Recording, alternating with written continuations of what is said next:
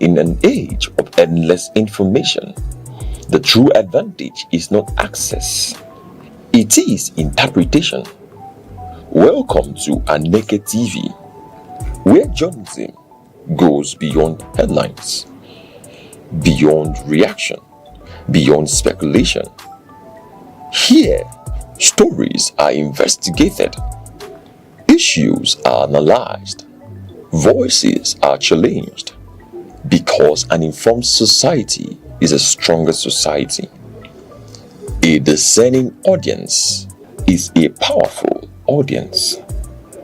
We are live, daily broadcasting, relentless clarity. Aneke TV, where knowledge meets broadcast.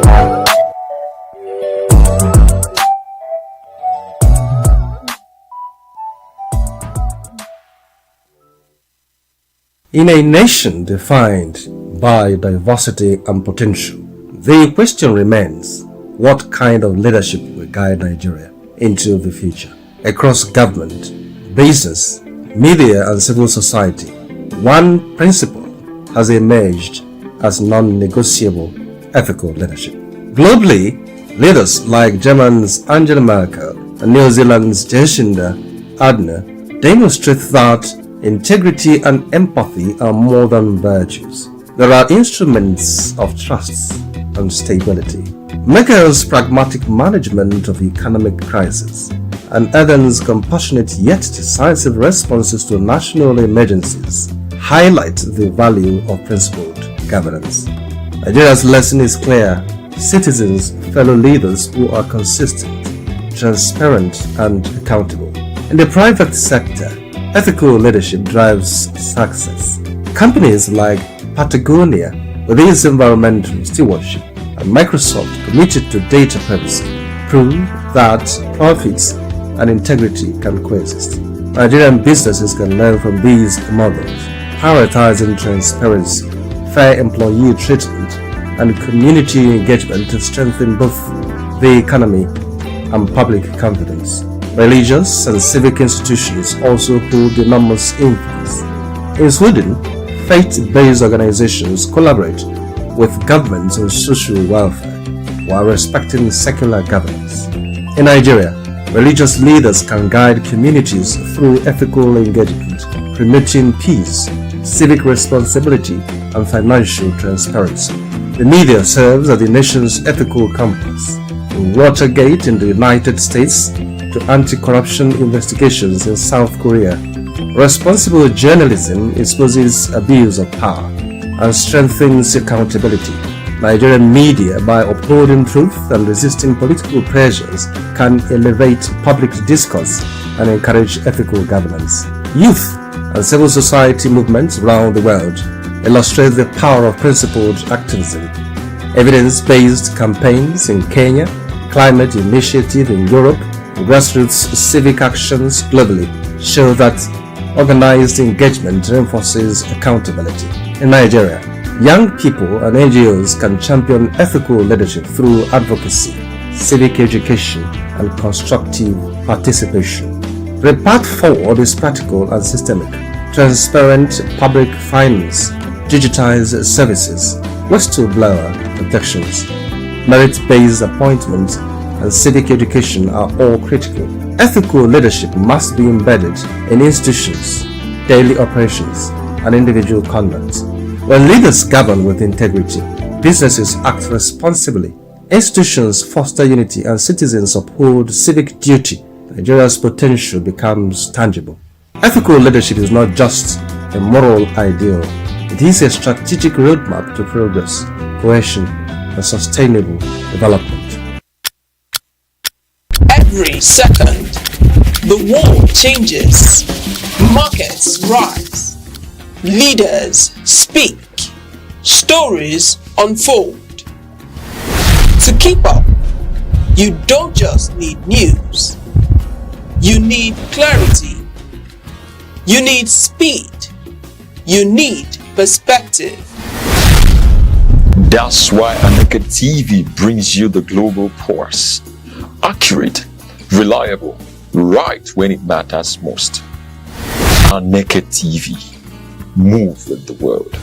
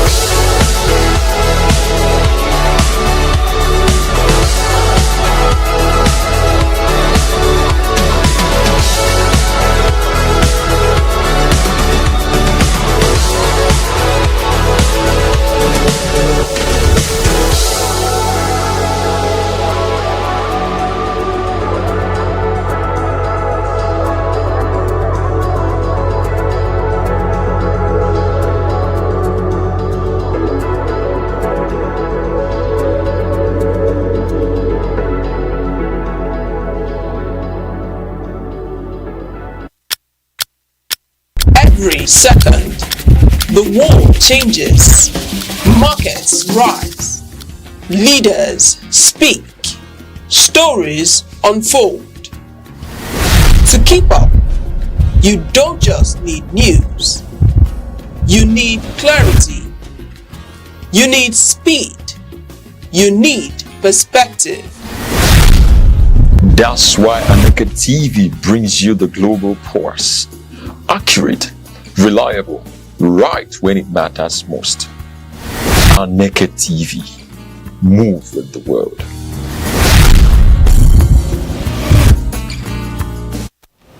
Many thanks for joining us on Aneke TV Business Desk. We begin the week with the Nigerian Exchange Family Global Spotlight. Yes, the Nigerian Exchange Family in the Global Spotlight. We open today, as the world's second best performing market this year.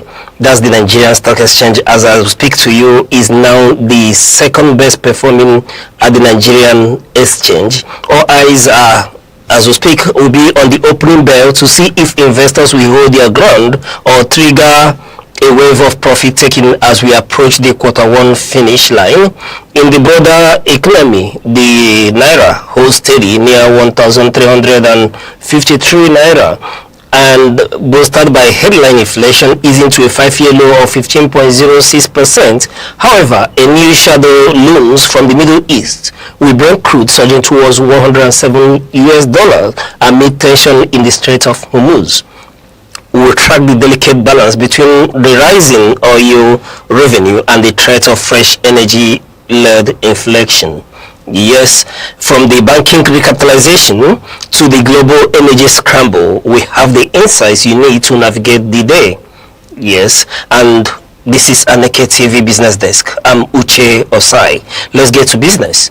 Now, moving to the Nigerian business landscape, we'll tell you that Nigerian business landscape as March 2020 is characterized by a fragile recovery after nearly 2 years of aggressive reforms. The economy is transitioning from crisis level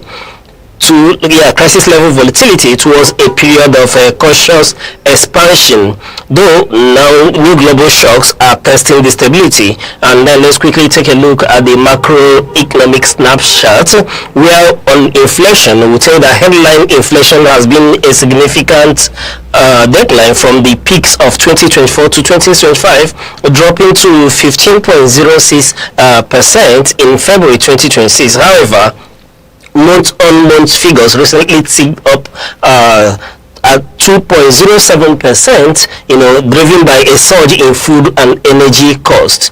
Now, when we take a look at the GDP growth, projections for 2026 are optimistic, with the World Bank and PricewaterhouseCoopers estimating growth between 3.4% and 4.4%, and this will represent Nigeria's fastest growth rate in over a decade, provided reform from momentum holds. And then when we take a look at the currency, the Naira has shown relative stability around the 1,400 Naira against the dollar mark, supported by improved dollar inflow. Yes, supported by the improved dollar inflows and the tighter monetary policy.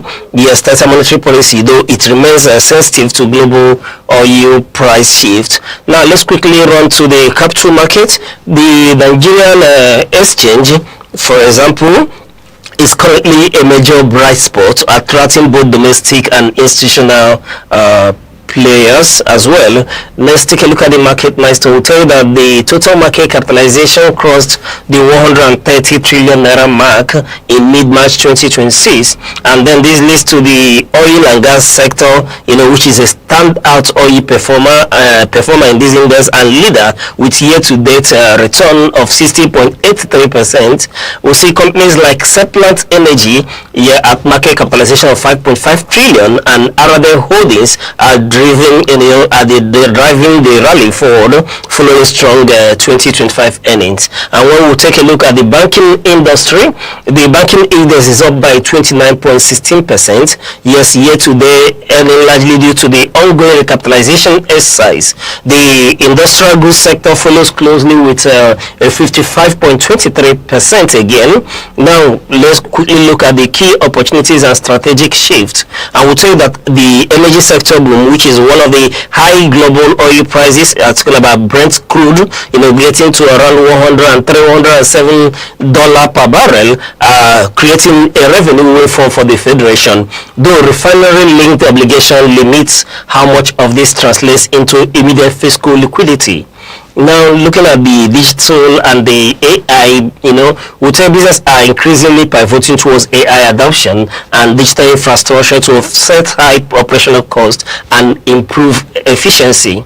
Now, another point to look at is tax harmonization, where new efforts to reduce multiple taxation across states are beginning to simplify the compliance burden for small-scale enterprises and large corporates alike. And when we take a look at the critical risk areas to watch, one of such areas to watch is the global energy shocks, following the ongoing conflict in the Middle East, which has spiked gas and oil prices. While good for exports, the cost pass-through threatening to reignite domestic inflation. Now, what are the security concerns? Yes, when you take a look at the security concerns, persistent insecurity remains the primary elephant in the room. Continue to disrupt agricultural supply chain and deterring long-term foreign direct investment in rural regions. And then let's take a look at the pre-election spending as well, as one of the factors that is dominating and shaping the business landscape in Nigeria as of March. Yes, pre-election spending, you heard correctly. The 2027 election cycle approaches, and analysts warn that increased government spending could lead to a liquidity glut, yes, potentially undoing recent disinflationary gains. And now let's quickly run and take a look at the corporate performance, where I would say that as of today, March 2026, here is a summary of the most critical market movement and corporate performance data. Now, looking at the Nigerian market, the Nigerian exchange market milestone will tell you that as a global leader now, the Nigerian exchange is currently the second best performing market globally in 2026, trailing only behind South Korea, yes, and the market has delivered a staggering 30% year-to-date return as of Q1 2026. What are the index level? We'll tell you that the on-share index ASI recently crossed the historic 200,000 point mark, though it has seen slight profit taken in the last 48 hours, settling around 201 to 201,156 points. And then the total market capitalization in terms of valuation is hovering just under 130 trillion naira threshold. Now, what are the key corporate earnings? Let's just take the top tier firms, have released their, financial year 2025 audited results over the last few weeks, showing massive growth driven by high energy prices and offshore expansion. Let's take a look at company revenues.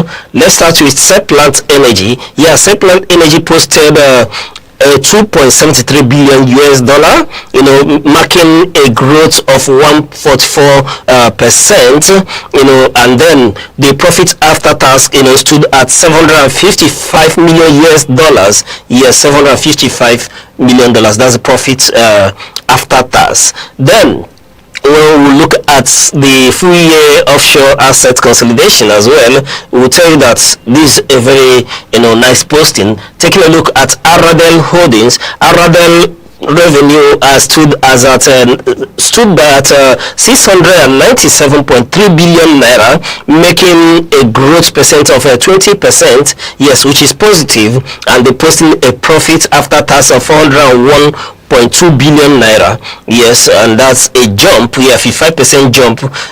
Strong refined products as well. And then we'll take a look at another company here that has posted these results. We are seeing Zenith Bank, giving signal that very soon they would release their own, and the key driver here is recently signaled a potential London listing as well of Zenith Bank. Let's quickly run to the banking sector.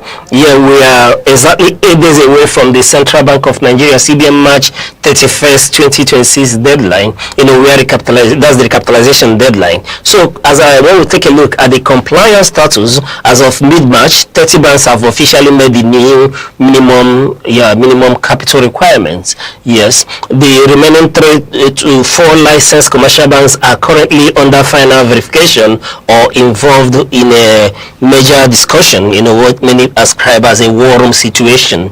Now let's quickly take a look at the market impact, where we say that tier 1 banks like GT, Zenith and Access have successfully oversubscribed their public offers, showing deep domestic liquidity. Now let's take a look at the macroeconomic pause, starting with inflation.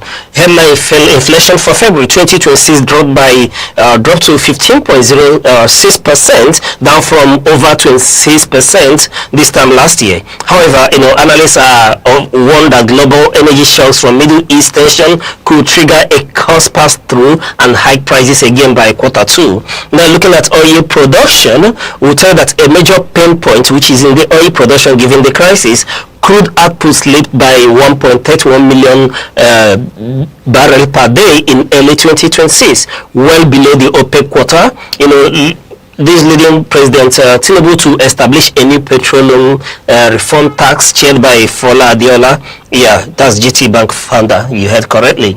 Now let's quickly run and give you a forecast. Yes, our forecast of the market today, and we'll tell you that as at this today Monday, that the Nigerian market opens with significant momentum, having just reached a historic milestone. Investors are entering the week balancing a record-breaking rally with the anticipation of a first quarter profit taking. Yes, you heard correctly.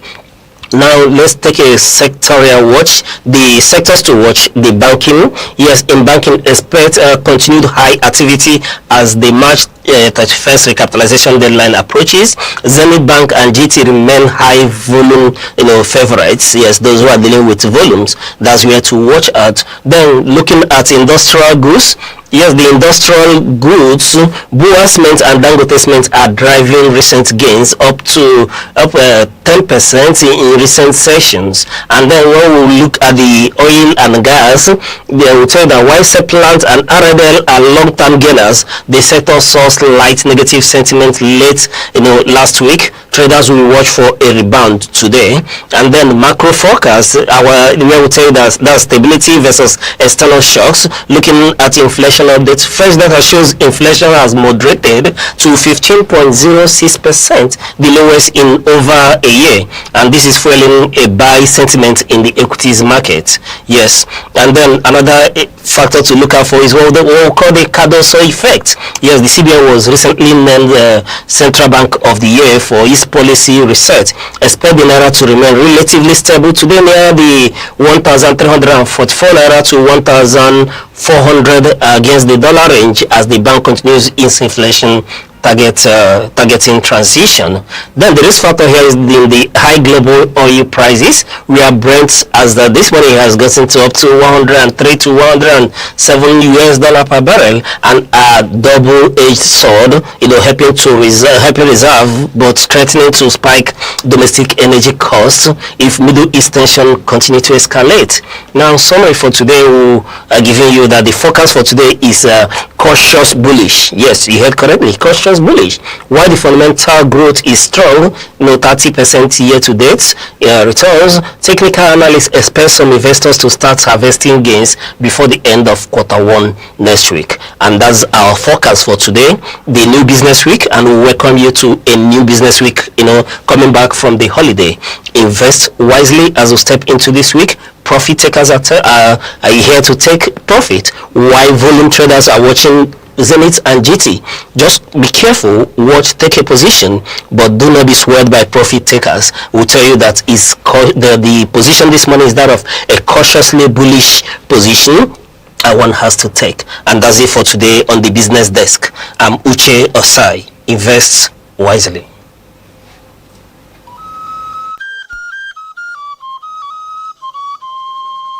Need advert placements, coverage for events, or the latest news stories?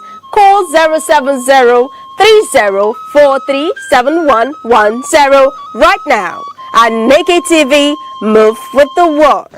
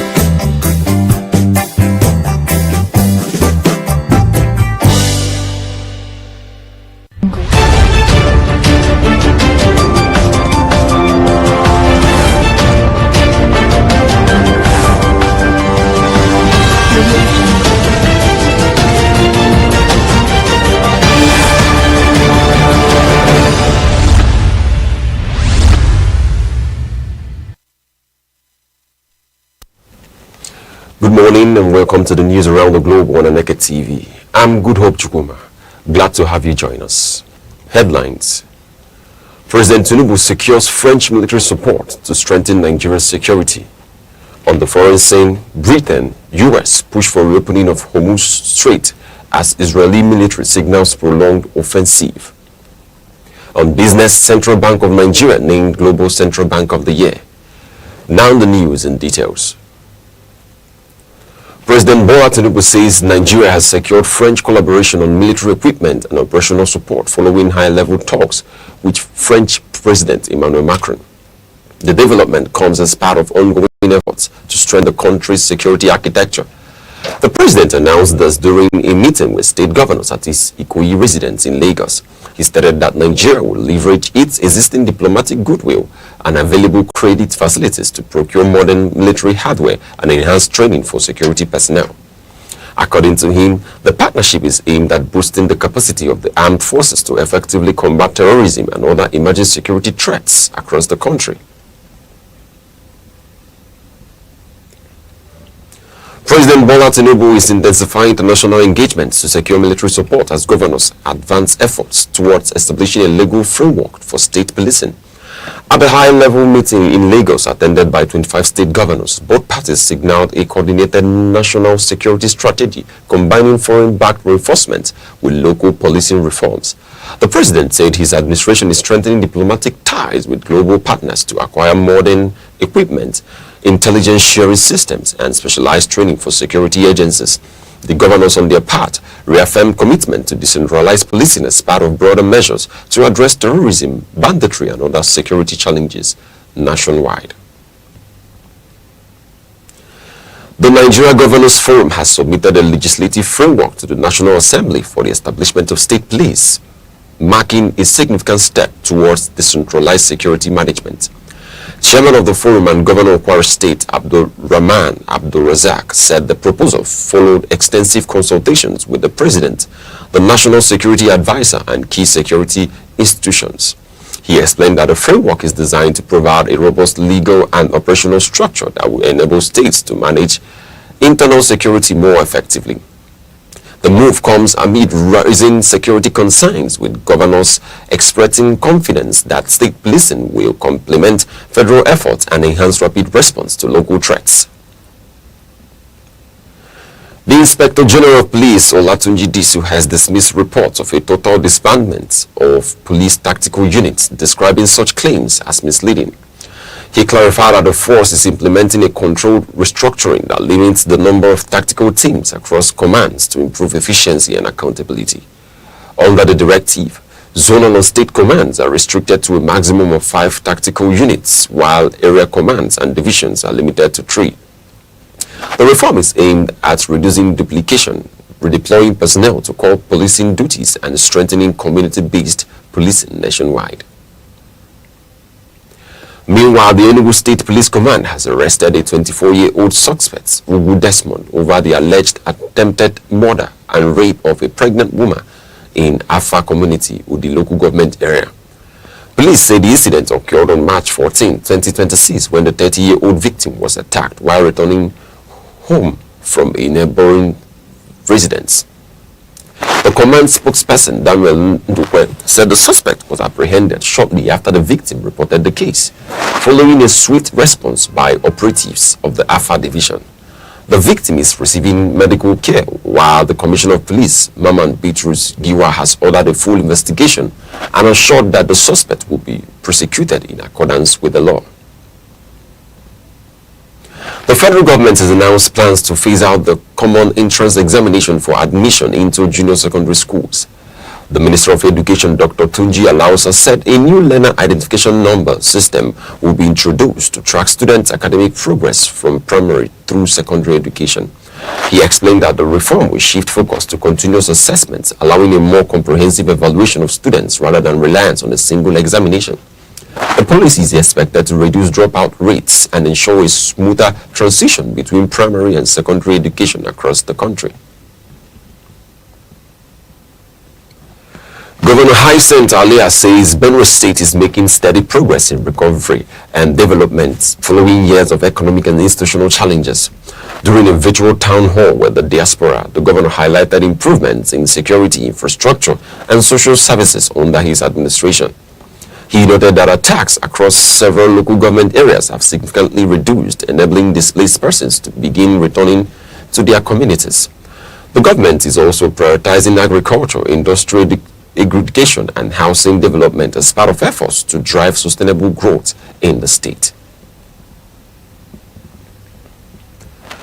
Authorities in Delta State have assured residents that recent incidents of sexual violence in Ozoro will not reoccur, following decisive security and community interventions. Commissioner of Police Aina Deshola condemned their acts and confirmed that efforts are ongoing to apprehend all those involved. The traditional ruler of Ozoro Kingdom has placed a ban on all public gatherings and festivals without prior approval from the palace to prevent further security breaches. Officials attributed the incidents to poor event management and criminal infiltration, adding that strengthened security measures are now in place to safeguard future public events. News around the globe is coming to you live from Aneke TV. Remember, you can stay connected with us on all social media platforms: Facebook, X, Instagram, TikTok, and YouTube, all at Aneke TV. Now a quick recap of the major stories making the news. President Tinubu secures French military support to strengthen Nigeria's security. Coming up shortly on the foreign scene, Stama, Trump push for reopening of Hormuz Strait amid rising Middle East tensions. And in business, Central Bank of Nigeria named Global Central Bank of the Year. We'll be right back. The Insight with Uche Osai. Having the political will to confront whatever is the challenges. Igbo man wrestles with the tortoise that had a lot of ingenuity, a lot of ideas, and the tireless. It will take the bold mind of government in power to say, let there be electoral reform, no matter whose ox is God. I was there. We did everything. All of us came and supported him with our last blood. In-depth analysis, expert views, real voices, uncover the stories shaping Nigeria today. Deep dive, honest, unfiltered, only on the Insight with Uche Osai on Aneke TV. Join us.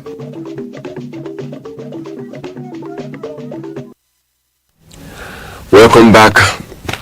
Authorities in the United States say the state of Hawaii is grappling with widespread devastation following a severe double storm system that has caused extensive flooding and infrastructure damage. Governor Josh Green confirmed that no fatalities have been recorded, but noted that nearly 50 inches of rainfall triggered large-scale flooding, submerging residential areas and overwhelming drainage systems. Emergency responders, including United States Coast Guard and National Guard, have conducted multiple rescue operations while critical infrastructure such as dams and highways remain under close monitoring. Residents have been advised to remain indoors and avoid travel as officials warn that further rainfall could worsen conditions, particularly on the island of Maui, where additional flooding risk persists. The Israeli military has approved an expansion of its operations against Hezbollah, signaling a possible escalation of hostilities along the northern border with Lebanon. Military authorities disclosed that the Chief of Staff, Lieutenant General Eyal Zamar, authorized prolonged ground and air operations aimed at weakening the group's operational capacity. Reports indicate that strategic infrastructure, including key bridges and supply routes, has been targeted as part of efforts to disrupt logistics and limit movement within southern Lebanon. Lebanese authorities have raised concerns over humanitarian impact, citing rising casualties and displacement, while international observers warn the risk of a broader regional conflict. The European Union has intensified diplomatic engagements to address rising tensions in the Middle East and safeguard global energy supply routes. European Union High Representative for Foreign Affairs and Security Policy, Kajas Kallas, held discussions with Iran's Foreign Minister Abbas Araghchi, emphasizing the urgent need to maintain access through the Strait of Hormuz. The European Union has also extended consultations to key regional and international partners, including Turkey and Qatar, in a bid to stabilize the situation and prevent disruption to oil and gas shipments. Officials say the move is part of broader efforts to avert economic shocks and ensure the continued flow of energy supplies critical to global markets. The Prime Minister of the United Kingdom, Keir Starmer, and the President of the United States, Donald Trump, have held a bilateral telephone discussion focused on developments in the Middle East. According to a Downing Street statement, the 20-minute conversation addressed the need to ensure stability in global energy supply chains. Both leaders agreed on the importance of reopening the Strait of Hormuz to facilitate the uninterrupted movement of international shipping. They also reaffirmed their commitment to continued engagement and diplomatic coordination on emerging global security challenges. A fire outbreak has destroyed parts of the plumbing market at Head Bridge in Onitsha, Anambra State, resulting in significant economic losses for traders. The incident, which occurred on March 22, 2026, affected stores containing plastic materials and other highly combustible goods. Emergency responders from the Anambra State Fire Service were able to contain the blaze, preventing it from spreading to adjoining sections of the market.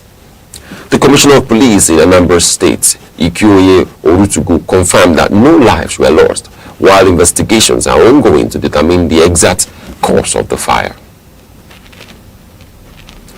The Central Bank of Nigeria has been named Central Bank of the Year at the 2026 Central Banking Awards in recognition of recent monetary policy reforms.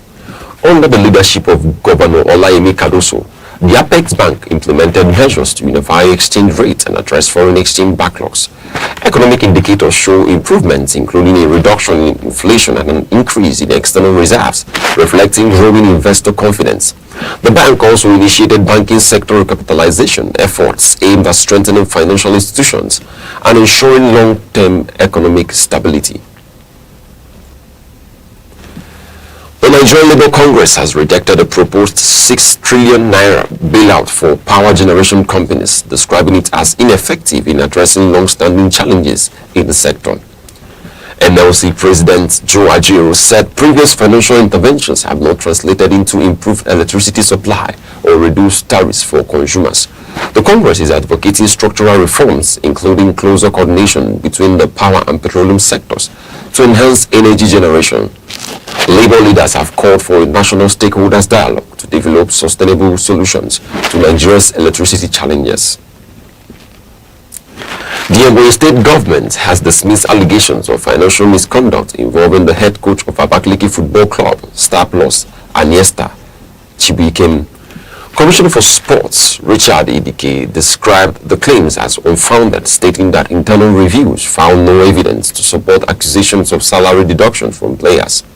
He further alleged that attempts to arrest the coach were unauthorized and intended to disrupt the team's activities ahead of his scheduled fixture. The state government has urged stakeholders to focus on sports development while ensuring due process in addressing grievances within the system. Still in sports, Manchester City has secured the 2026 Carabao Cup title following a 2-0 victory over Arsenal Football Club at Wembley Stadium in London. Second half goals from Nico O'Reilly ensured the win as City capitalized on key moments to overcome their opponents. Arsenal manager Mikel Arteta acknowledged that his team failed to convert scoring opportunities, particularly in the first half of the match. The victory marks another major achievement for Manchester City under manager Pep Guardiola, reinforcing the club's strong competitive record. Now in entertainment, Nollywood actress Ruby Ojiako and her husband, filmmaker Mok Madu, have announced that they are expecting their first child. The couple shared the news publicly, expressing gratitude and describing the development as a significant milestone in their marriage. Their relationship has attracted public attention since the engagement in 2025 and subsequent wedding ceremony in May of the same year. Colleagues and fans have continued to extend congratulatory messages as the couple prepares for the arrival of their child. And finally, before we go on news around the globe, a recap of all top stories. President Bola Tinubu has secured military cooperation with France following bilateral discussions with President Emmanuel Macron. aimed at enhancing Nigeria's defense capacity through equipment acquisition and personnel training. Prime Minister of the United Kingdom, Sir Keir Starmer, and President of the United States, Donald Trump, have emphasized the urgent need to reopen the Strait of Hormuz to stabilize global energy supply as the Israeli military, under the leadership of Lieutenant General Eyal Zamir, signals an extended period of military operations in the region. The Central Bank of Nigeria, led by its governor, Mr. Olayemi Caruso, has been named Central Bank of the Year at the 2026 Central Banking Awards in recognition of reforms targeted at stabilizing the nation's financial system and restoring investor confidence. That's news around the globe on Aneke TV. For more news and live updates, follow us across all social media platforms, Facebook and YouTube, X and Instagram, all at Aneke TV. I'm Good Hope Chuma. Thanking you for watching. Enjoy the rest of your day.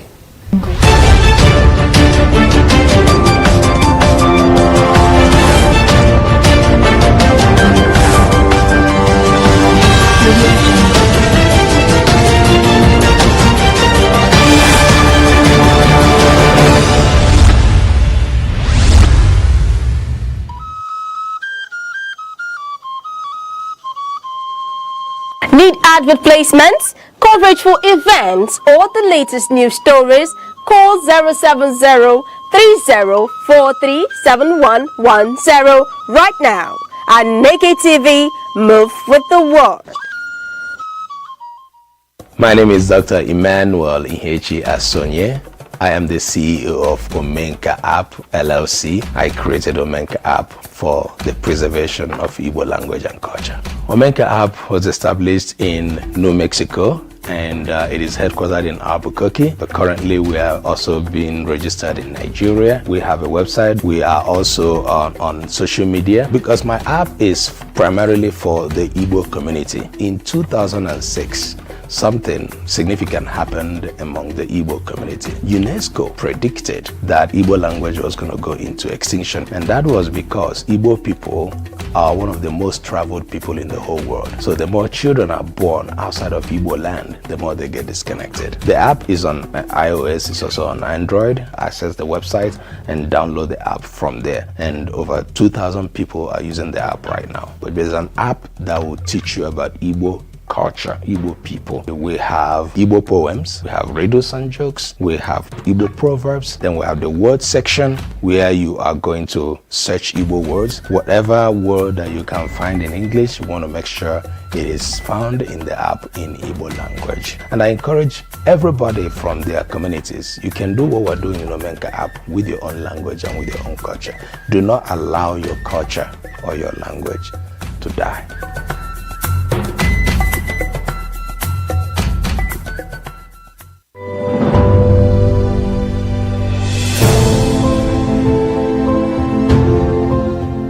Nigeria, Africa's largest economy and most populous nation, continues to grapple with a critical infrastructure deficit that hinders growth and development. Reliable electricity remains a major challenge. Although Nigeria has the capacity to generate 12,000 to 13,000 megawatts, supply to homes and businesses is inconsistent. In 2023, only 61% of Nigerians had access to electricity, leaving around 87 million people without reliable power, the largest electricity access gap in the world. This shortfall forces businesses to spend billions of dollars annually on backup solutions like diesel generators, diverting resources from investment and job creation. Transmission losses, generation inefficiencies, and gas supply challenges further suppress per capita electricity consumption, affecting productivity and competitiveness. Transport infrastructure also lags behind demand.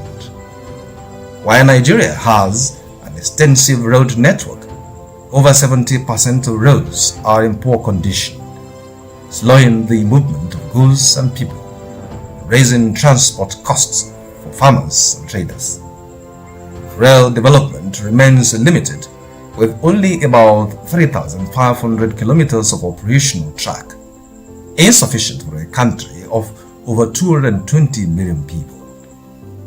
Overall, Nigeria's infrastructure stock, including roads, power systems, bridges, water systems, and digital networks, is estimated at about 30% of GDP, far below 70% international benchmark.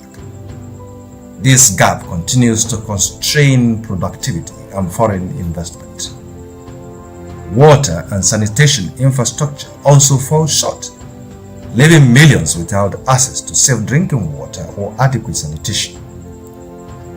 These affect public health, school attendance, and economic participation.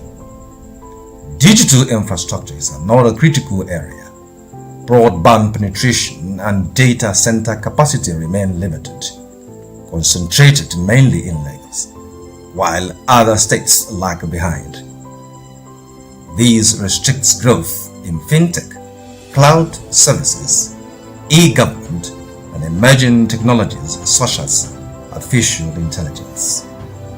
Experts estimate that hundreds of billions of dollars will be required annually over the next decade to close these infrastructure gaps.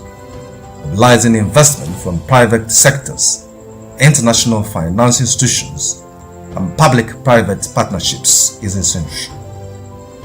For Nigerians, improving infrastructure is more than convenience, it is a path to safer roads, stable power, efficient transport, modern digital networks, more jobs, business growth, better health outcomes, and increased competitiveness on the global stage. Bridging this infrastructure divide is crucial to transforming Nigeria's potential into tangible progress for every citizen.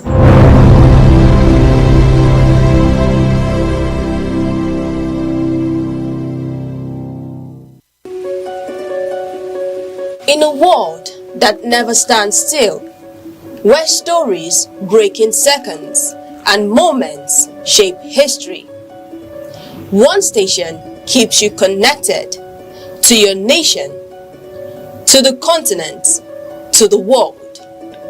From breaking news to powerful stories, from business and politics to culture, lifestyle and entertainment, we inform, we inspire, we keep you ahead. This is more than television.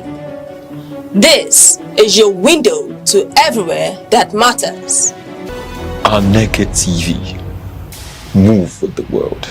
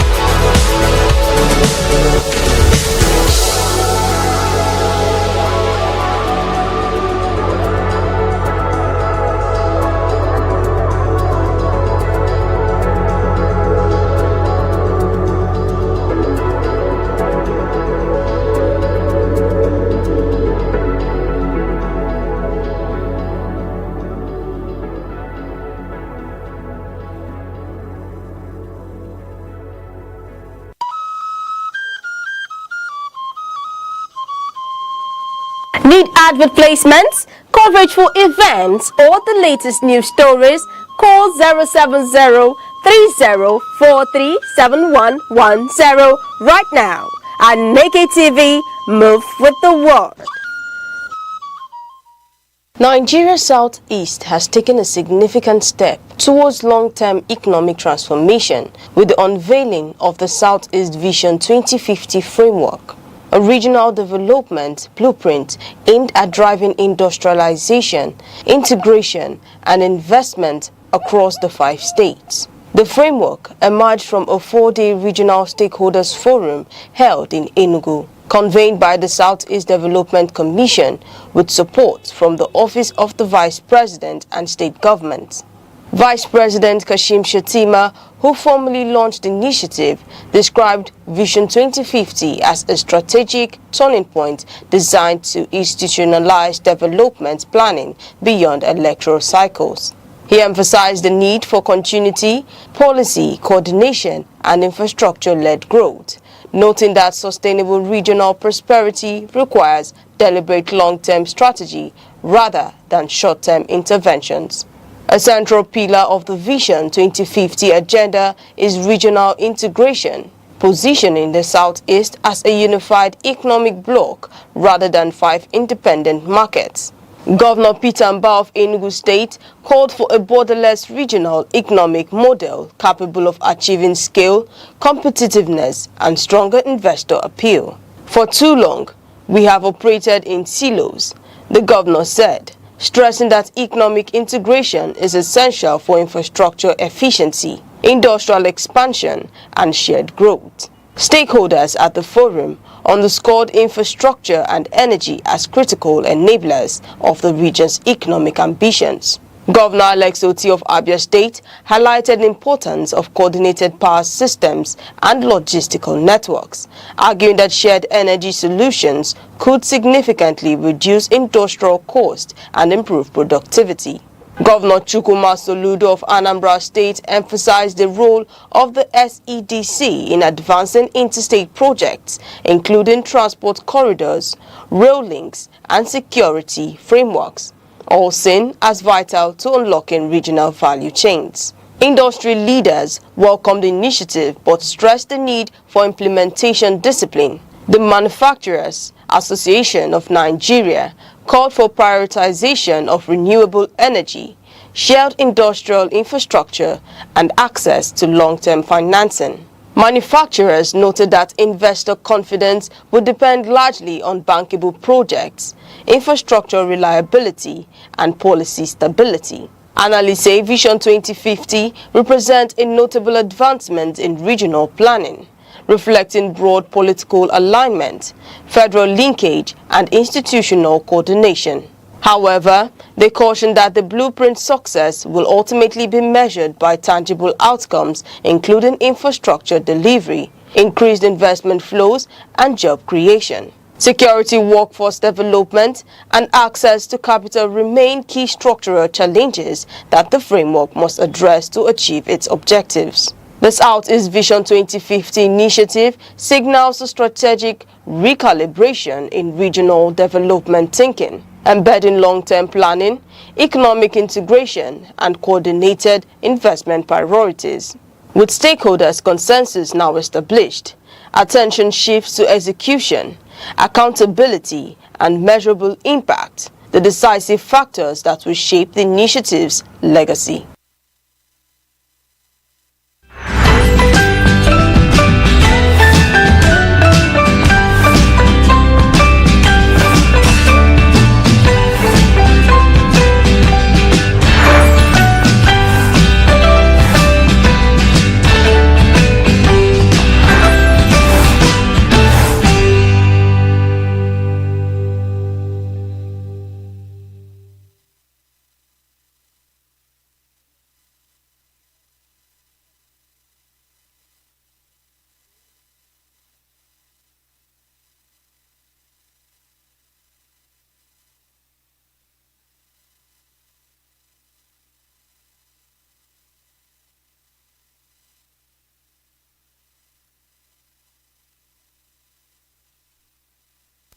Good morning, Nigeria. Good morning, 042. Please and greetings to everyone watching. You are tuning to Sunrise on Aneke TV, where every sunrise begins with delightfulness, love, and purpose, bringing you that daily dose of brightness and joy. I'm Good Hope Chukuma, coming to you live from our studio here in vibrant Enugu. And good morning to you, our global audience. I'm Uche Osai.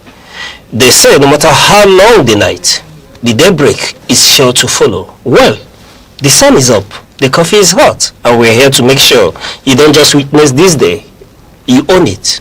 Thank you for letting us into your space this beautiful morning. We're here to refresh, inform, and motivate. It's Monday, 23rd day of March 2026, so it's another new and wonderful edition of Sunrise. It's a power-packed morning with the latest news, weather, business, stock update, hot topics, and that sunrise spark to help you own the day. So, relax, grab that cup of coffee or tea, enjoy the ride, because the sunrise is here. Now, coming up shortly, we kick things off with our quote of the day, something thoughtful to shift your perspective and help you stay focused and well-driven. Then, it's straight into the day's top headline. All the key news update that you need to remain informed will be shared, hot, thirsty, and of course, debated. We'll also give you a full weather forecasts for cities across the southeast and beyond, so you know what to expect before stepping out. And later we'll wrap things up by bringing you the IT update and the business update as well. Of course, we will not go without unleashing the man of many parts, where we bring you the sports wrap to leave you smiling. All right, straight to the quote of the day, and this is our inspiration segment, which says, the longer you stay on the wrong train, the more expensive it is to get home. The longer you stay on the wrong train, the more expensive it is to get home. This means that when you keep going in the wrong direction in life, whether it's a bad decision, relationship, habit, or path, the cost of fixing the mistake keeps increasing. Time, energy, peace of mind, and even opportunities are lost the longer you refuse to change direction. Sometimes we stay because we've already invested so much, or we're afraid to start over. But the truth is, no longer you delay correcting yourself, the harder and more painful it becomes to return to where you truly belong. The wisdom here is very simple. The moment you realize you are on the wrong path, don't hesitate, just adjust quickly. It's always cheaper, easier, and wiser to turn back early than to keep going and pay a heavier price. Don't let pride, fear, or comfort keep you stuck. The sooner you make the right move, the sooner you find your way home. Alright, so speaking this morning on the quote, the longer you stay on the wrong train, the more expensive it is to get home. Yes, as soon as you realize that you've made a mistake, own up to it and then move on from there. It doesn't have to take much energy to admit wrong. It doesn't have to take anything but doing away with pride to realize that yes, I've gone on a far journey, I bet a very wrong one. But the good news is that Tabubo, the way the Igbos put it, yes, is a bright new day, a bright new morning. You can make amen. It's still early. History has shown us about men who made it in their old age. Speak to McDonald's, speak to KFC, ask them questions. They will tell you that you shouldn't be afraid of your mistakes, but owning up to it. So I speak to you wherever you are this morning, especially my folks who are at Oboete Market, Main Market in Onitsha, or Alaba International Market, or Keeta Market in Enugu, or Ariaria Market in Aba. Listen to me. You may have been doing it a wrong way over time, but today is a new day. You can make amends. You can make all the words you want if you let pride go away, realize that you've done it a wrong way. Then, through a new path, there's a chance. And one thing that is obvious, it doesn't matter who is correcting you or who has pointed out your mistakes. The emphasis here is that tabubo. All right, we go on a short break and we'll be right back with the weather report.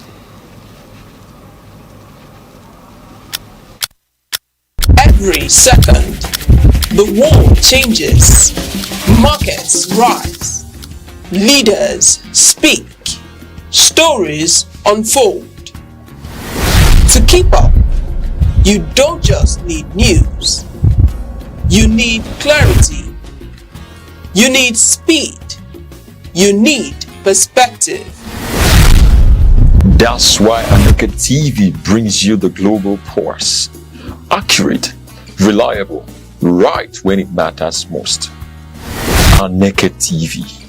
Move with the world.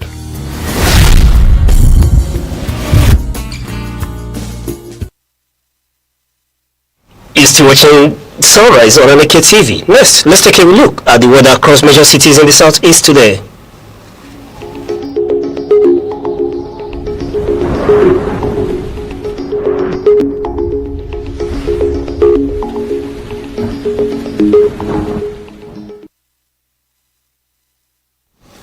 Good morning, Oka, Anambra State.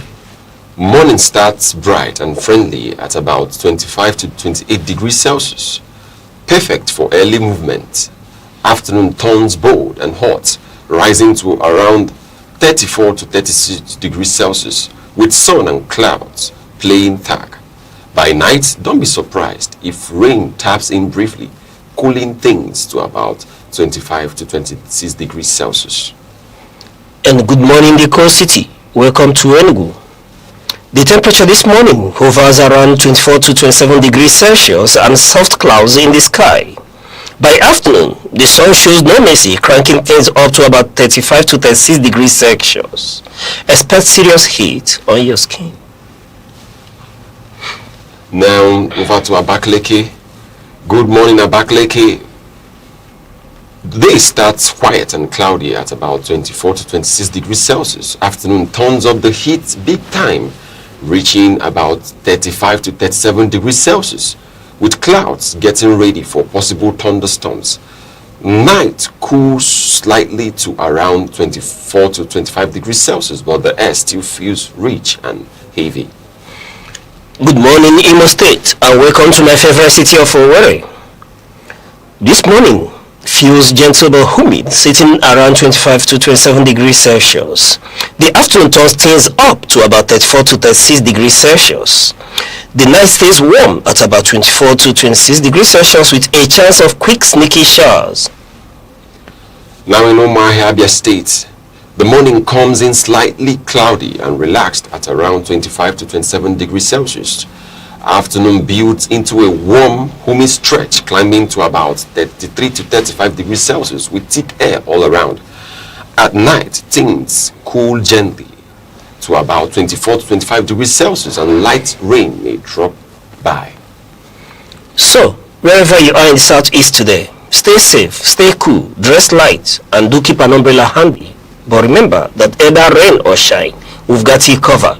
And this is your weather report here on Sunrise at Aneke TV. We'll take a short break and we'll return with more updates. Stay with us.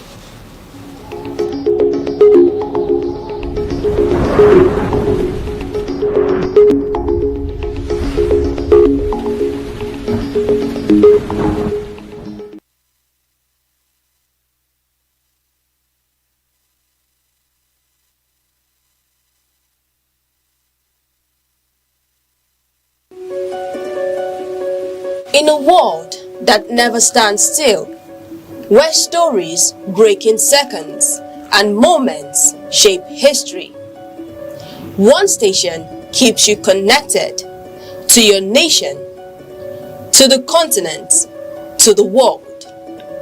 From breaking news to powerful stories, from business and politics to culture, lifestyle and entertainment, we inform, we inspire, we keep you ahead. This is more than television. This is your window to everywhere that matters. Aneke TV. Move with the world. My name is Dr. Emmanuel Inhechi Asonye. I am the CEO of Omenka App LLC. I created Omenka App for the preservation of Igbo language and culture.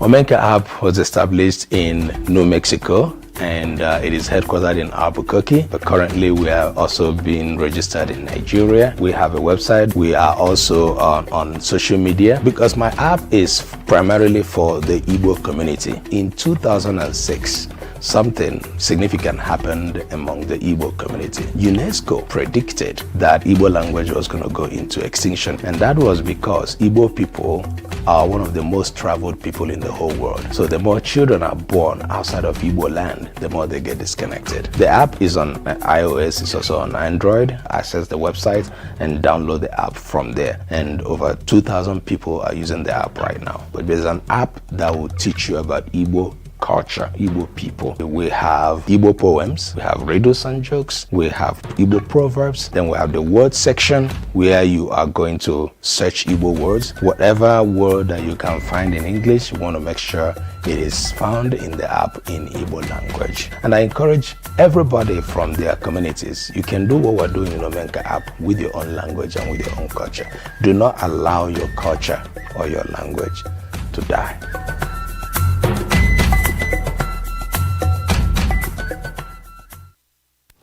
Still on Sunrise this morning, let's take a quick look at what's making the major front line of the newspapers today. And joining us this morning for in-depth analysis on these new headlines is Aneke TV's in-house analyst, Res. Mr. Res, pleasure to see you on Monday morning. Thank you, Chair, for having me on this program this morning. And how has it been? Fine. Beautiful weekend. Beautiful weekend. Thanks to Nigeria, right? And of God be Most High. Okay.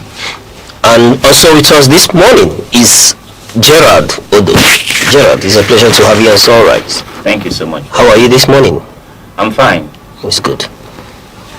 All right, we start with the Sunrise. We start with the Nation headline, which says, President, governors step up war against terrorists. Now on the Punch headline, we have 2027 strategy. Makinde meets Kwankwaso as PDP reconciliation falters. Now on the Guardian headline, we have eyes on insurance sector as banks survive recapitalization liquidation. Now on the Vanguard, we have Tinubu rallies governors on security, vows increased foreign support. Now in the Daily Trust, we have Tinubu's ally to handle 1.4 trillion naira Lagos ports project. Tinubu's ally to handle 1.4 trillion naira Lagos ports project. We're starting today's headline with Sun, which says 2027 strategy. Makinde meets Kwankwaso as PDP reconciliation falters. Say Makinde has held talks with Rabiu Kwankwaso amid setbacks in reconciliation efforts within the People's Democratic Party, PDP. The meeting signals early strategic moves ahead of the 2027 elections as key party members explore alliances and build support despite ongoing internal divisions and leadership disagreements. Looking at this, we are already on still on the PDP's issue, an internal issue they have been having, and Makinde meeting Kwankwaso. Makinde had a meeting with Seraki Dixon and other stakeholders where they teamed up to travel to meet NNDP Kwankwaso.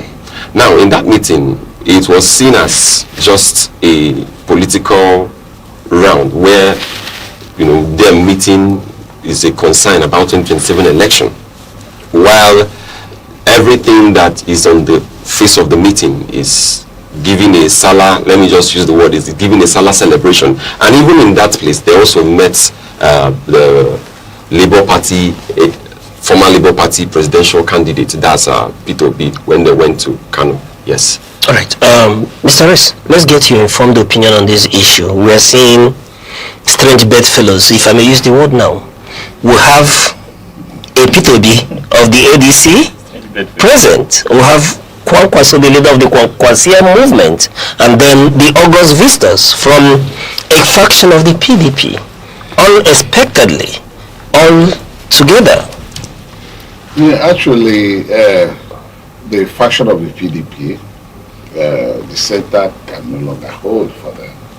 They are now running around to see where they're going to make an anchor point. You see, if they do not have an anchor, it means they must have failed many of their followers. So it is important to beat the time and begin to negotiate with other political structures as to how they will go up together with reference to the 2027 elections. Since the PDP Wike faction do not want to accommodate them any longer because the peace process failed. What they are looking for in the peace process is not going to be met, given the very unchecked of motion stand by the present leader of the PDP, Nyesom Wike, the Minister of Federal Capital Territory, who in all intents and purpose insists that the PDP will support the candidature of the Bola Ahmed Tinubu, the president, from the APC, which means the PDP may not, at the end of the day, field a presidential candidate. And even if they do, they're going to just do for the sake of ensuring that there's a contest, not because willfully somebody wants to run for presidency. That's why they do not want any reconciliation where you feel a very strong candidate who is going to take away some votes that are meant for President Ahmed Bola Tinubu. So they all rushed to Kanu.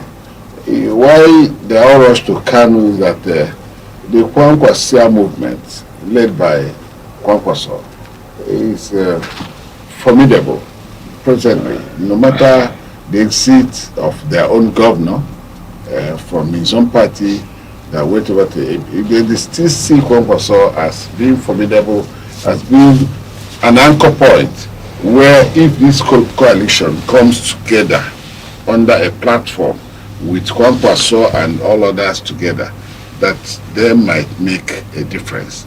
And that's exactly why they are there.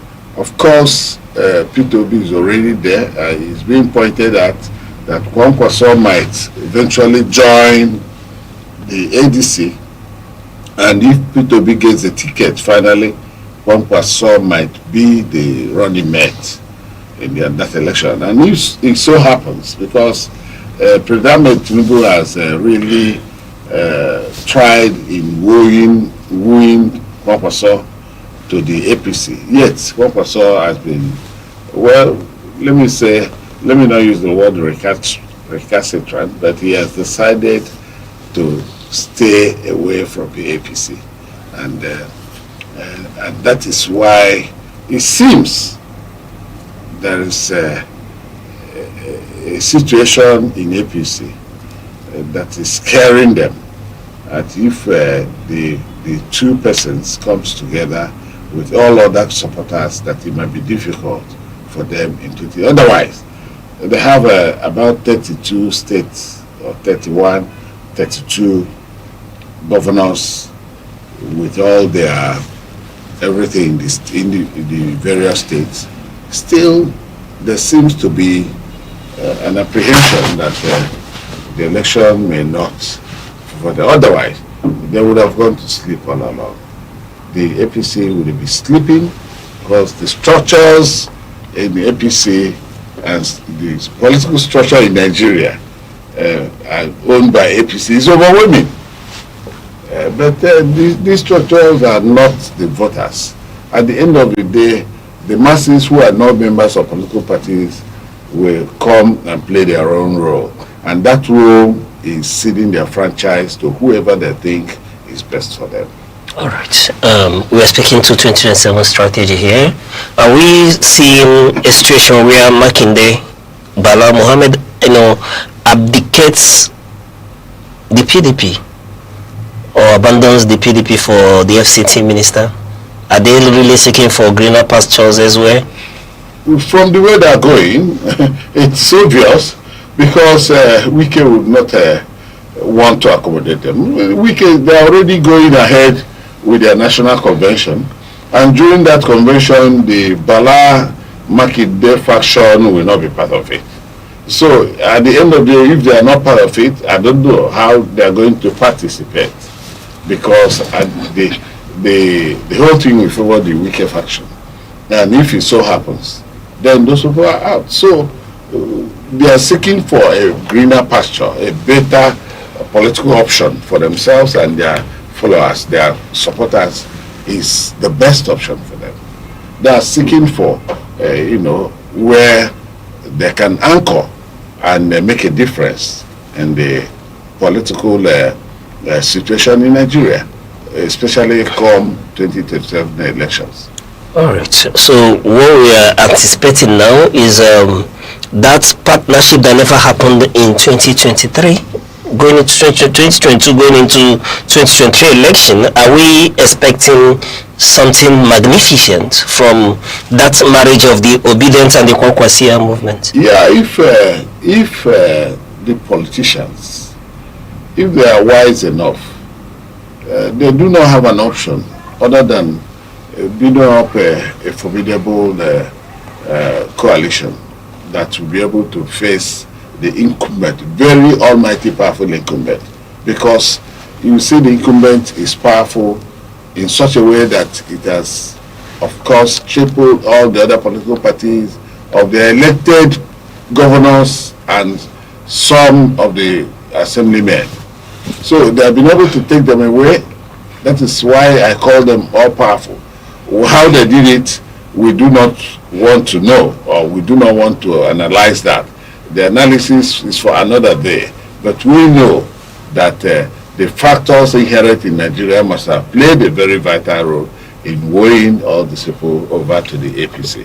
So this coalition group must build up a powerful coalition, body that will be able to face. Otherwise, it will just be an effort in futility if eventually you have an election where Tinubu will come out with a landslide victory. So they must have to work hard. Working hard is very important. All right. One more thing. Are you worried that the coalition, speaking to the ADC, may equally be heading to the rocks, given that we're most likely seeing a parallel convention slated for 2nd and 5th by another group led by Nafiu Mohammed? Well, I am not worried about the internal crisis of the political parties. Why I'm not worried is that my stake is not there. Therefore, I wouldn't be worried about them. You see, these are individuals that have political interests and aspirations, and if they do actually want to make a difference, they must come out peaceful and formidable. But if they continue to create parallel situations for for their own party, it will not work. So why am I getting worried about that? If you shoot yourself on the leg and you're knowledgeable enough, you're not insane, you'll go ahead to shoot yourself on the leg, and I will come worried. No, it is not that. But there's the likelihood that we may not see a stronger position going into 2027 election if the ADC should implode. Yes, if it so happens, there will be a very formidable force, and the APC will just take coast home to victory. Everything. All right. We'll go over to the Daily Trust, where we have Tinubu's ally to handle 1.4 trillion Lagos Ports projects. A close associate of Bola Ahmed Tinubu has been selected to oversee a massive 1.4 trillion naira port development project in Lagos. The project is expected to modernize port infrastructure, improve trade efficiency, and boost economic growth. However, the move is likely to raise concerns about transparency, favoritism, and accountability, given the political connection between the project handler and the president. All right, Mr. Ress, let's get your opinion on this as well. We're speaking to Tinubu's ally, said to handle the rehabilitation of the Lagos ports. Yeah, is it not last week that they secured that, understanding with the United Kingdom in a whooping sum of £746 million. You see, and it isn't been long. He came out to become the same person they gave even the highest contract that has been awarded in this country in the most recent time. The coastal roads, that's from Lagos to Calabar, is the same person. And of course, sometime many years back, there have been some problem about that same personality. Today, the man has been there in Lagos for a long while. Of course, the citizen of Nigeria, and he's been there for a long while. While President Tinubu was governor, they were, doing things together. So it has been one of his closest allies, business allies. So we will not be surprised that he will get such a contract. But you see, in the course of governance, we should try as much as we can for those who are vested with the responsibility of the management of the people's resources in a country, not to be tied or not to get involved in some nepotic tendencies, because you swear an oath that you are going to do everything dispassionately. But we are beginning to see it's not because it's the best that could handle such a job, because when we talk about bidding, the bidding standard in Nigeria has not been very fair. The way they bid for jobs is shrouded in secrecy, and sometimes that of procurement, the same thing. So we need transparency in most of our public dealings in such a way that things will be rightly done. And people, there'll be a kind of tongue lash about Chogri getting that contract again. Well, it's obvious that if Chogri gets the contract, it would mean that he has been an ally with the president right from time immemorial, and he started his company in 1975, around that period, and he has been handling projects. My own is that if he's doing it well, or if he has done others well, then if he can do this one well, that's fine. And from the news also, we saw that he was part of the people who traveled to the UK with the president. He was part of them, the people who went and signed the contract. So it is obvious that he will be the one that will get the contract. And seeing that he developed Eco Atlantic City, and he developed other properties like Banana Island in Lagos, he's on point from this side. Just that the criticisms and other things that comes out of it is that he is from the president and that he has always been with the president. That's what I think. Well, I would analyze this whole issue using the elite theory and also the rational choice theory. I also use the loyalty theory. Now, from this analysis, you will see that the comprador bourgeoisies, these are the business, those are the business class. You tend to see their alignment with the ruling class. We all know that these parties have been doing business for the past 20 years, just like you rightly pointed out. They built the Eco Atlantic City together. So you begin to see where elite theory and where loyalty theory begins to show its face, because you tend to see the bourgeoisies, which are these guys at the business level and the ruling class, trying to form what we call partnership and alliances to give a holistic end. All right, Mr. S. Before I say something, I saw you were itching to go forward. Looking at the position that the Chaguri should get the contract. Well, from the contributions on the floor, we've seen some merits upon which he should get the contract. But what I'm saying is that there must be transparency when you're doing that. The contract, the ideas, the design, the proposal, and all these things must have been done before they started going to the UK. In fact, it has been planned, it has been designed, and so on and so forth. And who knows? The same company may have had a hand in the designing and the planning of that project. That could be why immediately the UK, signed to help Nigeria in doing that. The company went ahead to get it because it didn't quite take long.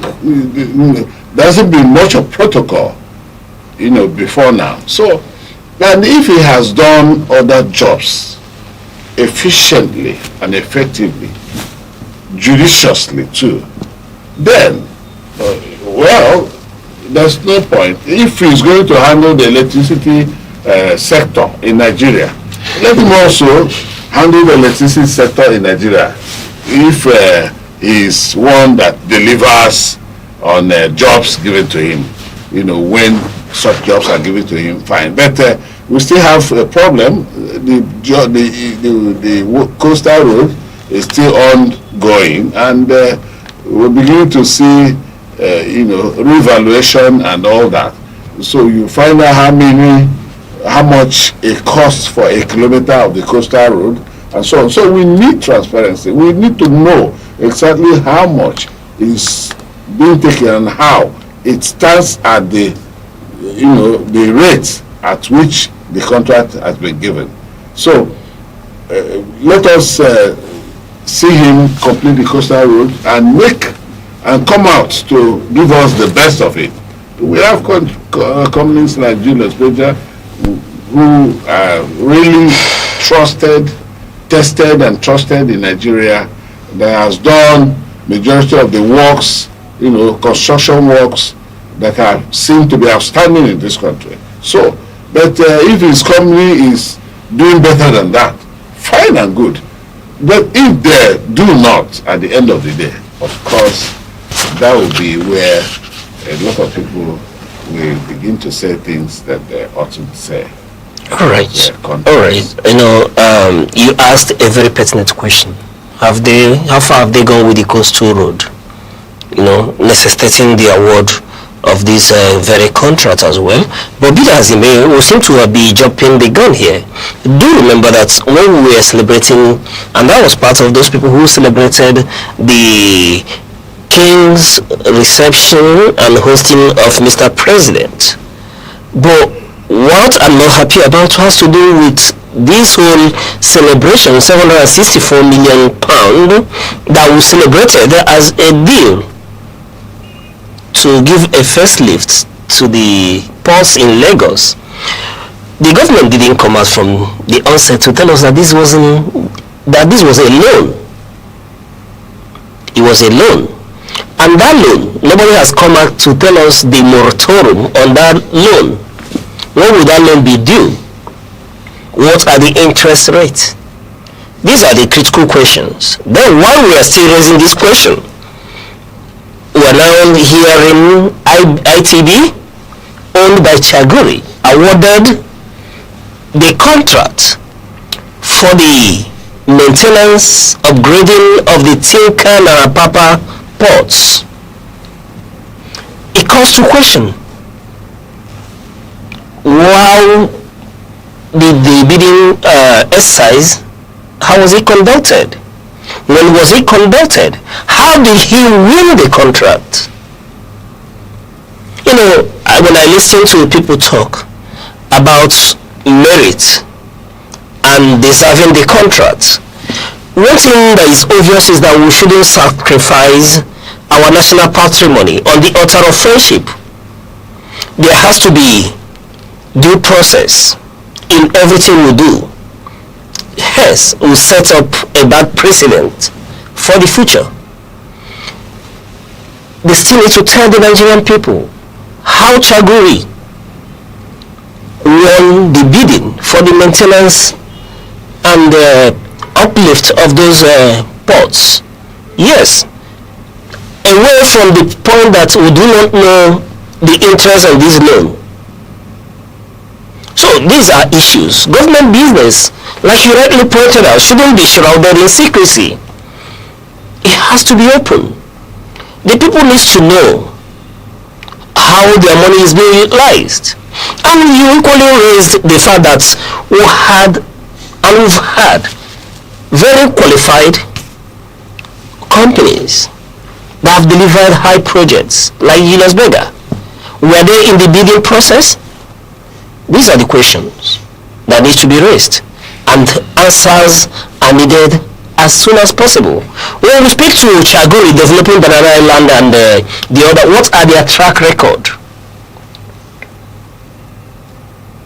So there are a whole lot of issues around this very contract that they need to come clear with, and government needs to be forthright with Nigerian citizens in everything they are doing. And that's my take on this. We should have gone beyond we are allies, we are friends, we are hangers-on, are given preeminence in issues of national scale. Having said that, it brings my attention to my position when this news broke. Why are we maintaining just the Lagos ports? Why don't we open up other ports as well? I remember that the Obasanjo administration did a facelift of those ports in Lagos. Now, due to the heavy toll on those ports, they deteriorate faster. And I ask the question, why can't we develop on it? What happened to Calabar? The deep sea ports? What about Delta? These are areas that we should open up so that the economy would equally open up and there will be development in other regions. It's high time we move away from the politics of tribe, nepotism like you did say, and see that we develop this nation as a whole. Perhaps that will help us more as a people. Mr. S, I don't know if you have further opinion on this. Yeah, you said government should be transparent. Government should be able to do what they're supposed to do to ensure that the people are given all the comprehensive picture of how their monies are being spent. And somehow, you see, I have always spoken about a factor. Now, what is that factor? The factor is that we have had, the factors are corruption, nepotism. We have had series and of course decades of misgovernance. That is why the principles of democracy and good governance do not apply in the government business. Why do they not apply? These things you talked about are supposed to be transparently done so that the people of Nigeria will know what the government is doing for their own benefit, and they will now see how they are going to benefit from those government actions. But here, the questions you asked, nailed it. When did it happen? How did it happen? How did the bidding go? Who were other members, other companies that bidded for that job? So when we talk about nepotic tendencies and ethnic leanings, that is tribal sentiment or ethnic chauvinism, then you are now talking about leaderships that are, confined to these things, the leanings of the, and friendship. Sometimes, a former minister of this country, just a few a few months back, was arraigned that a contract, a friend of his or an ally of his was involved in a contract, and he was arraigned. And it was a crime. So you see, and because it is now done from the powers that be, even the agencies that are supposed to do that will not do anything. Of course, even the constitutional immunity will not even allow anybody to do anything for now. But if they are going to do, one now will begin to ask, how come? So we are, we are on top of a government that has no recourse to the willings and aspiration of the people. Therefore, they do things with reckless abandon. It's quite unfortunate that questions will be asked, more questions will be raised, and we're still asking questions, especially as regards the coastal road that the a member of the Chaguri group is handling. People at this point in time do not know the exact cost per kilometer of those coastal roads. People are raising questions, and like you just summed it rightly, that government needs to come clean with the people. All right, we go over to the Vanguard headline, which says Tinubu rallies governors on security, vows increased foreign support. Bola Ahmed Tinubu has called on state governors to strengthen collaboration in tackling Nigeria's security challenges. He emphasized the need for unity, intelligence sharing, and proactive measures across all states. The president also assured that his administration is working to secure increased support from foreign partners, such as funding, training, and equipment to boost the nation's fight against insecurity and restore stability. Well, if you take a closer look at what the president is doing, President Bola Ahmed Tinubu, you would see that he's trying to make sure that the country is safe. Because I'm looking at his visit to UK and the machineries he has set in place to make sure that security is well taken care of in the country. So from the headline, you see that he's trying to engage in governors. He's trying to engage governors and make sure that the equipment that will be used in combating these terrorists is made available, and some other facilities that will be used. So this is a welcomed development. But we are still hoping that these machineries he's setting in place will actually report or respond back to the everyday life of the citizens. Yes. So that is our hope. Yeah, starting from the everyday life of the citizens, it's always what I advocate for. And from the visit, this is the Governor's Forum. They went to see him and wish him happy Salah as the president, his residence over there in Ikoyi. So where he started telling them how he has been making effort and how he has made a formal conversation, how he has had a conversation with President Emmanuel Macron of the French side, that how they are planning to come together to foster the security of Nigerians and also bring in equipment that he first of all, I think the president had to commemorate with the governor of Borno State, and also Kashim Shettima, the vice president, where he acknowledged his effort for returning back to Borno State immediately, and his effort so far to see that everything is happening and going well while he was away in his 2-day UK visit. And also he shared some of the updates, some of the information which are necessary which are key to what we are expecting next in our security structure, what we're expecting in our security architecture, what we're expecting. At the end of the day, Mr. President has given it and has made it obvious that what we are battling in Nigeria is insecurity, and that is what his government is focusing on. That's basically the first thing that he's focusing on. Then every other thing could come in. Yes. The president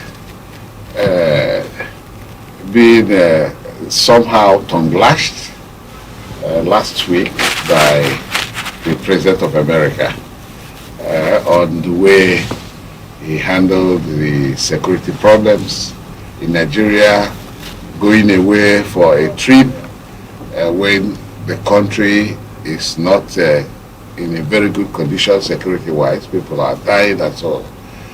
He has to come back and begin to rally to see that he takes care of most of those things. But then it is easier said than done.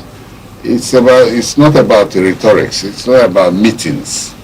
It's about action.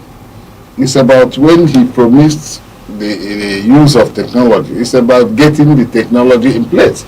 When he promised the further arms, munitions and all that, it's about getting them ready. When he promised newer technologies in terms of combating terrorism, it's about getting them ready. It's not about saying it. Saying is one thing, doing is another. So it is important that even the governors who have been talked to help to protect the vulnerable, they're even talking about the state police and how fast will that come to be, because we are talking about a constitutional amendment. You have to amend the constitution before you be able to create a state police. And if the process is not well followed, it might of course fail. You have a 24 House of Assembly to endorse it, something before it will come back to the National Assembly for the purpose of doing the final touches for the amendment. But then some of the governors too, because in that process, he had a meeting with the governors. So these were some of the things discussed. Some of the governors are not comfortable. I know the governor of Borno State as one who is not very comfortable. He opined, in his opinion, he said that the governors might use the state police as a tool to cow and intimidate people. More so when you have these political issues around. So that is not ready, that the Nigerian states are not ready to handle state police, except there must be a very strong framework upon which the state police will rest. Such framework that will give a check on some of the mandates and orders of the governor of those states, of the states, so that they will not use that thing as a tool to intimidate political opponents. So, it is for the governors to come back. Most of the governors have created, security guards, informal security guards backed up by the State Assembly laws. We have the Amotekin in the West. The governors came together in the Western zone to create that. We have the hunters in the North. Various states of the North, we have the hunters and the vigilantes. And of course, we have the vigilantes here in the southeast of Nigeria. We have even the forest guards and all that. But even with the presence of all these many security bodies in various states, we have some states 22,000, some states 1,400, and so on and so forth. But even with that, so far, the security situation is still deteriorating. Even those who are the forest guards are killed in the process. So let us think out of the box. Let the Nigerian government think out of the box and think, if it involves getting security experts outside Nigeria, let it be a contract, a collaboration with a company that is known to have expert ideas about security of lives and property. We see Israel, the Israeli Mossad is good. They can come in to set up some mechanisms to check the excesses of terrorists. We have the CIA and so on and so forth. You can call in countries, there are even countries within the African region that could come and tell you some of the ideas they do. But most importantly, governments should work hard to ensure that they create jobs, ensure that they close their borders of Nigeria, so that people from other countries will not infiltrate. That is, the insurgents from other countries within its borders will not infiltrate into Nigeria to beef up the insecurity situation in Nigeria. So these are the myriad of things that has to be done. These things must be done if we have to sleep with our two eyes closed in this country. Otherwise, we will be just saying rhetorics every day, meetings and all that. We are going to do this, we are going to do that, and the actions will not be realized, because most often governments say things and do not do them effectively the way they said it. All right, that's quite apt. Looking at this whole issue, for me, when I hear Mr. President, bringing in France in terms of equipment and all that, I get worried and I begin to ask many questions. The US are here. Yes, we're in collaboration with the US, and they have boots on ground as we speak. They, looked Sokoto on 23 December. They released there was a Christmas package they gave us in December 2025, which they did say if that hadn't taken place, it would have been a Christmas of bloodbath. Having said that, there was an alliance with Turkey to supply drones to Nigeria and all that. Now we're talking about France, and I get worried that we are trying to make Nigeria, a habiting ground for these foreign countries, to a bit. And then, to what extent are we going to handle the issues around insurgency, terrorism? Then leading one to ask, what is the need for these nations? When they come in, somebody has to pay. They will bring in equipment, somebody has to pay. And if you do not pay in monetary terms, then you may have to pay through crude or other minerals. Will this in itself ensure peace in Nigeria? And are we going to re-balkanize Nigeria again, like we did during the colonial era, when we give North Central to America, North West to France, and then the Turkey in Northeast? And there's likelihood that other countries would come as well. I know that China has a business interest in Nigeria and northern Nigeria as well. It's warming up. So are we creating an international nationals of Nigeria? In all, we need to begin to harmonize issues around insecurity and know what we are doing, which is over time why I call for a security conference where the Nigerian people need to sit down and speak some truth to themselves. France, that was pushed away by the junta in Burkina Faso, now we are creating another enabling ground for them to come in. What are the antecedents over time? Are we saying that the United States government that we are collaborating with are unable to ensure results? So these are the issues and questions that need answers to. Now, having said that, we are speaking to the issue around state police. Yes, we know that the president cannot, by fiat, establish state police. But one thing I keep saying is that if there is a will, there is a way.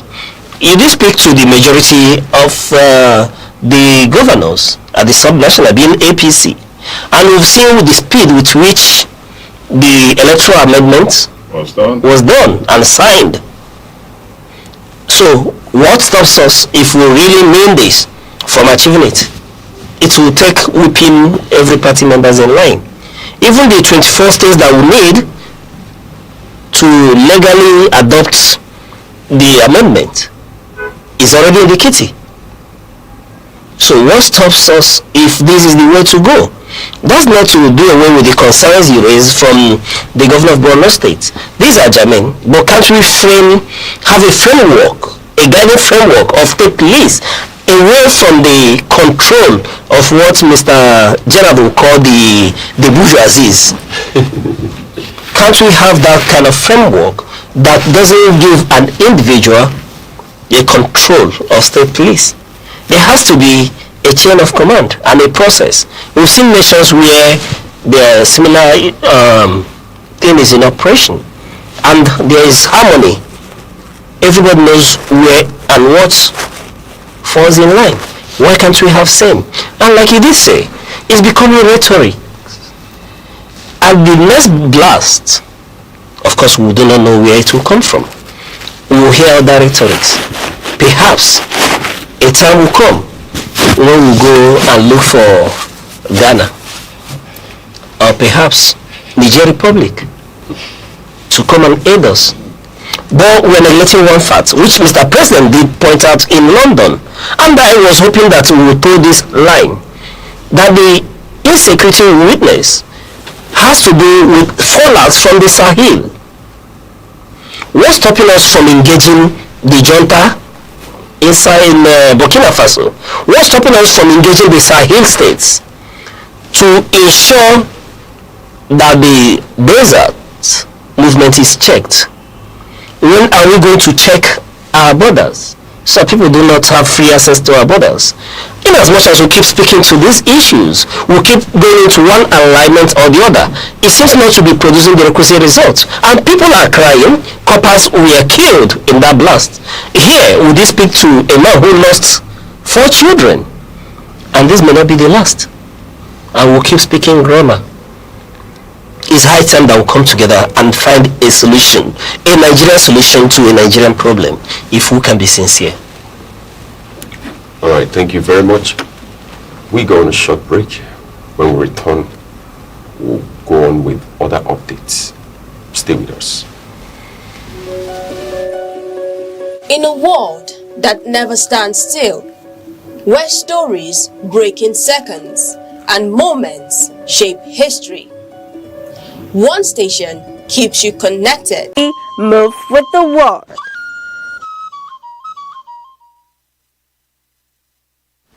Still on Sunrise here on Aneke TV. Now we go over to tech updates and we'll be bringing in Gerard Odo to give us updates on what's happening in the world of tech. Hello. Yes, thank you so much. But you can see that generative AI is trying to revolutionize, like I always say. Okay. Like I always say, AI is a system, is an artificial intelligence system that is keen in almost every sector in our polity. Okay. In medicine, in business, in transportation, in media, and you name it.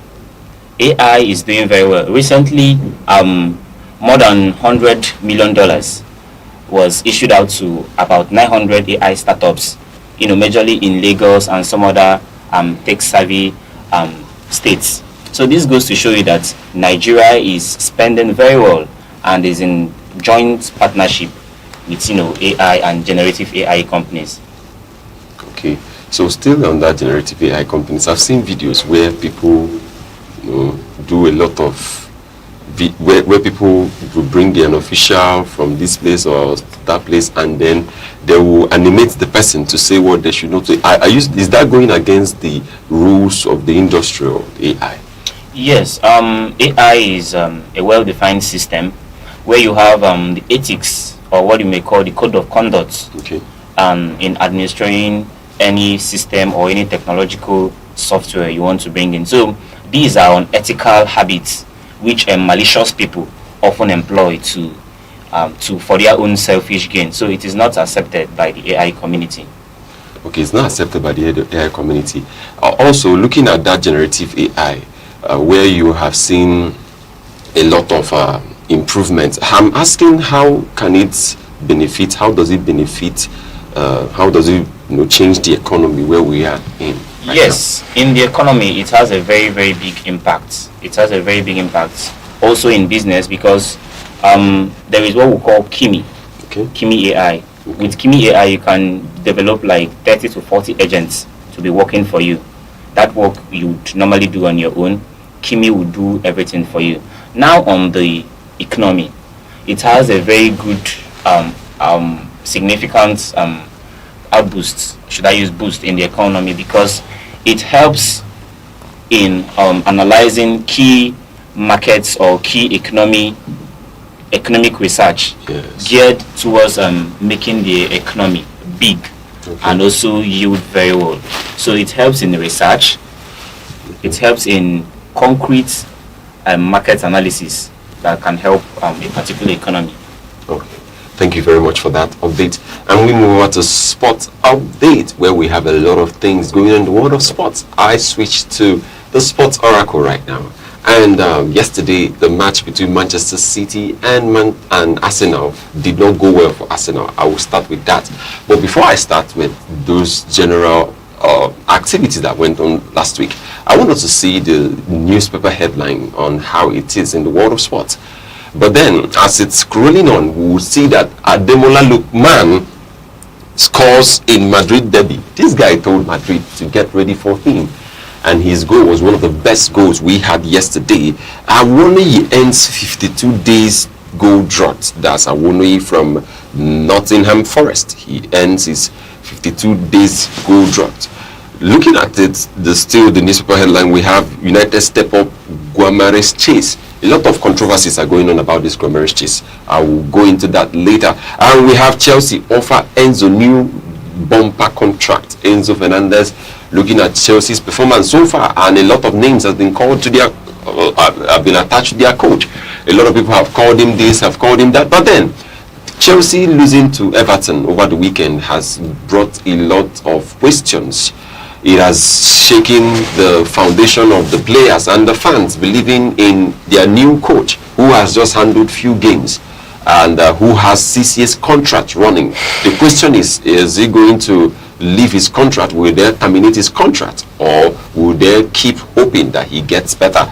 Still on that sports update, we have Araujo header secures Catalan's narrow win. That's Barcelona's game yesterday. Araujo secures that their win. And in Nigerian Professional Football League, we have Remo Pillars in crucial victory in survival fight. And in jumping and athletics, we have Amusan opens season with 200 meters silver in Jamaica. Still in sports, we have Ekong calls for long-term plan after World Cup failure. Then we have Celtic coach defends Iheanacho selection. Yes, we have Osimhen undergoes scan of arm injury. Now let's go over to the results as it was yesterday. Like I told you that Manchester City won their trophy yesterday against Arsenal in their game. They won their game and they won the trophy, so they won two things. Nico O'Reilly scoring the 2 goals in the second half. I expected that game to go into penalties, but it did not go into penalties, and that was how it was. And that has marked Pep Guardiola's 40th trophy in his managerial career. He has won 40 trophies in his managerial career, leaving his boy Arteta, Mikel Arteta, to keep struggling even to win up to 3 or 4. Now we have the fixtures and how it went yesterday. Newcastle lost to Sunderland by 2-1, and Aston Villa won 1-0 against West Ham. Tottenham Hotspur, who just got Tudor, they lost to Nottingham Forest yesterday, and a lot of commentaries about this Tottenham team, this Tottenham side, looking at their sliding into relegation. I don't know what is going to happen, but we are believing that even as they are making progress, or they are looking at finding their foot in the Premier League, many other teams are still doing the same thing. At the end of the day, they will have a lot of competition to carry on, and they will have a lot of fight to go on. We still have in Serie A, we have Como scored 5 goals. That's Sec Fabregas side. I told you Sec Fabregas is doing so well with Como, and I don't want what happened to Xabi Alonso to happen to him, where you are doing so well and you are called off from your team. Please grow them, get them better, get them to play good football, and bring them to the spotlight where they will compete for bigger trophies and bigger games. We're still talking about Serie A. Atlanta won their game and Bologna lost to Lazio. Roma won and Fiorentina lost to Inter. That same yesterday in the Nigerian Professional Football League, we have Rangers winning El Kanemi Warriors by 2-0. And Kano Pillars won their game against Enimba FC of Aba, and Castina United won 3SC by 1-0. Califat and Ikorodu Boys had 2-2 draw. Plateau United won Bayelsa United by 1-0, and Remo Stars of Akure won 3-1 by Tukwara United. And Wolves and Insurance, Bendel Insurance, they had a draw game which is 0-0. This is where we are rounding up in today's sports updates. All right, let me hear from Mr. Rice what happened to Arsenal. He lost a trophy. Yes, that is football for you. You sometimes there are predictions that make the bookmakers wrong, and that is just one of those predictions. Arsenal was rated to be on top of the game for the purpose of lifting the trophy, but it didn't happen that way, and that is the game of football. And in that spirit, we still have the spirit of sportsmanship. Sometimes you win, sometimes you lose. Yeah. Correct. When you win, you're happy. When you lose, you still maintain sportsman spirit, Yes. so that it will not take a toll on you. And that's exactly what I am telling the Arsenal fans, that To be consoled. it will not take a toll on them. Whoever that believes in Arsenal, or whoever is an ardent fan of Arsenal, should still remain calm and focused, believing that there are still options, there are still things to do within the football season, and the chances that Arsenal will finally, try to get trophy that will make their fans to be happy again. Okay, sir. Looking at what Arsenal had their game yesterday, I want to ask, are we expecting any other trophy, seeing that they are in Champions League, almost at the edge of it, and they're in the Premier League, they are topping the league table, and also they're in the FA Cup? Is there any trophy that they are bringing home? You already stated the obvious. They are there, and they are at they are very close to these trophies. Okay. You are talking about, is there any expectation? Of course, that's why they are there. Okay. They are working hard to take a trophy. Sometimes it could come, sometimes it may not come. But like the league now, like myself personally, I said, if Arsenal will lose the league, the FA, the league in UK, in Britain, that's let them lose the Corabo. That is my own personal prayer. That instead of getting Corabo and losing the Premier League, that I'll pray they will go for Premier League. God has become an Arsenal that will listen to your prayers. You are turning prayer warrior. And now they have lost. Of course, you don't have to start losing like that. You have to now work out. I love this your calm demeanor. One trophy lost. It has told the coach and the players exactly that they need to do more.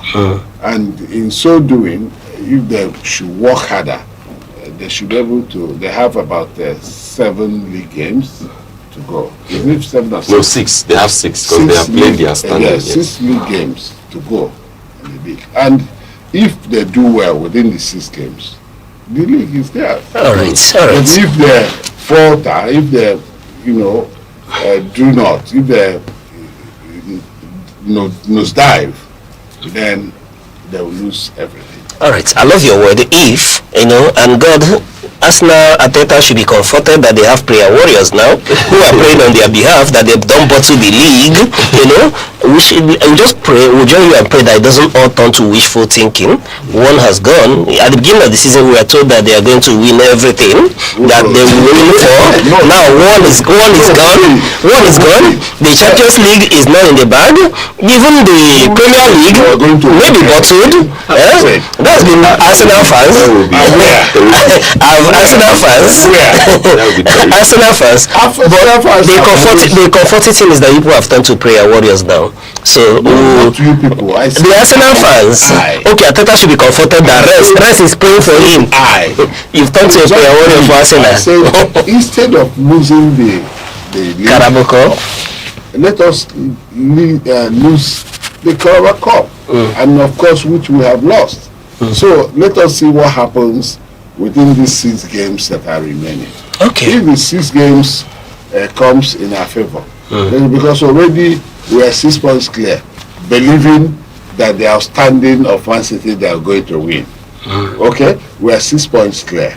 So if within the 6 games we maintain that lead, certainly before the 2 games remains, we would have known who is the league champions. All right. It's good to see the banner this morning that you already comforted yourself, so you don't need much comforting again.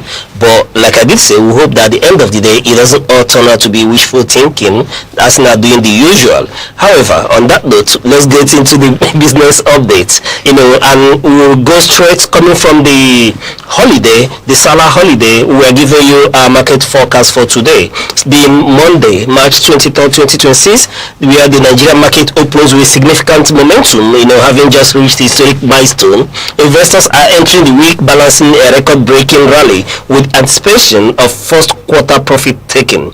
Now let's give you the sectors to watch, and starting with the banking, we expect continued high activity as of today, where we've gotten to that March 31st recapitalization deadline is fast approaching, and we'll tell you that Zenith Bank, GT, remain high volume favorites today. These are high volume hitters, yes. And then looking at the industrial goods, where Bua Cement and Dangote Cement are driving recent gains up 10% in recent sessions. And we're looking at oil and gas. We'll tell you that while Seplat and other holdings are long-term gainers, the sector saw slight negative sentiment last week. Traders will watch for a rebound today. Yes, traders, investors watch for a rebound today. Now let's quickly run down and give you our macro forecast in terms of stability versus external shocks. We'll tell you inflation. Fresh data shows that inflation has moderated to 15.0%, the lowest in over a year. This fueling buy sentiment in the equities market. Then another factor here is the Cardoso effect. The CBN was recently named Central Bank of the Year for its policy reset. Expect the naira to remain relatively stable today near the 1,344 naira to 1,400 against the US dollar range as bank continues inflation targeting transition. Then the risk factor here is the high global oil prices, speaking to Brent at 103 to 107 dollar per barrel, which is seen as a double-edged sword, helping reserves but threatening to spike domestic energy costs if Middle East tension continue to escalate. Now, this morning the forecast is that of a cautiously bullish optimism. Yes, when you get into the market today, it has to be cautiously bullish. While the fundamental growth is strong, about 30% year to date, the technical analysts expect some investors to start harvesting gains before the end of Q1 next week. So whatever happens in the market today, do not be deterred by the profit takers.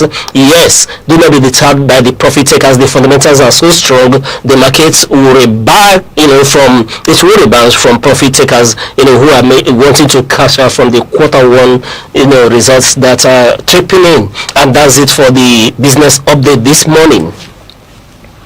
And that's a wrap on this edition of Sunrise.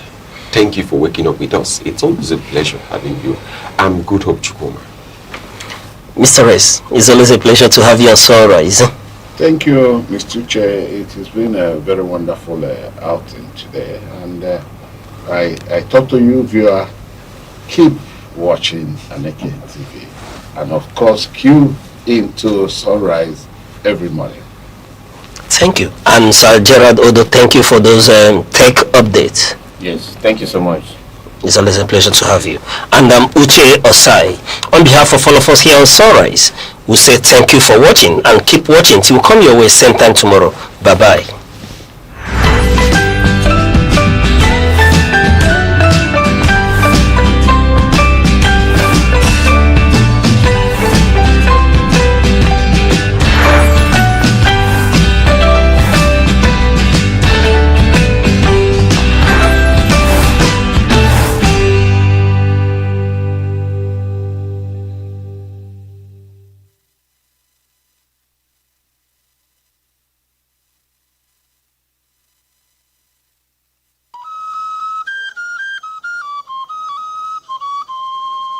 Need advert placements, coverage for events, or the latest news stories?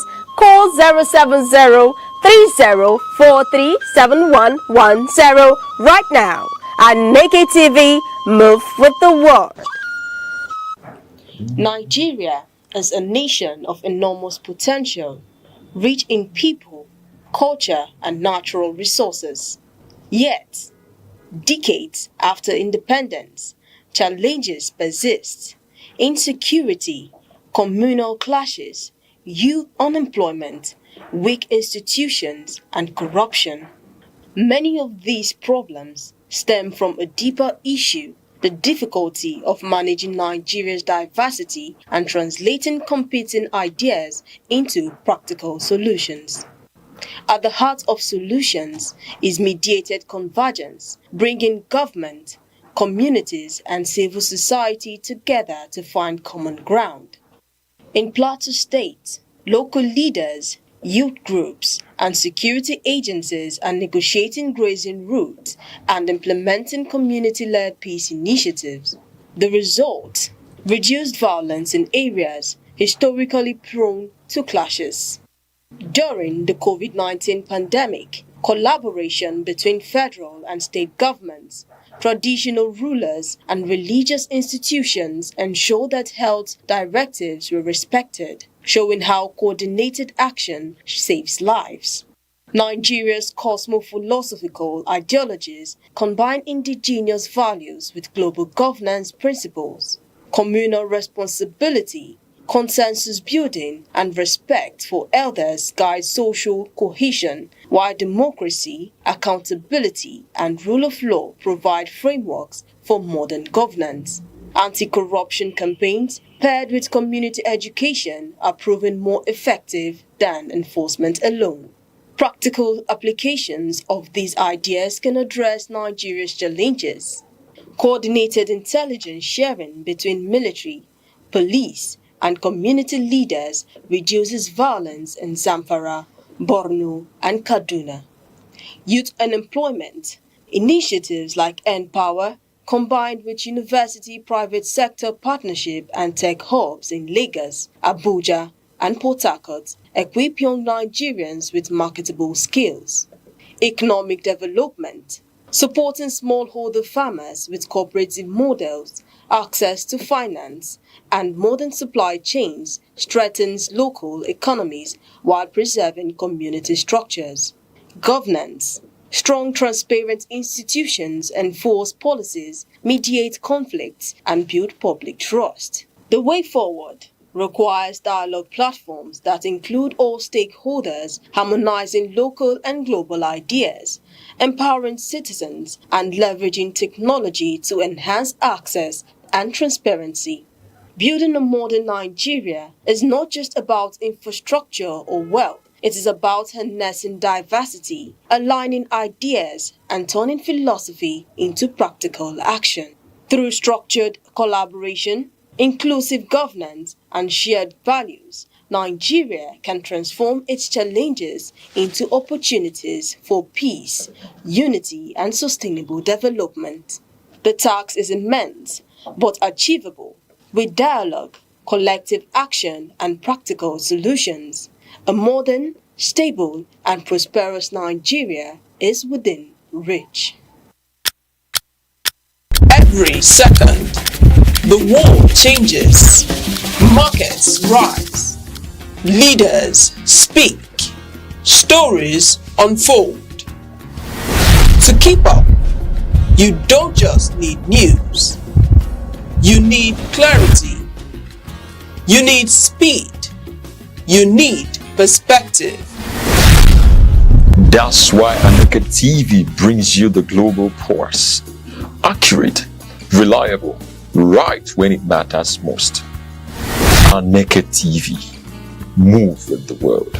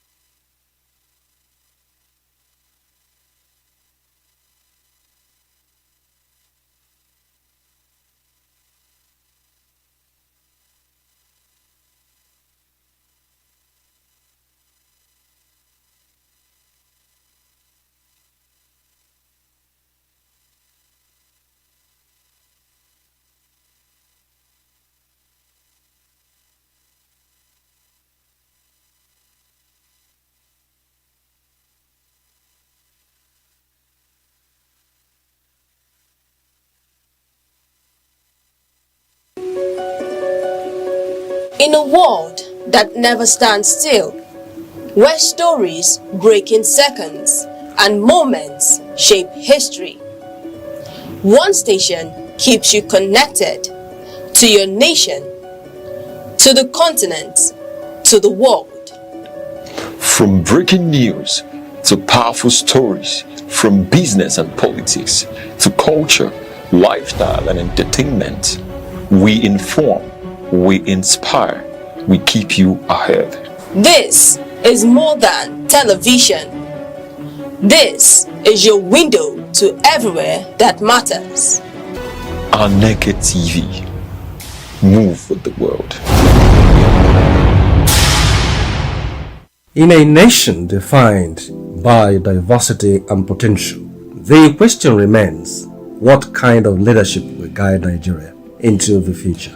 Across government, business, media and civil society, one principle has emerged as non-negotiable ethical leadership. Globally, leaders like Germany's Angela Merkel and New Zealand's Jacinda Ardern demonstrate that integrity and empathy are more than virtues. They are instruments of trust and stability.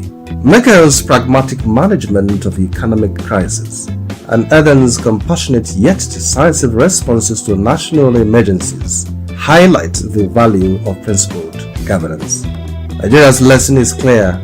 Citizens, fellow leaders who are consistent, transparent, and accountable. In the private sector, ethical leadership drives success. Companies like Patagonia, with its environmental stewardship, and Microsoft, committed to data privacy, prove that profits and integrity can coexist. Nigerian businesses can learn from these models, prioritizing transparency, fair employee treatment, and community engagement to strengthen both the economy and public confidence. Religious and civic institutions also hold enormous influence. In Sweden, faith-based organizations collaborate with governments on social welfare while respecting secular governance. In Nigeria, religious leaders can guide communities through ethical engagement, promoting peace, civic responsibility, and financial transparency. The media serves as the nation's ethical compass. From Watergate in the United States to anti-corruption investigations in South Korea, responsible journalism exposes abuse of power and strengthens accountability. Nigerian media, by upholding truth and resisting political pressures, can elevate public discourse and encourage ethical governance.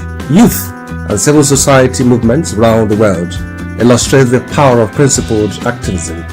Evidence-based campaigns in Kenya, climate initiative in Europe, and grassroots civic actions globally show that organized engagement reinforces accountability. In Nigeria, young people and NGOs can champion ethical leadership through advocacy, civic education, and constructive participation. The path forward is practical and systemic. Transparent public finance, digitized services, whistleblower protections, merit-based appointments, and civic education are all critical. Ethical leadership must be embedded in institutions, daily operations, and individual conduct.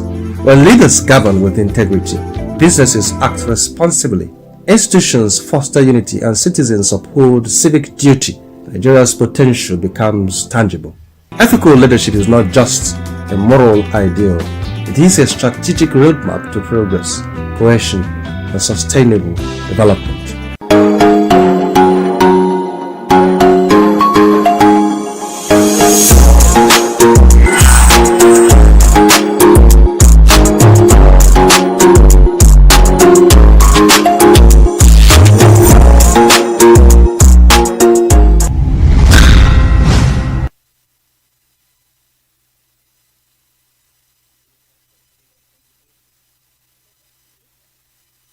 Program where we bring to you a bit of issues, policies, politics, personalities shaping our nation.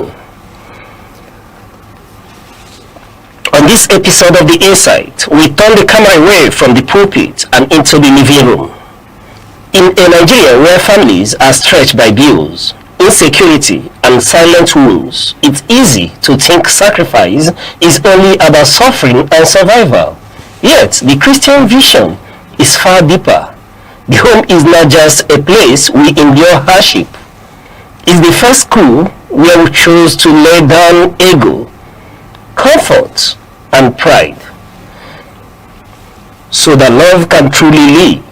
In this season of Lent, when the church invites us to follow Christ on the road of the cross, we ask a bold question. Can our families become small altars where daily frustrations are transformed into offerings, and where children learn that real love always costs something? Joining us to unpack this powerful theme, the family, the first school of sacrifice in Lent, is Reverend Father Ambrose Ofodile, Priest Director, Radio Maria Nigeria, Enugu, and Chaplain, Holy Rosary College, Uwani, Enugu. Father, it's a pleasure to have you on this site one more time. Thank you so much, Asai. We are really grateful. I know you're a very busy man, and each time we call you, you come in, and you illuminate and enlighten us in a whole lot of issues. We are grateful. It's part of our contribution to the society. All right, Father, we are looking at the family today. Yeah. the family, the first school of sacrifice in Lent. And I dare ask, Father, when you say the family is the first school of sacrifice, what does that really mean? Okay, thank you very much. By way of introduction, let me first of all go via the documents of the church. There is a document of the church, Second Vatican Council document, dogmatic constitution of the church called Lumen Gentium. It describes the family as Ecclesia Domestica, that is the domestic church. Okay. And when we relate it to what we are saying today, we talk about the family, the first school of sacrifice. We ask first of all, what constitutes the family? The parents and the children. And at what point does the family experience this sacrifice? You know, life is all about sacrifice. From the moment that a man and a woman will come together as husband and wife, the process of sacrifice begins. A man leaves his father and mother, the Bible would say, and joins himself to his wife, and they become one. The point that two individuals from different backgrounds, sometimes from different belief systems, come together as husband and wife is enough sacrifice. You are leaving your comfort zone to a position or a place where sometimes you don't even know what happens with that. So we see that the family becomes then a place where people, because sacrifice is about talking about the other person, the otherness. You are not concentrating on yourself, you are concentrating on the other person. And it starts from the family when we consider that parents forgo sometimes education, forgo sometimes their schooling, forgo sometimes their careers in order to take care of their children. That's a sort of sacrifice. And they enter into it through marriage. And when we talk about marriage, we talk about two people coming together, a man and a woman. Of course, the correct understanding of marriage within the Catholic Church, talking about a man and a woman coming together to become husband and wife. So from the coming together of a man and a woman, and then from their formation of their children, you see that sacrifice evolving. Children learn from their parents how to respect, how to also, they see the love of their parents. They see that their mother, for instance, will always make sure that they have food on the table. They see, for instance, that their father will work so hard to provide for their needs. These are the sacrifices that now start from the family, where children will learn, and as they learn, they imbibe, and then it follows into the society. That's when we talk about family in terms of the domestic church, the domestic society, the mini society. All right. Thank you, Father. Yeah. You know, that's quite illuminating to know that the church values the family. Yeah. And then, you know, let's link this to Lent. A number of times when we talk about Lent, people look at, you know, fasting from food. And I get asked, how does Lent touch what happens in the home, not just what happens in church? Yeah, like we said, the family is the small church, the domestic church. And the issue of sacrifice also starts from the family, because from the family, the parents teach the children how to also believe, and then they move on to the church. And so you see now that it is the cradle of this sacrifice, where parents show their children how to sacrifice, and children learn it. So when we relate it to the period of Lent, as we always talk about the three pillars of Lent, we talk about almsgiving, we talk about fasting, we talk about also fasting, almsgiving, and prayer. These are the three pillars of Lent. And so in these three pillars, we see sacrifice. We also understand also the sacrifice of Jesus Christ, who died for all of us, who suffered that we may also be liberated. And that's the kind of sacrifice we talk about. This kind of sacrifice that comes from understanding God. So when we relate it to the family, we now see that in the family, children and parents learn this act of sacrifice. And in this Lenten period, sacrifice is also very important, because when you are fasting, you also, in the Catholic Church, for instance, you sacrifice what you, for instance, we have sacrificed from food or drinks. You take the money equivalent and give to the poor. And so you see that it is also a moment of sacrifice, where people give out what they have, where people also make themselves available for some services in the society. So when we bring it together, we see that in this Lenten period, we see sacrifice as something that runs through our lives as individuals, as children, and as parents. So sacrifice is also what we look up to when we look at Jesus Christ within this period. We see, what must I sacrifice?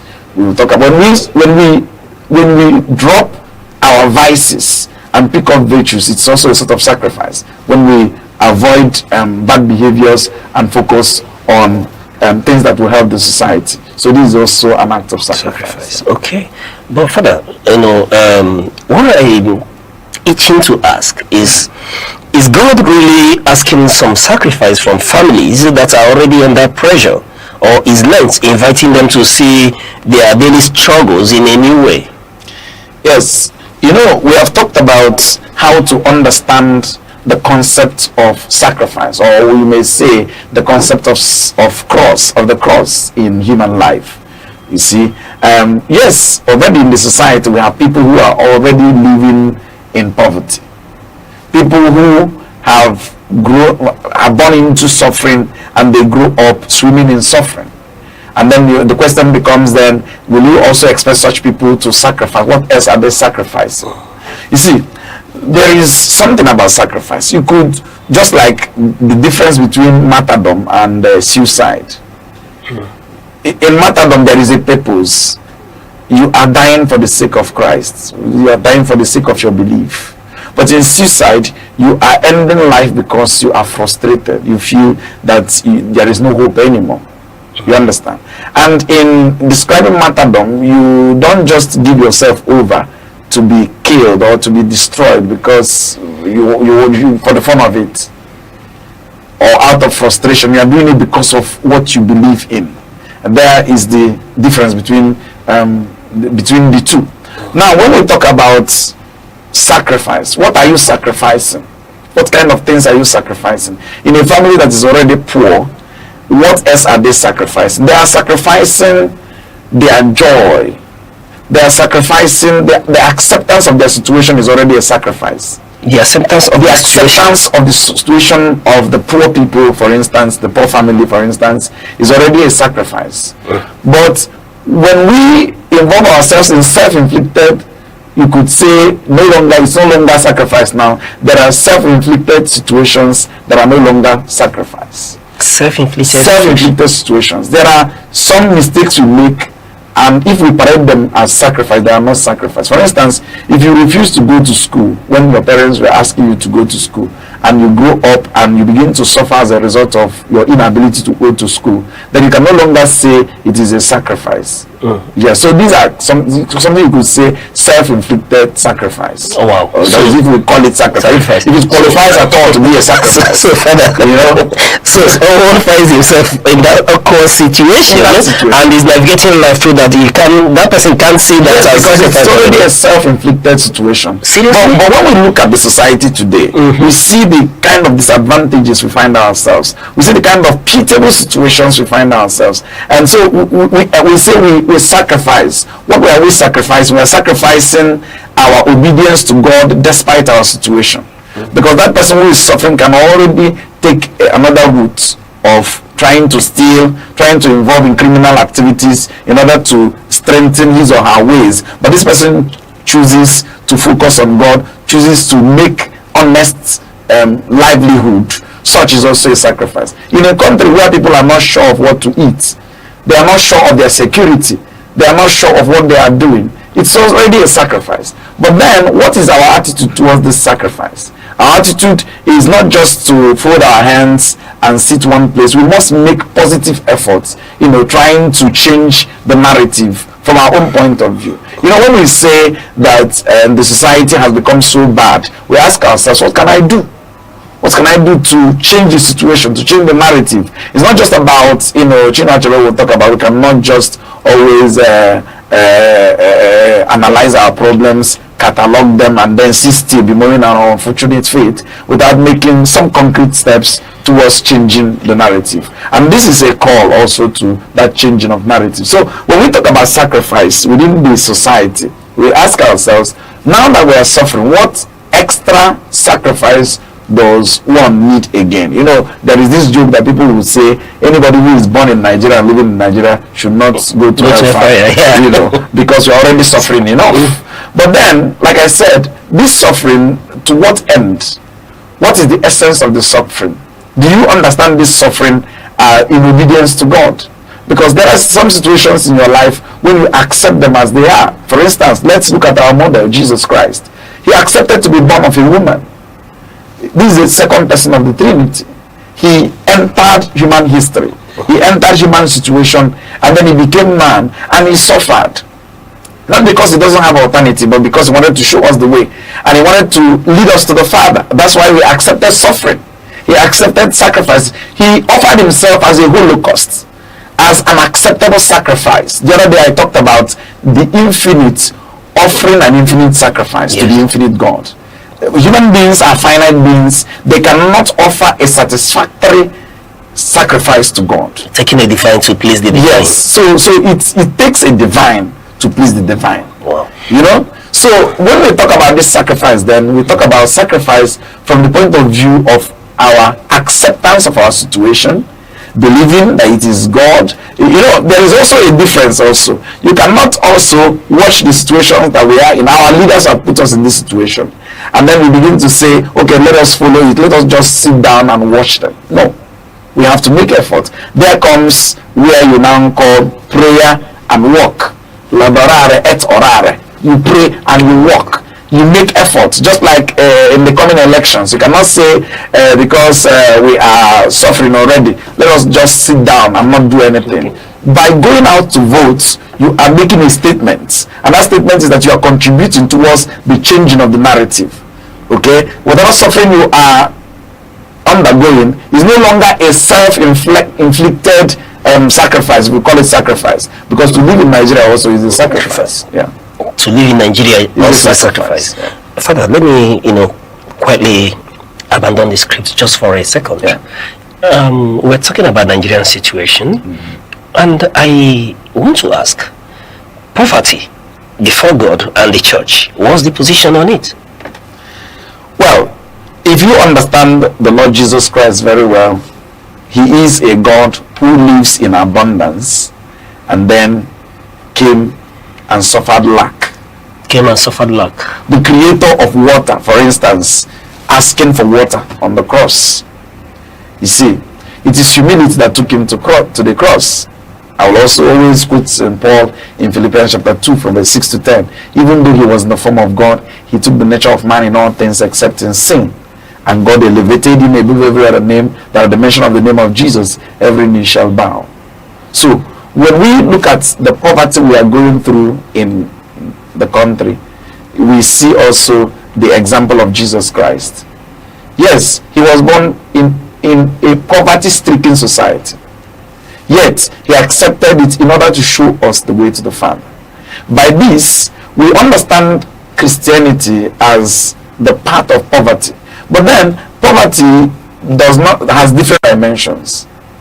There are multidimensional poverty, which we are experiencing in Nigeria today. But from the point of view of Christian understanding of poverty, we talk about self-abnegation. We talk about self-immolation. We talk about self-sacrifice. We talk about self-emptying. We talk about kenosis. You giving everything you have. You know, like I said at the beginning, Jesus Christ, even though he is clothed in glory, he lives in abundance, he suffered lack in order to identify with the situation of the human person.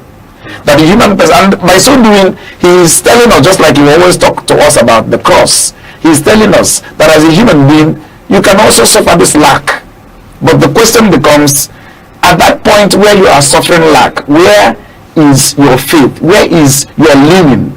For instance, the Jews called themselves the Anawims of Yahweh, the poor of the Lord. Sometimes it is not about material poverty. It's about dependence on God. It's about, God, I have no other one. You are the only person I have. That's about the dimension of that poverty. Not sometimes material poverty. Material poverty, for instance, we priests and the religious, we take the vow of poverty in order to identify with Jesus Christ, who even though he was rich, was poor for the sake of the human person. So we talk then about the Evangelical Council of Poverty. The poverty that will make you to come down and identify with the poor of the poor. There are people who are living at the margins of the society. And so as someone who has taken that vow or promise, you identify with the poor people, and you, in the manner of Christ, because Christ did not just come to associate with the rich. At a point, people were asked at him, why will you always identify with the sinners, with the poor people? But he knew why, and he told them, I have not come for the healthy, I have come for the sick. I have not come for those who are righteous, I have come for sinners. So that's also a lesson for us ministers of God, that when we constantly identify with the rich to the detriment of the poor, we are excluding the poor from the narrative. We are excluding them from what they are supposed to be gaining.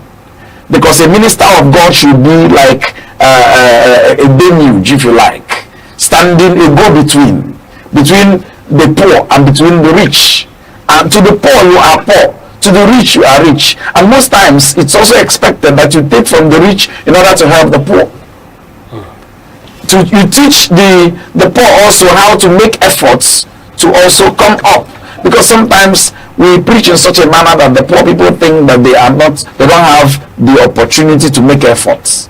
And that's the problem we have in the society today. We must teach them how to also make effort. And that's why when you come to the church today, you have certain arms of the church trying to go into skill acquisition, trying to go into scholarships in order to help the common person to also live. Because yes, poverty is sometimes divine. It's sometimes taken up for the sake of the kingdom, like some of us who are priests and religious. But then for families, for those who are also in charge of people, you also need to teach them how to convert and how to move up the ladder and not to remain at the foot of the ladder. Thank you, Father. That was quite enlightening. And let's track back again. We're talking about the family, and I'm asking, how does a father or mother, teach sacrifice to children without making the home feel like a prison? Yes. In the families, the parents, like I said at the beginning, they are the vanguards of this sacrifice, because they leave off their comfort zones and they come together as husband and wife, and they begin to show that it is possible to live a life of sacrifice. And so from then you see the sacrifices they make for their children. Some of them who have not even gone to experience formal education, they make sure that their children go to the best of schools, get the best of education. This is also a sort of sacrifice. Many of our parents did not get the wonderful things we get today in the society. The kind of food we eat, the kind of luxury sometimes we get into, many of them never did, but they sacrificed these things in order to have their children experience some of these things. You understand? Many of them did not go to university, but today their children are in the university.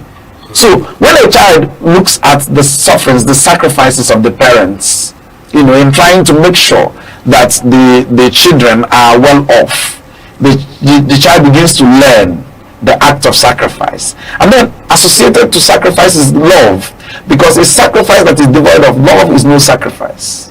A sacrifice that is devoid of love is no sacrifice. If I am sacrificing, I should have love at the back of my mind. I should have love at the background. The reason why I'm sacrificing for my children is because I love them. The reason why I'm sacrificing for my husband or my wife is because I love them. And so you don't just sacrifice without an intention. It will be an empty offering if you sacrifice for no just cause. You sacrifice like Jesus Christ.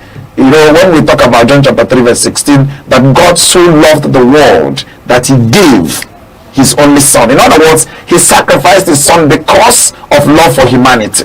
So at the background of every sacrifice is the idea of love. So when we come to the family, we look at the various sacrifices in the family.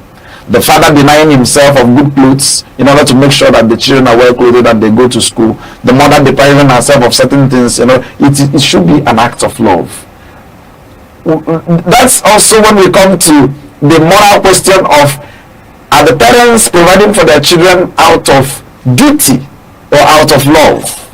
It's very important. Yes. Am I doing these things because it is my duty to do it? My responsibility, or am I doing it for the sake of love, the love I have for my children?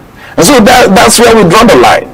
And if you are doing it for duty, you will not put in your best. Just like when a teacher, who is teaching in the classroom, and you are not seeing your teaching as a vocation.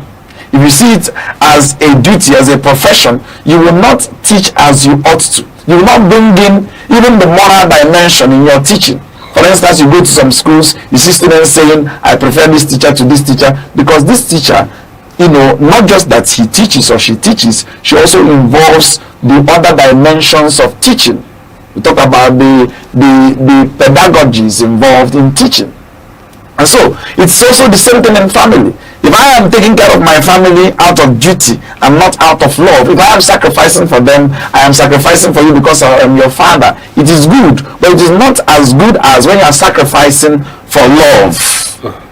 So whatever we are doing in the family setting, it should be an act of love. Even the children, when you are responding to your parents, when you are obeying your parents, you are doing it out of love, and not necessarily you could do it as a form of duty, but it will be more pronounced when you do it out of love.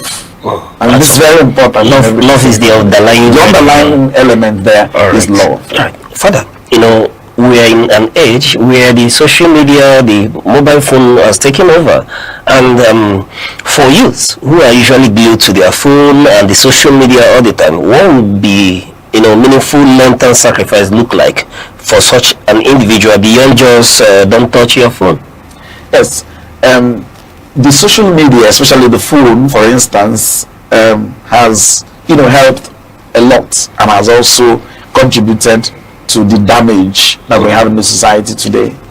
But then, because it is also a tool for learning, it's also a tool for destruction. It depends on how you use it. The social media we have cannot just be said to be a destructive device in total. We talk about it being a destructive device when we concentrate more on it more than we are supposed to.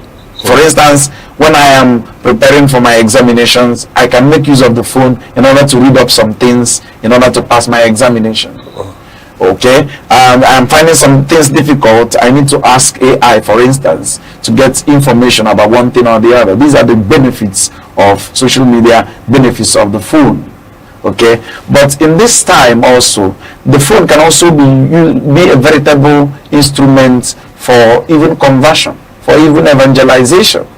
Okay. And as well, it can also be a tool for destruction, because this Lenten period also calls our attention to sacrifices. For instance, you know that whenever you are on the social media, that you don't enter the good sites, you enter into immoral sites. And as a form of Lenten observance, you say, I will not be entering into some of these sites. I will always be intentional about my use of the phone. I cannot just use the phone trying to perpetrate all kinds of crimes and all that. Like I said, it is an instrument for evangelization. If you want, it depends on what you want to use it for.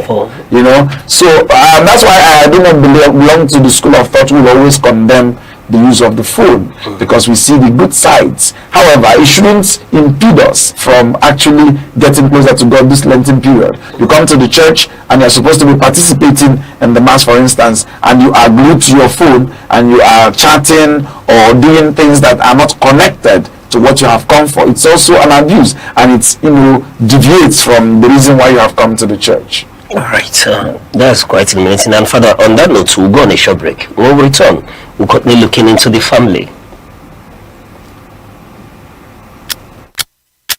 Every second, the world changes, markets rise, leaders speak, stories unfold. To keep up, you don't just need news, you need clarity. You need speed. You need perspective. That's why Aneke TV brings you the global pulse. Accurate, reliable, right when it matters most. Aneke TV.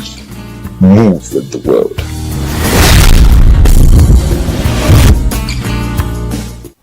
You're still watching The Insight, and we've been looking at the family, the first school of sacrifice in Lent. And with us discussing this issue is Reverend Father Ambrose Ofodile, Priest Director, Radio Maria, Nigeria, Enugu, and the chaplain, Holy Rosary College, Uwani, Enugu. He's a voice at the heart of Catholic media and a pastor who works closely with Nigerian families in their real struggles and hope.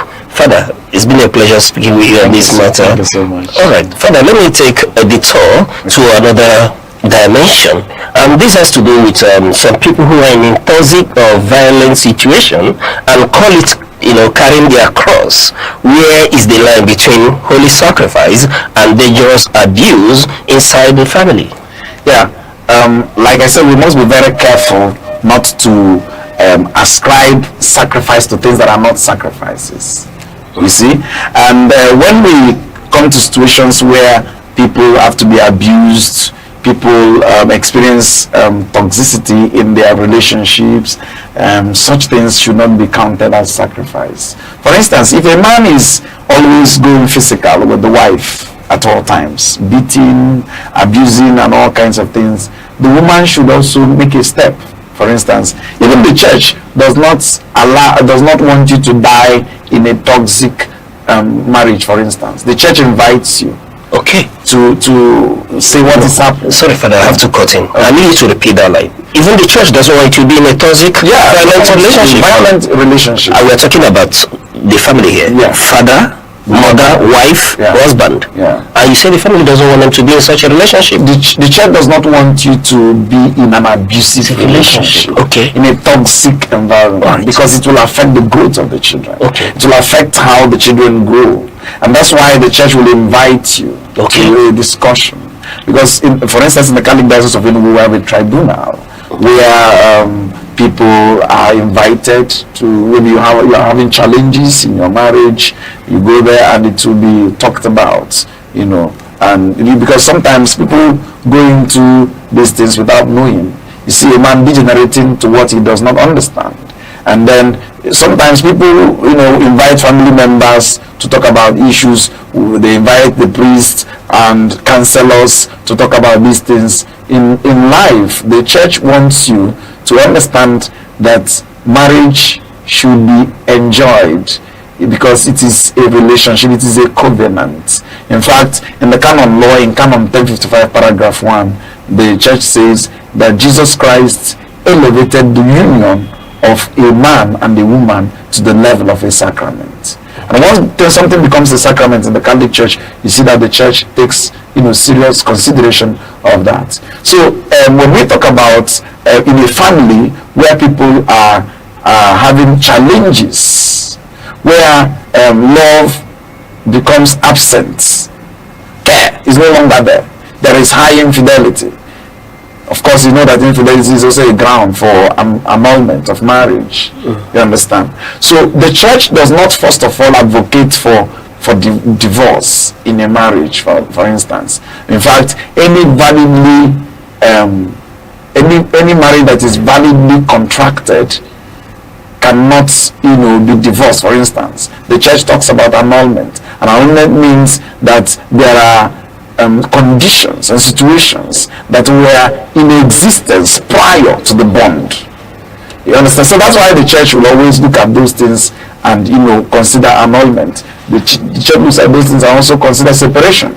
For instance, in the case where a man becomes so violent, beats the wife and all of that, the church talks about separation and be separated. How does not divorce but separation? Separated, yes, because the church cannot even suggest divorce to a validly contracted marriage.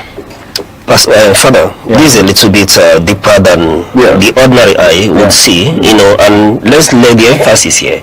The church does not sit on divorce, rather they would rather separate. Talk about separation. Is that when the church advocates for separation, the church goes into the study of the marriage to know prior to the establishment of the bond between a man and a woman, if there was what we call impediment to that marriage, if there was deceit in the marriage, it's an impediment. If there was something that was not disclosed to the other party, then the church now talks about annulment. Annulment means that there was no marriage ab initio. So, Father, that we follow correctly. What you're saying is that the church does not divorce. The church does not. The church at no point divorces partners. No. The church talks about annulment. The church talks about separation. So in the layman term, not the church language now, we speak to divorce. What you're telling me is that before the church and God, that this union was consummated and is devoid of these deceits ab initio that you talked about. That there's no, when we come to a validly contracted marriage, consummated, there is no, we talk about now the marriage becomes abusive. So the church comes in to say, since you people are in this toxic relationship, we advocate for separation. Both of you should stay aside for some time and consider your situations. That's to give room for future reconciliation. Now, the church can only call for annulments when the church, upon study of the purported marriage, finds out that there was an impediment even before the marriage was contracted. So if the church finds out that there is already an impediment, or there was an impediment in that marriage, then the church will categorize that union annulled. Annulment means that it was not even marriage in the first place. It was not marriage in the first place. So this is because Christ said, what God has joined together, let no human being, let no institution put asunder. Let no institution, let no human being put asunder. And so it's to the 21st century man or woman, this is alien, this is strange, but it has been there in the church. That the church, that's why the church gives time. For instance, in the preparation of the couples for marriage, the church takes time for 3 months educating you on the nature of Christian marriage. All right, Father, this may be a discussion for us about that time. But looking at this, what would you be saying to individuals, whether male, female, who find themselves in such toxic relationship situation during this Lenten period? So the fact is, if you are finding it during this Lenten period, it does not mean that it started this period. It means that there were red flags in the first place. Marriages of 2 years, 10 years, 13 years, 15 years, 20 years, they have cracks. But I want people to consider what they say during the marriage ceremony, for better, for worse. You understand? And when it is for better, we keep quiet. When it is for worse, we shout and we want to leave the marriage. I'm not saying that people should, die in their marriages, but I'm saying that there are certain things that constitute the ups and downs of marriage. We have it also even in the priestly ministry. Sometimes you could have some challenges. It doesn't call for quitting. It doesn't call for quitting. Not all situations call for quitting. There are some situations that will call for retreat, that will call for entrusting yourself to a counselor, a priest, or someone who will talk to you.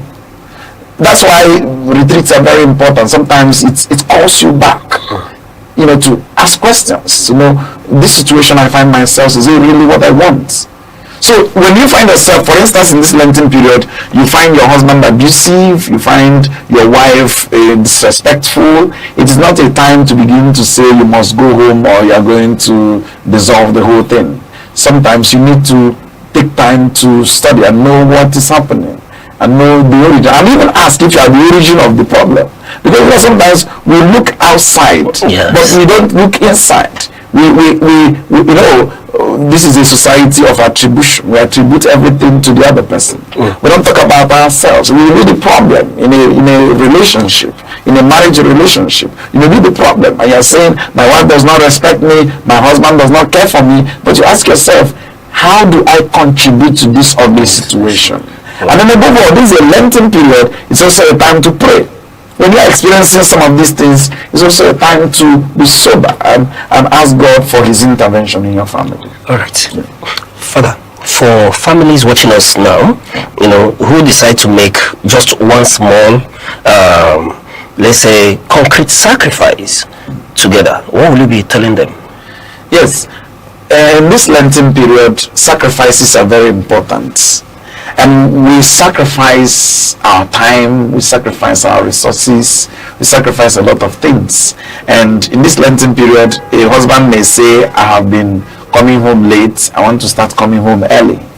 A woman may say, I've been concentrating on fashion and I'm not taking care of my family, let me take care of my family. So it is also a Lenten observance. It's also something, and I've said before, that the Lenten period does not just mean fasting all the time. The abstinence from food, abstaining from food does not, identify fasting. Fasting from bad behaviors, and I always talk about drop a vice, pick up a virtue. So for Christian couples at this time, it's an opportunity for also prayer. It's an opportunity for understanding, for tolerance. It's an opportunity for, retreats. Let the families go on retreats, pray. Ask God for his mercy. Seek for the face of God. It's in the prophet Joel will talk about this is an acceptable time. This is a time to return to the Lord. So it's not a time to begin to build defenses, to say I'm not the cause of the problem. It's a time to apportion blames. No, it's a time to discover what God wants in a particular situation. All right. Now, Father, let's look at, finally, if we have a family, that feels they've failed in prayer, failed in patience, failed in love. What is the one step you would recommend they take before the end of Lent? Like I said, the Lenten period is not a temporal time to do good. It's a continuous time. It's not something you do this period and then you after Lenten period you go back to your former life. No. It is something that you have to pick up and you try to do it as you are moving on within the society. And then if you think you have failed, if you think that within the period of this Lent that is almost ending, I hope you know that you have not lived up to expectation. The Igbos will say, "Taobo."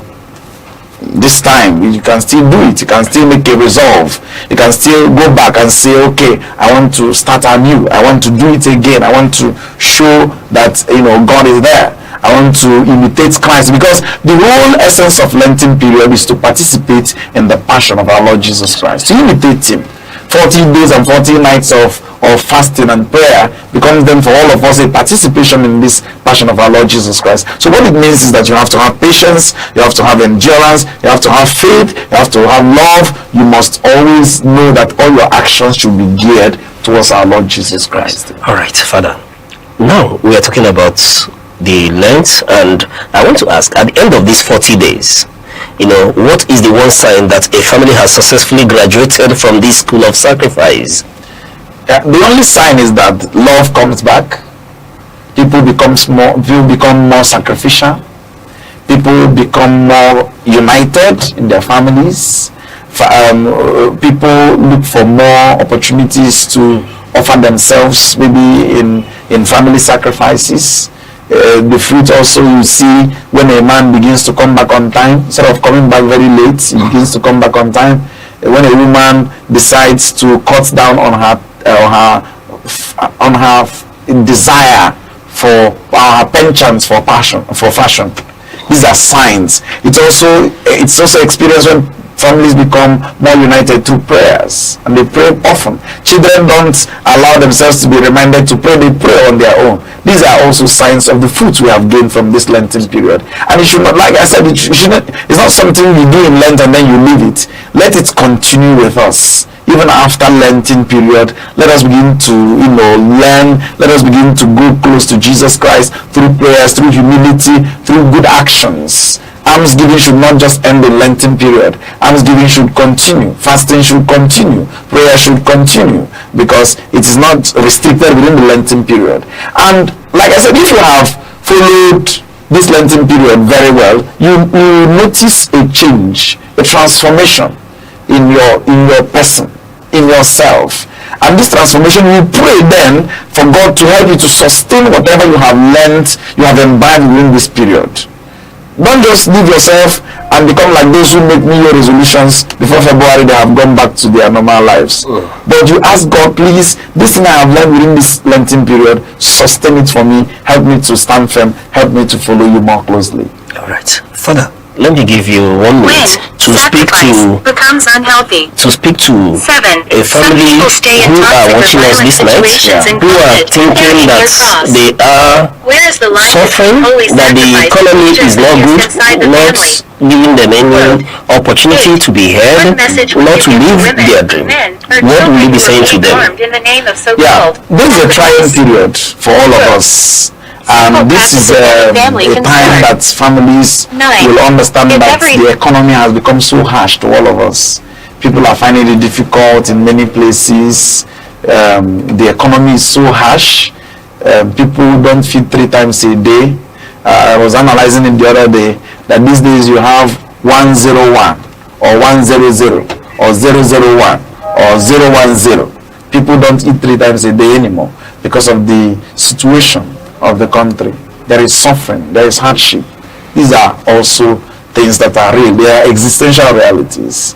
But at this time, we must know that the Lord Jesus Christ at this point invites us to a life of commitment. One thing I also always tell Christians is those things you condemn in politicians. Can you look inwards and see there are some places in your life where you are the architect of such things? If you accuse the government of nepotism, you ask yourself within your family, are there traces of nepotism, for instance, in your family? Are there children you prefer to others?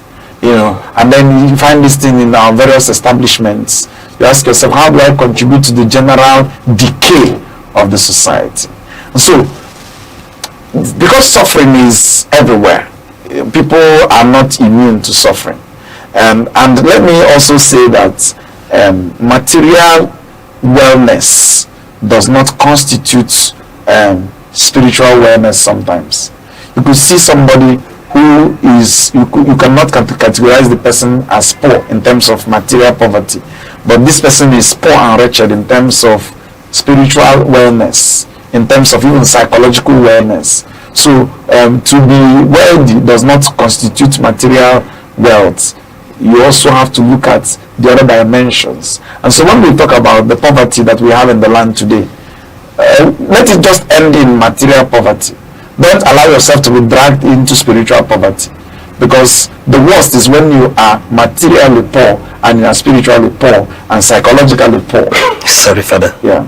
Let's lay the emphasis here. Yeah. When you are physically poor, spiritually poor, and materially poor. These are dimensions of poverty. Like I said at the beginning, we have in Nigeria multidimensional poverty. People are poor for various reasons and for various situations. And so when we tackle material poverty, the government providing jobs and everything being okay, then we go to the next one, spiritual poverty. If you don't believe in God and if you don't have faith in God, you are spiritually dry. That's when you come to spiritual poverty. All right. The psychological dimension also added to it. All right. So Father, for want of time, we're almost at the neck of time. There are people who are listening to us. Perhaps they are not Christians. Some are traditionalists, some are of other faiths. Just in less than a minute for us to round up. Yeah, let's say that sacrifice encompasses the whole human experience.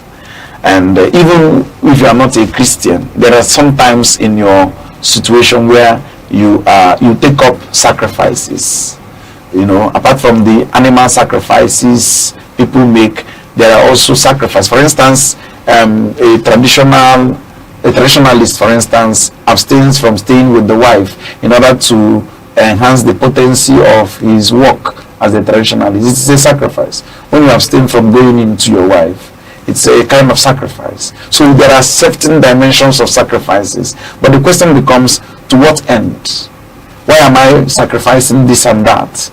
Is it for love of God, or is it for show? You know, today we have people who display all kinds of things in order to be appreciated by others. And so sacrifice becomes then an element that we should experience as human beings, but then we must always channel it towards the good of the society. All right, and that's the much we can take today on the insights. And we've been speaking on the family, the first school of sacrifice in Lent, and helping us to unravel the issues around this is Reverend Father Ambrose Ofobile, priest, director Radio Maria Nigeria, and chaplain Holy Rosary College, Uwani, Enugu. Father, it's been a pleasure speaking with you. Thank you so much. Thank you so much, Father. And to you, our wonderful viewers, let us know what you think about this whole conversation with the hashtag The Insight. Reach us on our socials at Aneke on YouTube, Facebook, TikTok, and on other platforms as well, like Twitter. Till we come your way same time on Monday, I remain your host, Uche Osai. Bye-bye.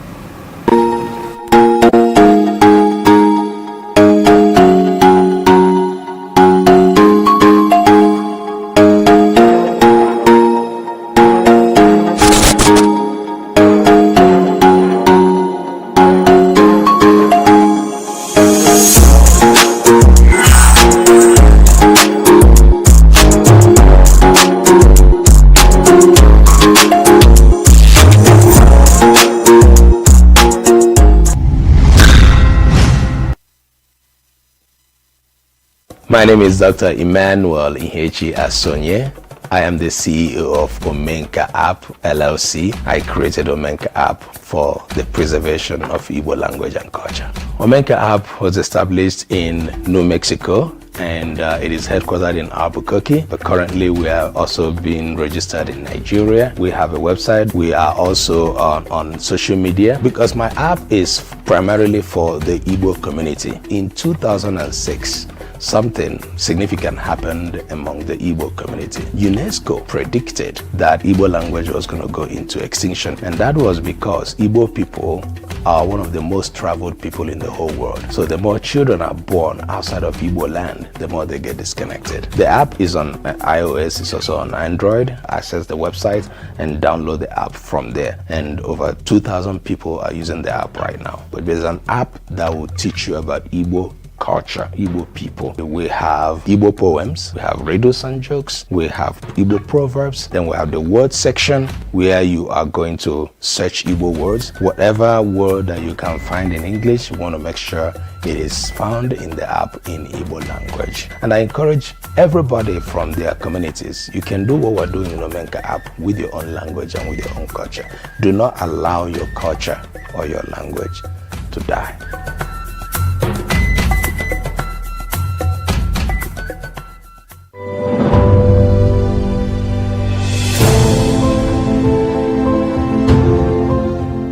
Nigeria, Africa's largest economy and most populous nation, continues to grapple with a critical infrastructure deficit that hinders growth and development.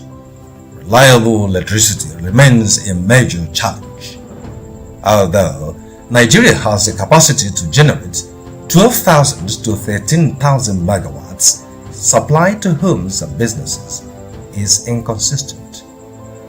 In 2023, only 61% of Nigerians had access to electricity, leaving around 87 million people without reliable power, the largest electricity access gap in the world.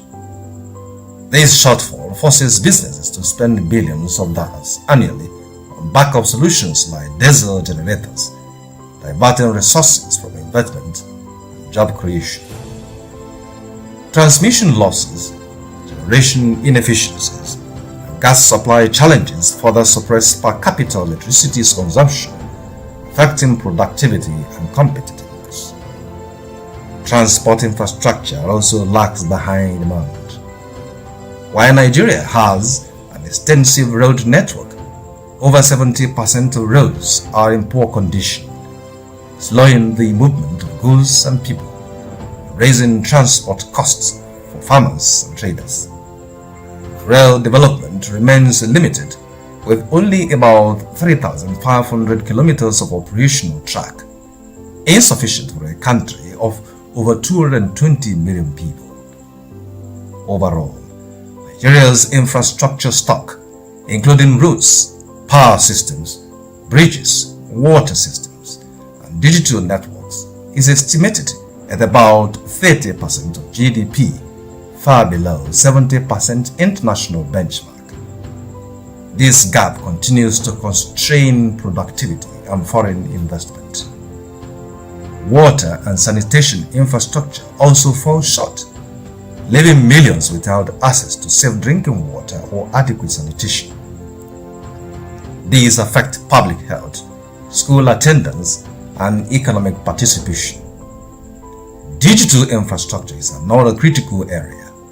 Broadband penetration and data center capacity remain limited, concentrated mainly in Lagos, while other states lag behind. These restricts growth in fintech, cloud services, e-government, and emerging technologies such as artificial intelligence. Experts estimate that hundreds of billions of dollars will be required annually over the next decade to close these infrastructure gaps. Mobilizing investment from private sectors, international finance institutions, and public-private partnerships is essential. For Nigerians, improving infrastructure is more than convenience, it is a path to safer roads, stable power, efficient transport, modern digital networks, more jobs, business growth, better health outcomes, and increased competitiveness on the global stage. Bridging this infrastructure divide is crucial to transforming Nigeria's potential into tangible progress for every citizen.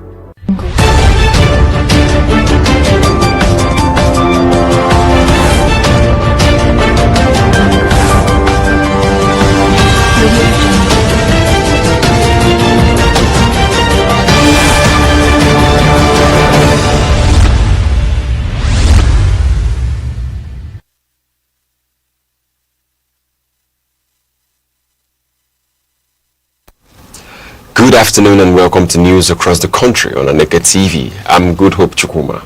Headlines.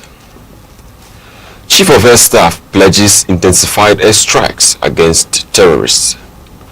Nigerian Navy intercepts 44,000 liters of stolen fuel in rivers. Abia lawmaker says Governor Oti will not oppose President Tinubu's re-election. Details of the news. The Chief of Army Staff, Lieutenant General Waidi Shaibu, has charged Nigerian Army personnel to remain steadfast in defending the nation's peace and territorial integrity. The directive was delivered during the Eid al-Fitr Salah luncheons held with frontline troops in Edo and Katsina states. Addressing soldiers through senior field commanders at Forward Operating Base Sobe in Edo State and Dan Ali in Katsina State, the Army Chief emphasized that operational success depends not only on firepower but also on troop morale and welfare. Lieutenant General Shaibu stressed the need for sustained professionalism, discipline and resilience among personnel operating under difficult and high-risk conditions away from their families. He noted that the courage and sacrifices of troops remain central to national security efforts. He reaffirmed the Army leadership's commitment to improving welfare packages, strengthening the interagency collaboration and enhancing operational effectiveness, while also appreciating President Bola Ahmed Tinubu for continued support to the armed forces. The Nigerian Air Force has reiterated its resolve to intensify air operations against insurgents and criminals networks across the country. This was highlighted during an Eid al-Fitr luncheon held in Makurdi for personnel of Operation Wild Stroke. Chief of the Air Staff, Air Marshal Sunday Aneke, commended frontline troops for their courage, discipline and dedication, noting that ongoing air campaigns are focused on dismantling terrorist command structures and disrupting logistics networks. It disclosed that intelligence-led operations, including precision strikes and armed reconnaissance missions, have significantly degraded adversaries' capabilities and restricted their freedom of movement across multiple theaters. Air Marshal Aneke added that the service is investing in modern air platforms, advanced training and improved welfare systems, stressing that sustained air superiority remains critical to achieving long-term national security and stability. The Nigerian Navy has intercepted 44,000 liters of suspected illegally refined automotive gas oil in Rivers State in a major operation against crude oil theft and economic sabotage in the Niger Delta. Naval personnel attached to NNS Pathfinder carried out the operation in the Degema, Obogoro and Obologo axes following credible intelligence leading to the interception of the two wooden boats conveying the products through inland waterways. 8 suspects were arrested during the operation, while other accomplices reportedly fled into nearby creeks upon sighting the patrol team. The arrests were made under the ongoing Operation Delta Sentinel. Director of Naval Information, Commodore Abiodun Folorusho, confirmed that the suspects and exhibits are in custody for further investigation, adding that the Navy remains committed to sustaining pressure on oil theft networks and safeguarding national assets. Borno State Governor Professor Babagana Umaru Zulum has reaffirmed his administration's commitment to securing vulnerable border communities following renewed insurgent attacks in parts of the state. The governor made the pledge during a visit to displaced residents of Ngoshe in Goza local government area, where recent attacks forced residents to flee their homes and seek refuge in surrounding areas. Professor Zulum expressed concern over the resurgence of violence, particularly the March 4th attack, which targeted civilians and infrastructure shortly after the breaking of the Ramadan fast. He, however, noted that troops of Operation Hadinkai have reestablished control in affected areas, assuring residents of sustained collaboration between the state government and security agencies to restore peace and stability. The Commissioner of Police in Enugu State, Mr. Bitrus Giwa, has called on churches to adopt proactive security measures to safeguard worshippers and property. The call was made during a security awareness seminar organized by the Anglican Diocese of Enugu at Christ Anglican Church, Owani, where the Police Public Relations Officer, Superintendent Daniel Ndukwe, presented the commissioner. The lecture emphasized the need for a combination of vigilance, structured security systems, and faith-based responsibility in protecting places of worship, especially against emerging security threats. Mr. Giwa also urged religious institutions to collaborate closely with security agencies by sharing timely and credible information, noting that community-based policing remains key to preventing crime and ensuring public safety. Joint security forces in Kwara State have rescued 3 abducted members of the Ekwa Church in Omugo community following an attack by suspected bandits during a Sunday service. The assailants reportedly attempted to abduct 7 worshippers, but a swift response by security operatives, supported by local vigilantes and forest guards, disrupted the operation and forced the attackers to retreat. The State Commissioner for Communication, Mrs. Bolanle Olukoju, confirmed the developments, describing the attack as unacceptable and assuring that efforts are ongoing to rescue remaining 4 victims. Security agencies have since launched a coordinated search operation across surrounding forest, with the state government reaffirming its commitment to protecting life and ensuring the perpetrators are brought to justice. You're watching Aneke TV news across the country. Remember, you can follow us on Facebook, X, Instagram, TikTok, and YouTube, all at Aneke TV. Chief of Air Staff vows unrelenting strikes on terrorists in the headlines. Nigerian Navy seizes 44,000 liters of illegal fuel in River State. Now, a quick reminder of major developments in the news. And coming up shortly, we have Abia lawmaker says Governor Oti will not oppose Tinubu. We'll be right back. Every second, the world changes, markets rise, leaders speak, stories unfold. To keep up, you don't just need news, you need clarity, you need speed, you need perspective. That's why Aneke TV brings you the global pulse. Accurate, reliable, right when it matters most. Aneke TV. Move with the world.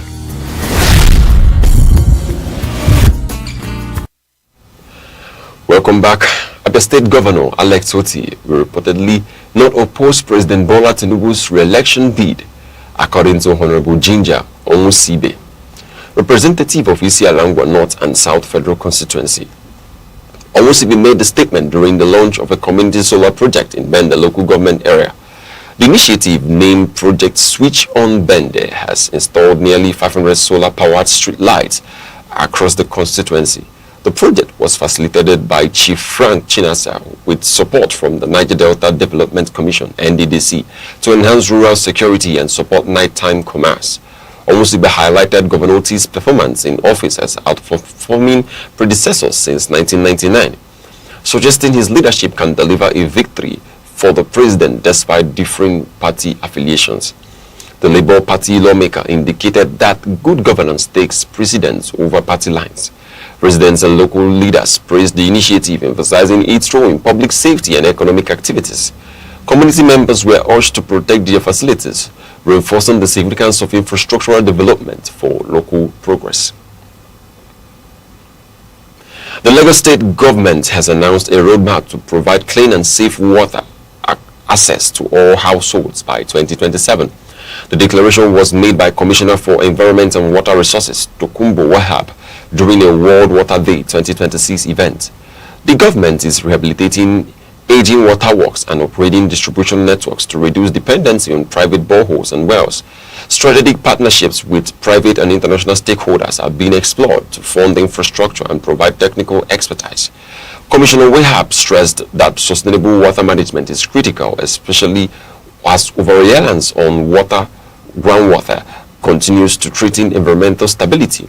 The initiative also emphasizes empowering women and girls in water governance.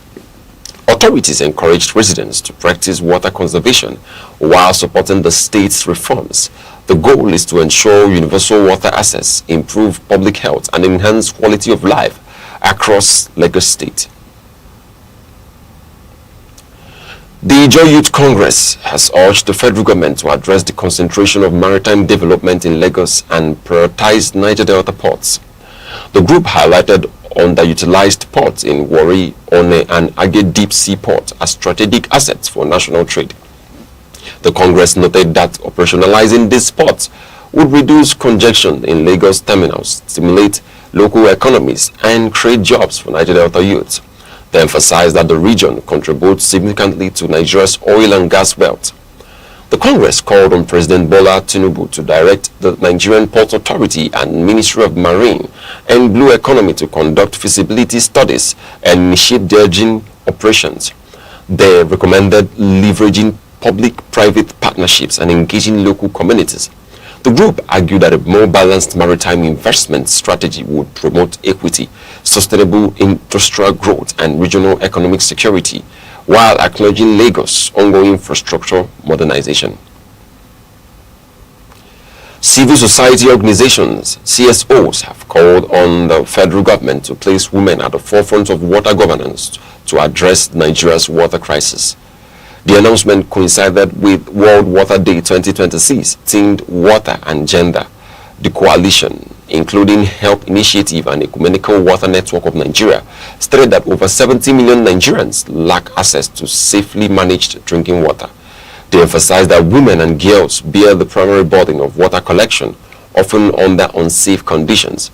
Activists led by Aderonke Ige stressed that inclusive decision-making is critical to achieve water justice and sustainable development goals. Excluding women undermines both dignity and economic opportunity in affected communities. The CSOs urged the government to reject privatization models that limit access and instead invest in gender-responsive policies and infrastructure. Transparency and accountability in water management were highlighted as essential for equitable access. Nigeria's Dangote Petroleum Refinery has exported 456,000 tons of refined products, approximately 608 million liters, to 5 African countries, including Ghana, Tanzania, and Cote d'Ivoire. This follows this refinery reaching peak capacity of 650,000 barrels per day. Officials stated that exports comply with Euro 5 standards and will not compromise domestic supply. The facility is positioning Nigeria as a major regional energy hub while providing a reliable alternative to costly imports from Europe. The refinery's expansion addresses fuel shortages exacerbated by Middle East geopolitical tensions, helping neighboring countries secure local supply. Countries like Togo and Cameroon benefit from reduced reliance on distant imports. Interest from South Africa and Kenya reflects the refinery's growing continental influence. Analysts say the development enhances Nigeria's foreign exchange earnings and strengthens regional energy security. The Central Bank of Nigeria, CBN, has set a target to reduce inflation to a single-digit range of 6% to 9%, according to Deputy Governor Muhammad Abdullahi. The announcement followed a high-level engagement with the Nigerian Economic Society in Abuja. Headline inflation has fallen from 34.8% in late 2024 to approximately 15.1% in early 2026, a result attributed to monetary tightening and orthodox banking tools. Reforms include unified foreign exchange rate and withdrawal from quasi-fiscal interventions. The CBN maintains that sustained policy discipline, banking sector stability, and ongoing recapitalization are key to reaching the target. Officials emphasize collaboration with academic and policy institutions to strengthen confidence in the economy. While global uncertainties persist, the bank reaffirmed its commitment to providing a stable environment for long-term investments and macroeconomic stability in Nigeria. Now in sports, Galatasaray striker Victor Osimhen has arrived in Istanbul for a medical evaluation following a fractured forearm sustained against Liverpool in the UEFA Champions League.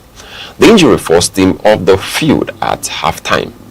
Medical scans will determine whether Osimhen, 27, requires surgery, which could sideline him for 3 to 5 months. The timing rules him out of the Super Eagles' upcoming friendlies against Jordan and Iran.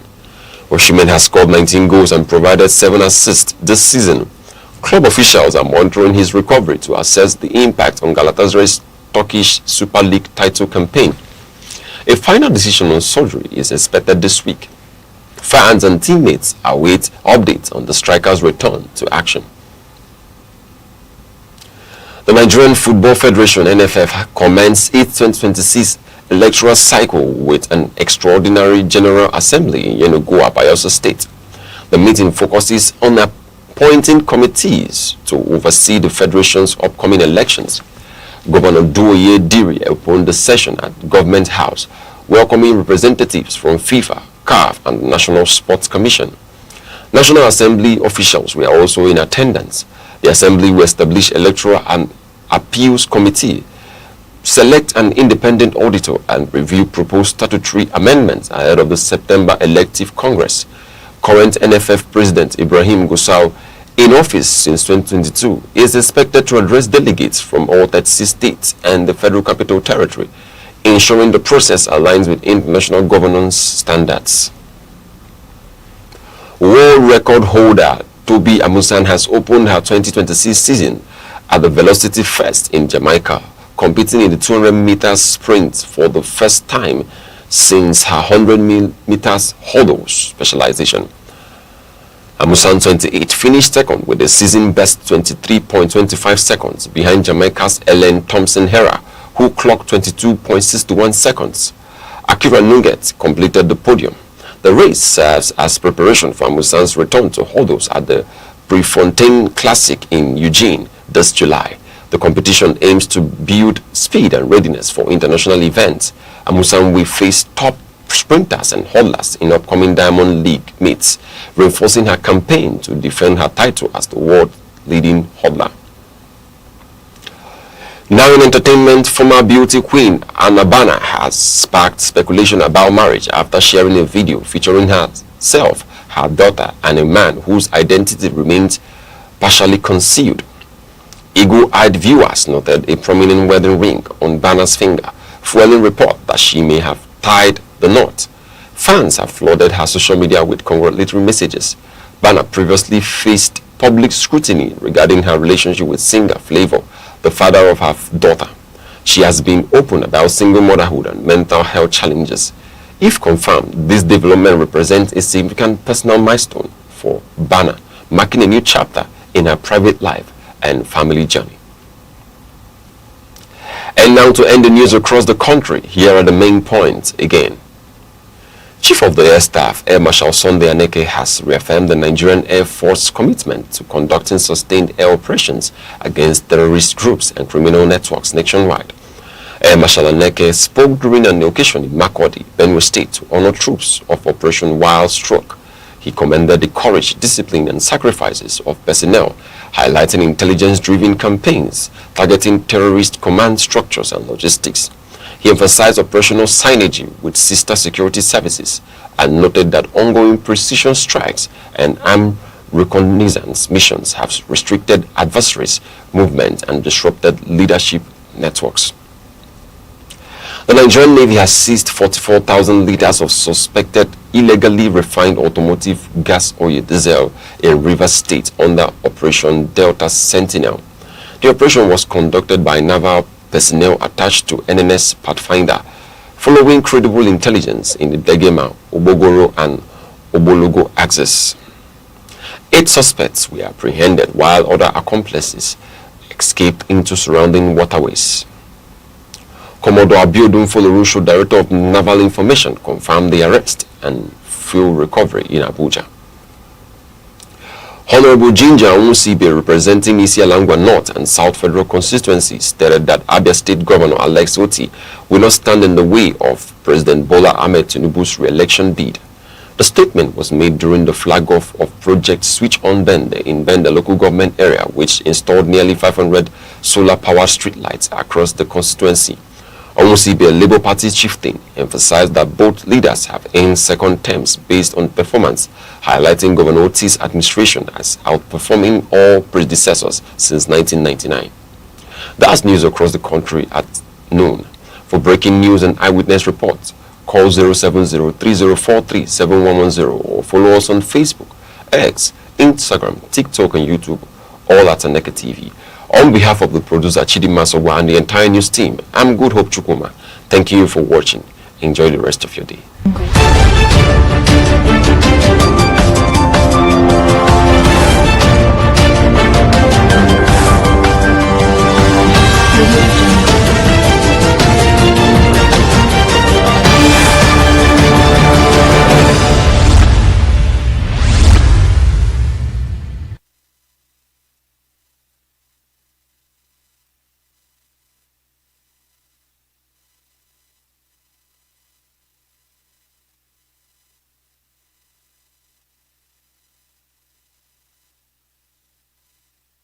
My name is Dr. Emmanuel Inhechi Asonye.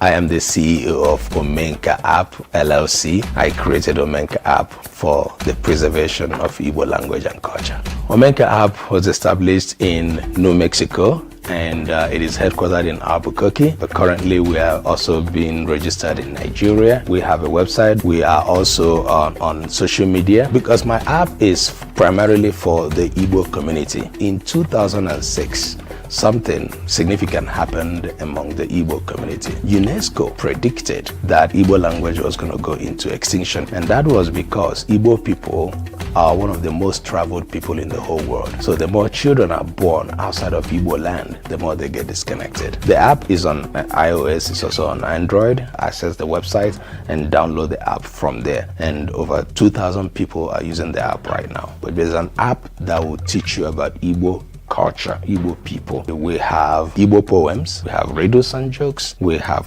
Igbo proverbs, then we have the word section where you are going to search Igbo words. Whatever word that you can find in English, you want to make sure it is found in the app in Igbo language. And I encourage everybody from their communities, you can do what we're doing in Omenka app with your own language and with your own culture. Do not allow your culture or your language to die.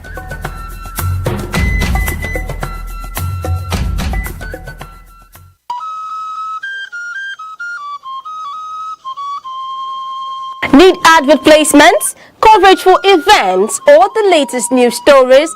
Call 070-3043-7110 right now. Aneke TV, move with the world. In a nation defined by diversity and potential, the question remains, what kind of leadership will guide Nigeria into the future? Across government, business, media and civil society, one principle has emerged as non-negotiable ethical leadership.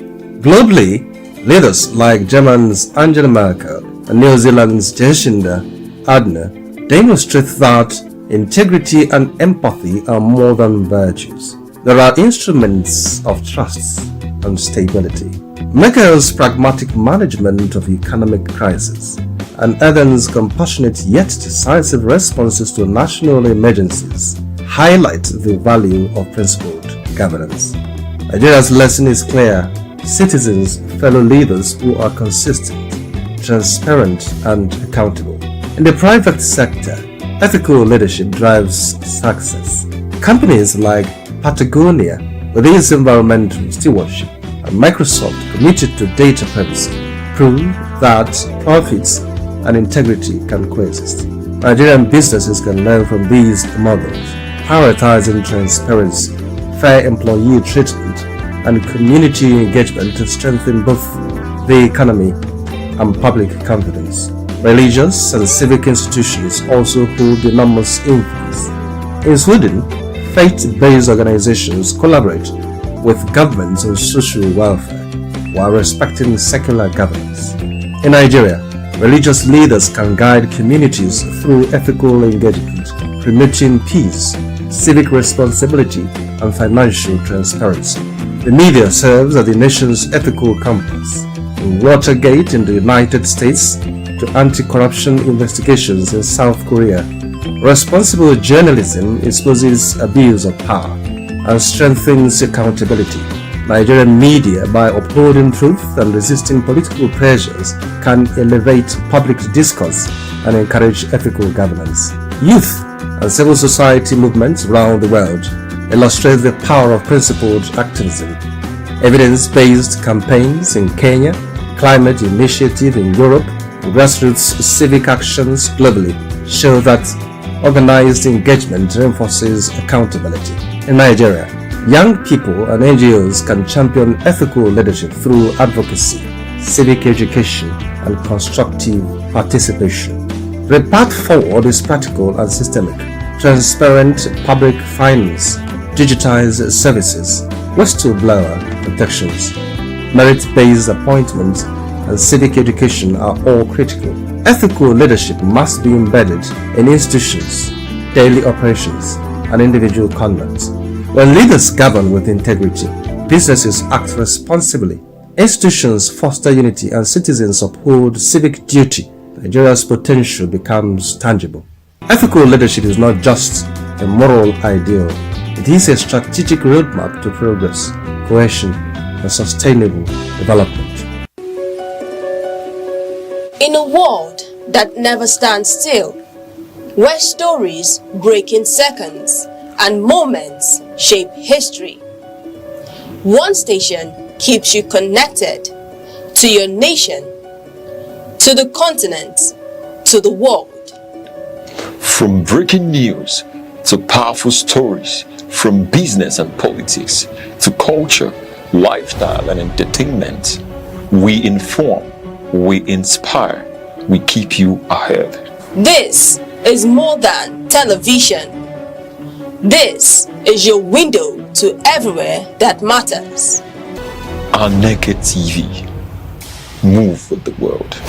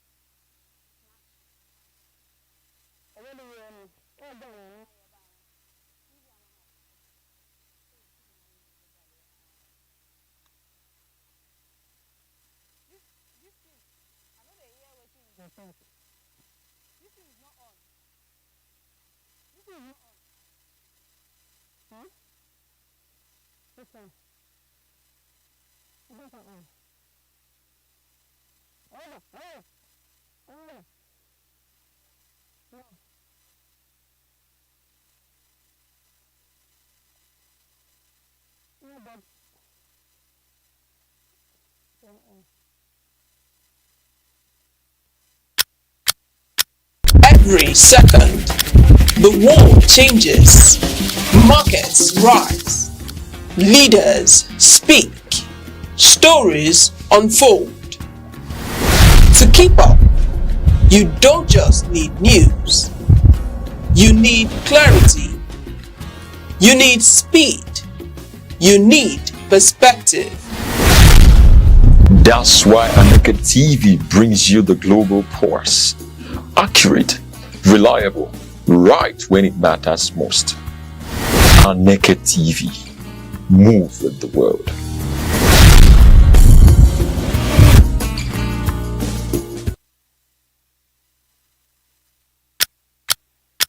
Every second, the world changes, markets rise, leaders speak, stories unfold. To keep up, you don't just need news, you need clarity, you need speed, You need perspective. That's why Aneke TV brings you the global pulse. Accurate, reliable, right when it matters most. Aneke TV. Move with the world.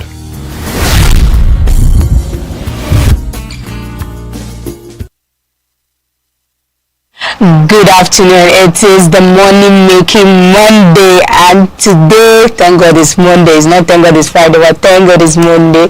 And you know it, what we do here, we give you amazing celebrity, gist, apropos, everything will no concern us because they dish out on a platter of good. And you know it, I go by the name Gift Obodo, Kenke Demende 042. I know you guys had a splendid weekend, and that's it.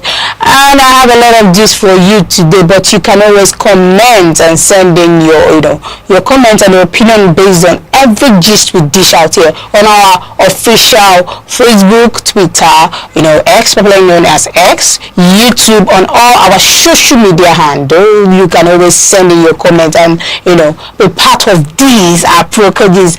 And heading over to our first gist, and then last week this thing has just been trending in the football world, but this today it's funny when it turned out that the Africa Cup, last World Cup that went on, and finally Senegal took the cup, and the Africa Cup has come out to say no, Morocco has it all. But the funny twist of this is that the Senegal coach is not having this on a platter of gold. He's going deep out. His last comment, he just said, we're taking this trophy to the military base. From there, if you want to take this cup from us, you have to come there. And now he's not taking it from the military base to the Lions Den. When I saw this thing online, I just was like, it took the African trophy to the Lions Den, and it was like, if you want this cup, come and take it from the Lions Den. And you know what it means to go to the Lions Den. So it's going to be a very hit-up tug of war between the Senegalese and the Moroccans. Like, the tug of war is about the struggle. Who gets this trophy, the almighty trophy? The Lions Den. When I read this thing, I was just laughing. I was like, this thing is this thing turning into a contest, or is it actually a real tug of war? Because how can nobody will invade these Lions Den, obviously? So it's either they produce a new cup for the Moroccans, or they go to the Lions Den to take this cup. And moving over to my second gist is about Pella and his tour. His streaming tour around the states in Nigeria, and he has been to several states. To make mention of Enugu, he has been to Benin, where there was a fallout between him and the Benin Kingdom kindred, where he had the Queen, being queried for allowing him entrance. Now he went to visit the Osun State governor, the Adeleke governor, the dancing governor, the vibe governor, the governor with every manner of twisting. So this fellow we're talking about has no degree, no connection, no rich family background, but you see him going in and out for his goal. And I think this streaming thing has made him global. Like, he's just one of our biggest streamer in Africa. Pella has achieved that milestone that I think every young Nigerian should just know that you have to believe. What's the new meaning? Believe that one day, one time, you will be there. Like Pella has always gone out, and after I Shall Speak came into Nigeria, has done his tour, and did his streaming thing, and he was rejected. Pella was rejected from seeing, or was not given the appropriate opportunity to meet I Shall Speak. But I think he learned a very big lesson from that. He had to pick up and said, yeah, actually I was denied the privilege to meet I Shall Speak. I can always be the I Shall Speak of Africa, and he's actually achieving this. You see him in Abuja, you see him in Oshun, you see him in Benin, you see him in our own Enugu. Fela has just done it again. He has, broken the record. That record that African can actually go to the global world, and we just need to tap in and support our own. Give our own splendid, support for our own. Apella is our own. Africa and Nigeria to the world, the feeling. It's a very, very, very hot feeling when you are out there and you're giving people what they need. And over to my second one. I know people out there have been waiting for this one. It is our Kolu, the almighty Kolu. And Kolu has just been giving us, content back to back. People that understand this Kolu and Katefe streaming stuff or on Twitch should understand that Kolu has just been that one thing that we just need to tune in. When you feel that down, just tune in and watching. And Kolu reveals that Katefe has changed his life. He came in touch with Katefe with the amount of 0 naira, and now he is worth over 20 million naira in less than a year.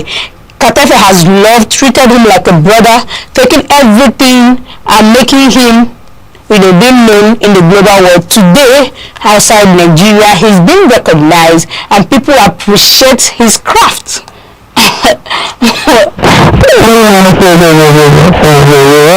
Wait, if Kolu has craft, who am I?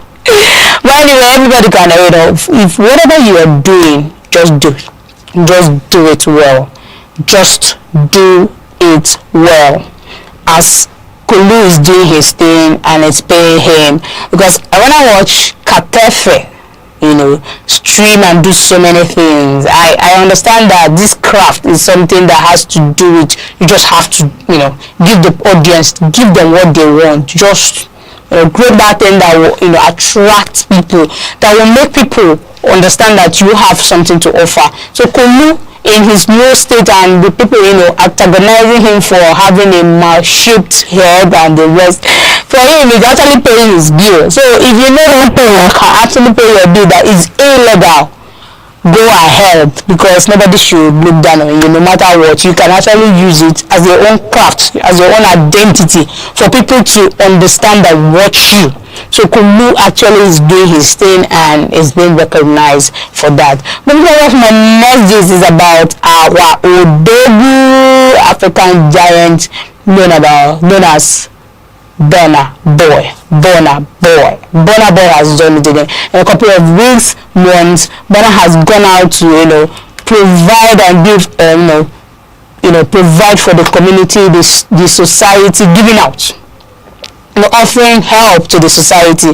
Burna Boy has successfully paid for the bail of 10 young men from Port Harcourt prison, through the help of VDM, and he has gone out, trying to fix his, community, giving out so many things back to the community that actually molded him. This is a philanthropic move for me, because not all musicians remember their roots. Now, no time is late for me, in as much as he did this, prior not to the beginning of his career, but now he's actually giving back to the people that molded him. Port Harcourt is actually proud of this young man out there. People out there are just so proud of having Burna Boy and his release of his. I think there has been, we have been asking our Odogu, why are you releasing our next trap album? Because it's gonna be a hot banger. Moving us to the music world, I have another gist, and we do your gossip. I have Wizkid and his son doing, making big moves, like father. When they say this trend, like father, like son, like father, like son, like father, like son, Wizkid is giving us that vibe, and you know what it is. Him and his son is actually, going out global. And his first in history, father and son copy the first and second position on Apple Music Nigeria.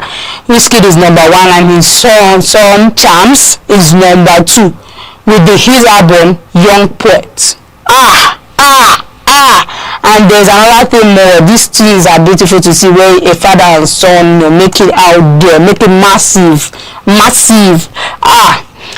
Shout out to Wizkid, shout out to Young Charms, making the move, showing us that what a father can do, a son can do it better. You just imagine a father having number one spot and his son, likewise having, following it. It's just like, my father, sir, let's go on top, I'll be right back. I'll be right behind you. That is just what is going on. And just imagine, Wizkid giving us this dope, remember, I like to go, girl, something bad, I like to go, and now I'm just, putting his song Young Charms in this, it's gonna be a mind-blowing historical reoccurrence where we need to see a new resurrected previous Wizkid. I think I'm seeing that in Young Charms. Shout out to Young Charms out there making big moves, big wins. we don't call this one small wins, but this is a big wins movement, and you know what it is. Vibe upon vibe upon vibe. And over to my next talk. This one pro gossip, and it is someone on X. It should be noted that I'm generally curious, do men pray to get married? Like, do they pray to God that they want a wife, that they are tired of being single? At a point, it's a nice to single words, but yeah. Actually, this question is something that we need to ask, because young men out there, do they actually pray? Because they always say, there's always a general notion out there that only women sabi pray. Whenever they are looking for husband, you see them from one church to another church. The only women that you see, they will carry this one, do this one. At that age of marriage, they are so desperate. And I'm asking, is the only women that are desperate? No, there are so many desperate men. It comes to an age in a man's life where you see, when he sees his mates are doing well with his family, everyone. I think I've witnessed a young man, went on occasion. I was much younger, pretty much younger. He came to an occasion, his friends were, with their families and children, and he was sitting, he just said, oh my God, he was sitting so lonely, and at that point, he was just looking and admiring those children. And, the worst part of it is that his friends, they actually seeing him, like, they were just trying to throw shade, small shade, or that when you go marry, or that, you too like small children, you too like cute pikin, when you go born us, give us cute pikin like this. That thing was, I felt for him. So out there, I feel like there are young men out there who actually pray, because one thing is to marry and marry right, and one thing is just to marry. Because with the outburst of divorce rates now, and like it's just like a trend now, like a trend everywhere. People are, they are so serious. You see a marriage 1 month, 1 week, 2 weeks, 3 weeks. Everybody's trying to separate, go their different ways. But when a man marries right, he feels like he actually made the best decision of his life. You see, there are so many things that have to be killed. So I think it's not only a woman's thing, it's both gender, because as you don't pray, you don't marry your village people. You marry your village people, not only you and your village people know what you receive for that house. So you have to pray, you have to be on and you're up and doing, just to be sure that you actually married the right person and you made the right decision. Because marriage is, a lifetime stuff. Once you make that mistake, correction of that mistake tends to be very, very emphasized and very, very, very hard. Because when you get to meet another person and you are being asked, what happened to your first marriage? You go explain tire, my brother. You go explain tire. What happened? What actually, transpire between you and your ex-wife. You have to explain. You have to, when it comes to a particular point in time when someone eventually is a divorcee, you have to explain, you have to give evidence, you have to prove and unprove that you are not actually the problem in the marriage, that this thing went wrong due to this. You just have to be proving points, and it's not healthy.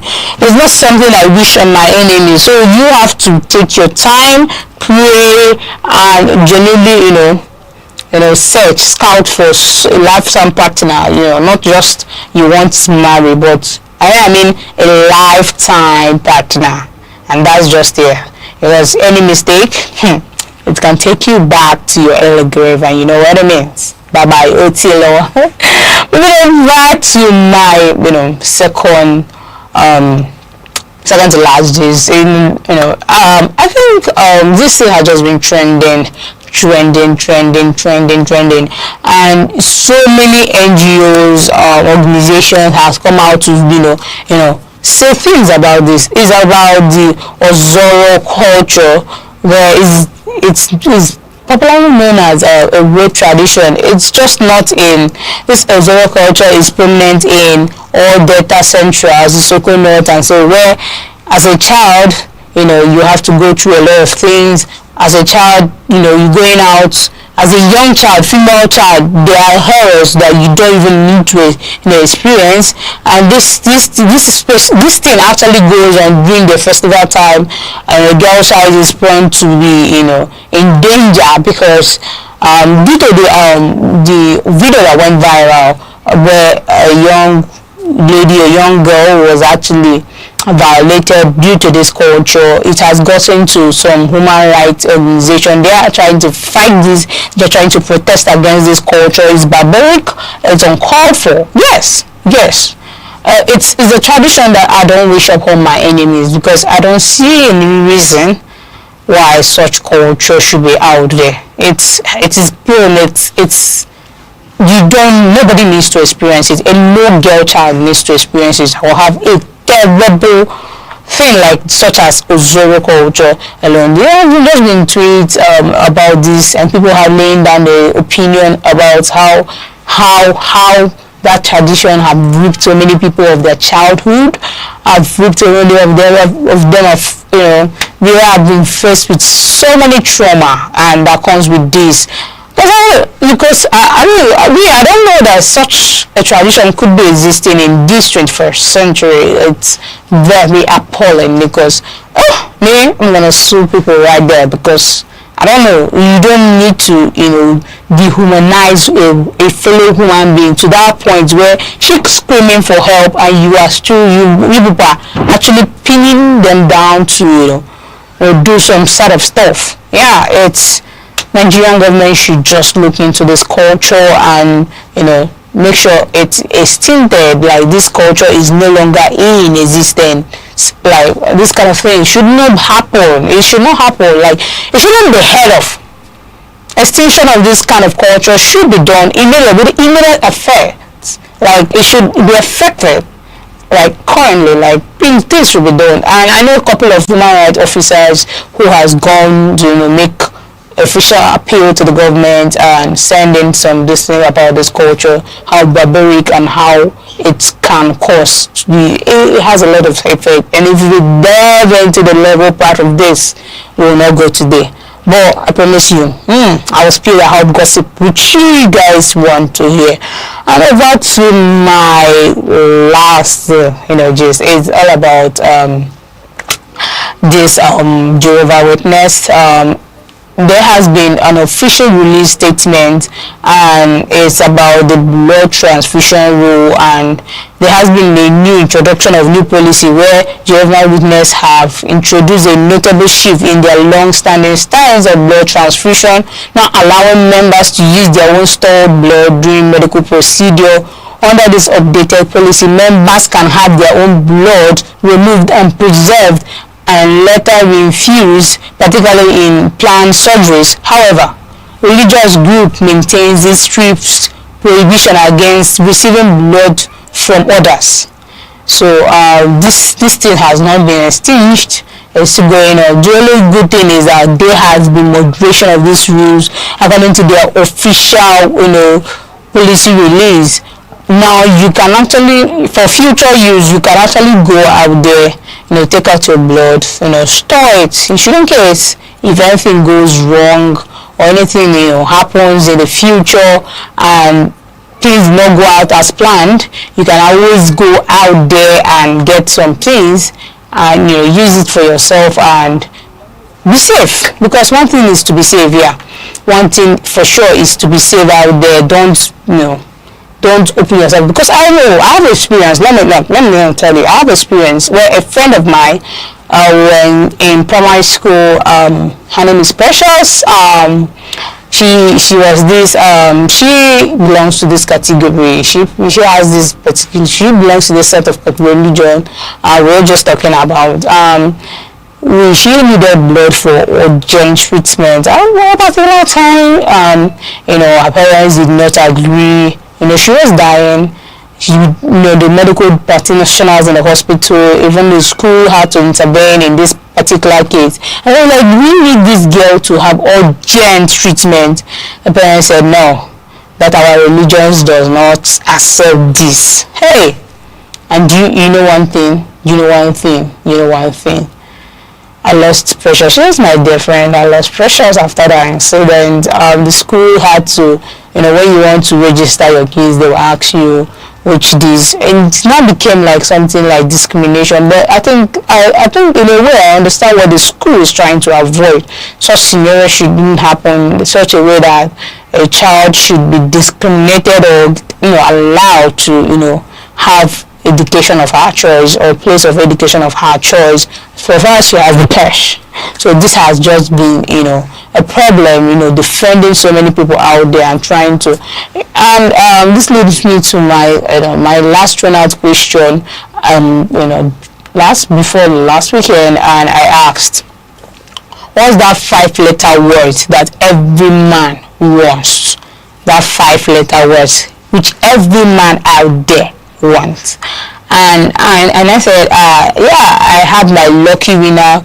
She is Chioma Wabra. She said her lucky and her 5-letter words which every man wants for her is peace. Peace. And I think that's what my answer is. Yes. So many men out there, what they want is peace. A lady who can actually give them peace. Although we have contrary opinion on what everybody has his own, but I made mention of the word 5-letter words, and for me the topmost for me is peace, and she got my reward for this week. Tomorrow I'm have my special question with 8 special gifts. So thank you, Chioma, for giving us that answer. It's a pleasure to have you, and thank you for the appreciation and everything you did. So today it's all for my edition of this show, and at this point I'm gonna draw the curtain, and waiting tomorrow I'm gonna have a dicey special, something for you, and I have a special guest for you tomorrow. So just anticipate who my guest is gonna be, for tomorrow's show and tomorrow's edition. You can always comment and follow us on our official, page on Aneke TV on Facebook, YouTube, X, Instagram, and so we thank you. We'll call it a day. Thank you and bye bye for today. Every second, the world changes, markets rise, leaders speak, stories unfold. To keep up, you don't just need news, you need clarity, you need speed, you need perspective. That's why Aneke TV brings you the global pulse. Accurate, reliable, right when it matters most. Aneke TV. Move with the world.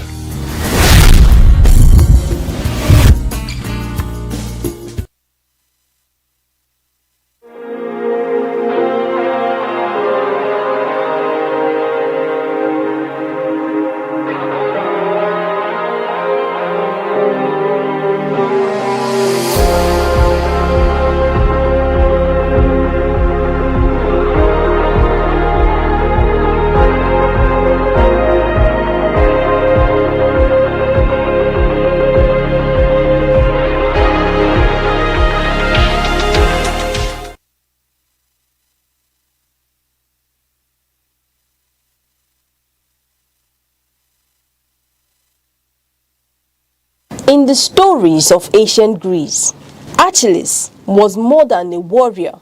He was a hero whose strength could turn the tide of war, whose courage inspired loyalty, and whose presence commanded respect. His name had endured across millennia, a symbol of valor, power, and influence, a figure whose actions shaped destinies. Yet, Achilles' legacy was not only in the power he wielded, it was in how he used it. He fought not for personal glory alone, but for the honor and protection of those who depended on him. His might was purposeful, guided by responsibility, and measured by the lives he safeguarded. Today, Nigeria faces battles of different kind. These are battles fought not with swords, but with policies and principles. Our enemies are corruption, insecurity, inequality, and leadership that too often prioritizes ambition over accountability. These are struggles that affect millions, shaping the future of a nation rich in potential but fraught with challenges. The story of Achilles carries a lesson for our time.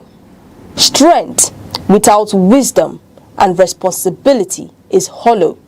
Power without vision can destroy more than it builds. Leadership in Nigeria demands more than force. It requires courage, foresight, and a commitment to the people. True heroism is not in personal triumph, but in the welfare of those entrusted to your care. The heroism Nigeria needs is tangible. It is reflected in leaders who listen to their citizens, govern with accountability, and deliver policies that empower communities, safeguard livelihoods, and create opportunity. It is measured by children in classrooms, families with secure futures, and communities that thrive. It is heroism that transforms potential into progress and challenges into triumph. Achilles' greatest victories were those that protected his people and honored his obligations. Similarly, Nigeria's most enduring successes will be those that prioritizes its citizens, safeguard their future, and uphold accountable people-centered leadership. Strength exercised for the common good, rather than personal gain, is the truest measure of greatness. As the nation charts its path forward, the message is clear. Leadership must be courageous, visionary, and responsible. It must fight not for applause, not for legacy alone, but for the prosperity, security, and dignity of every Nigerian. When strength is wielded for the greater good, it becomes enduring. When power is guided by principle, it inspires. When leadership is accountable, it unites. The chapters of Nigeria's destiny are still being written. Its future rests not in the triumphs of a few, but in the collective progress of millions. The nation's victories will be measured not in fleeting fame, but in lives transformed, communities empowered, and hope restored. In the spirit of Achilles, Nigeria must find strength that serves, courage that protects, and leadership that uplifts. In that strength lies the promise of a stronger, united, and more prosperous nation.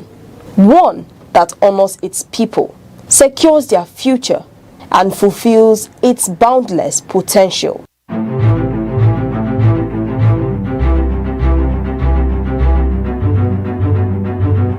Morning headlines before you step out.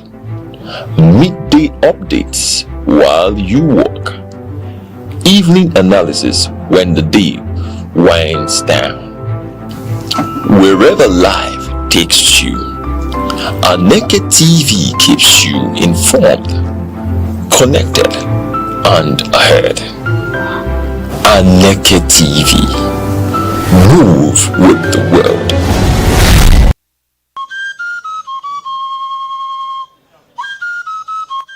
From the tiniest cells to the farthest galaxies, life holds secrets we are only beginning to uncover. Why are we here? What connects us all? What unseen forces shape our destiny? Join Professor Jude Udenta as he explores the wonders, the questions, and the revelations that define existence. Mysteries of life, where every answer sparks a new discovery. Watch now on Aneke TV every Monday.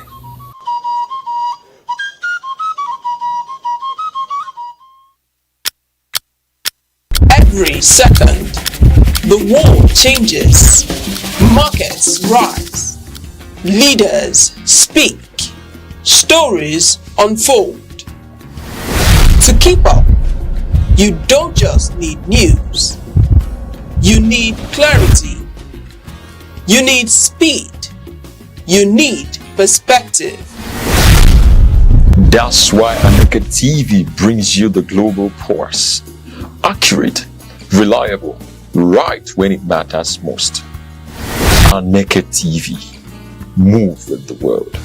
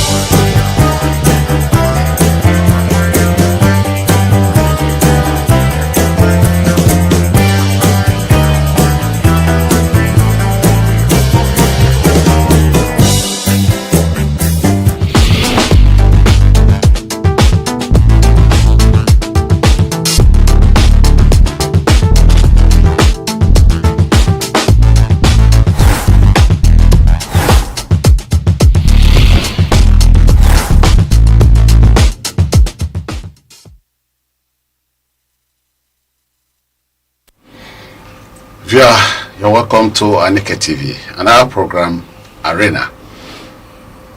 This is where we dissect topical issues that affect our country and of course worldwide. We are always very incisive, just as we bring in eminent scholars and experts who dissect our topics and make it everything about it detailed knowledge across to you viewers. And today we are going to discuss about a topic, the role of the media in solving Nigeria's problem. We are all aware that there are numerous problems in the country called Nigeria. The problems ranges from security, leadership problem, corruption problem, economic problem, infrastructural problem, development. I name them. There are very numerous to mention, and the government may have been overwhelmed in confronting these problems all along. Today, we are going to lend voice on what the problems are and what could be done by the media as the fourth estate of the realm in Nigeria towards contributing to stemming the tide of most of these problems. And I have here in the studio an erudite scholar, Dr. Maxwell Menkiti Ngene. He's a public affairs analyst, commentator, university teacher, and he's been so many things at different times. Thank you very much. We want to welcome you, Dr. Ngene. Thank you very much. Thank you very much. And thank you for bringing a topic that is just under my terrain.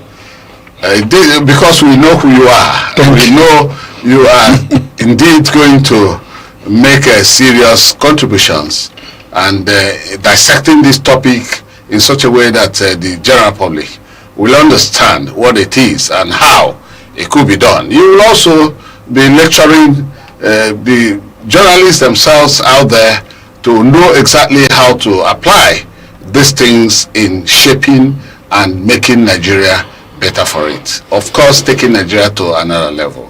And let me go straight to it. You see, most often they will say the role of the journalist or the media in ensuring, taking, or having the government accountable, just being accountable to the people. So it is the role of the media. So can you tell us your take on that primary role of the media in a given society? Well, thank you very much. You see, the way this topic has been coined, it carries an implicit assumption worth flagging early. So I'd like to state from the outset that the mass media is not a government ministry. It is not a government agency per se. It's not a government department. It is not even a court of law, nor is it a legislature. The mass media, like the moderator had said, the producer of the program, Rex, had told you, is the fourth estate of the realm. For us, the mass media, in the sense we are going to discuss this program, is a facilitator and not an executive. The mass media is that which educates people on what the issues are. It informs people on what the main issues are and gives them the information necessary for making informed decisions. The mass media entertains people and helps them to engage in escapist tendencies, particularly in a time like this when things have become very, very stressful in terms of the economic lifestyle of every Nigerian.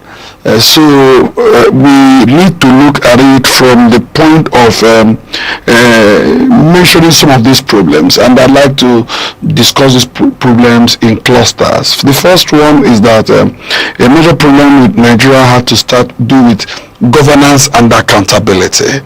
Governance and accountability, and in that regard we are looking at corruption, impunity, weak institutions, electoral fraud, and electoral manipulation, the type we are having, because the controversy is ongoing regarding whether or not Aneke would ensure that there's electronic transmission of results from the polling booths.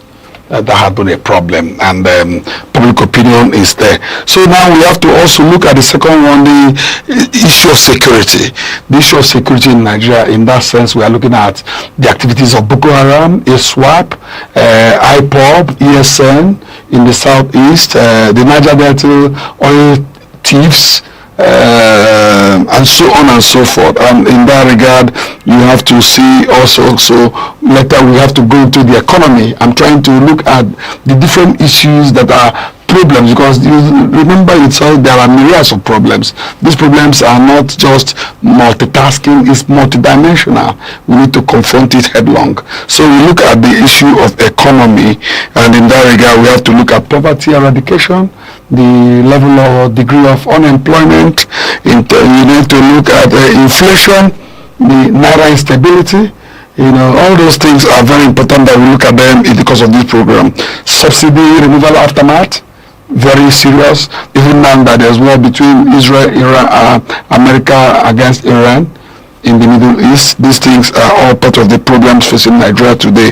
And moreover, when we are talking about economy, we may have to also look at how the media could help in disengaging Nigeria from the monolithic economy over dependence on oil. Why don't we start from there? Because again we have problems that have to do with social aspects of the problems. In that regard, we look at religious tensions, ethnic rivalry, etc. We look at infrastructural decay, educational decay,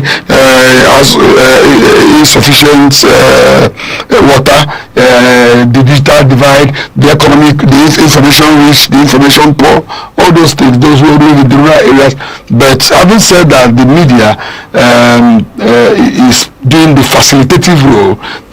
We need to later look at the real functions of the media, where the media must begin to set agenda, play a watchdog role, surveillance role, all the advocacy roles.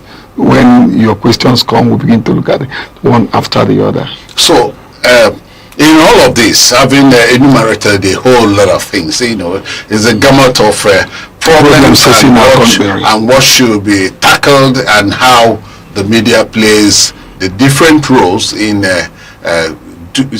attacking those things and making Nigeria to be better for it in terms of the numerous problems associated with the country presently.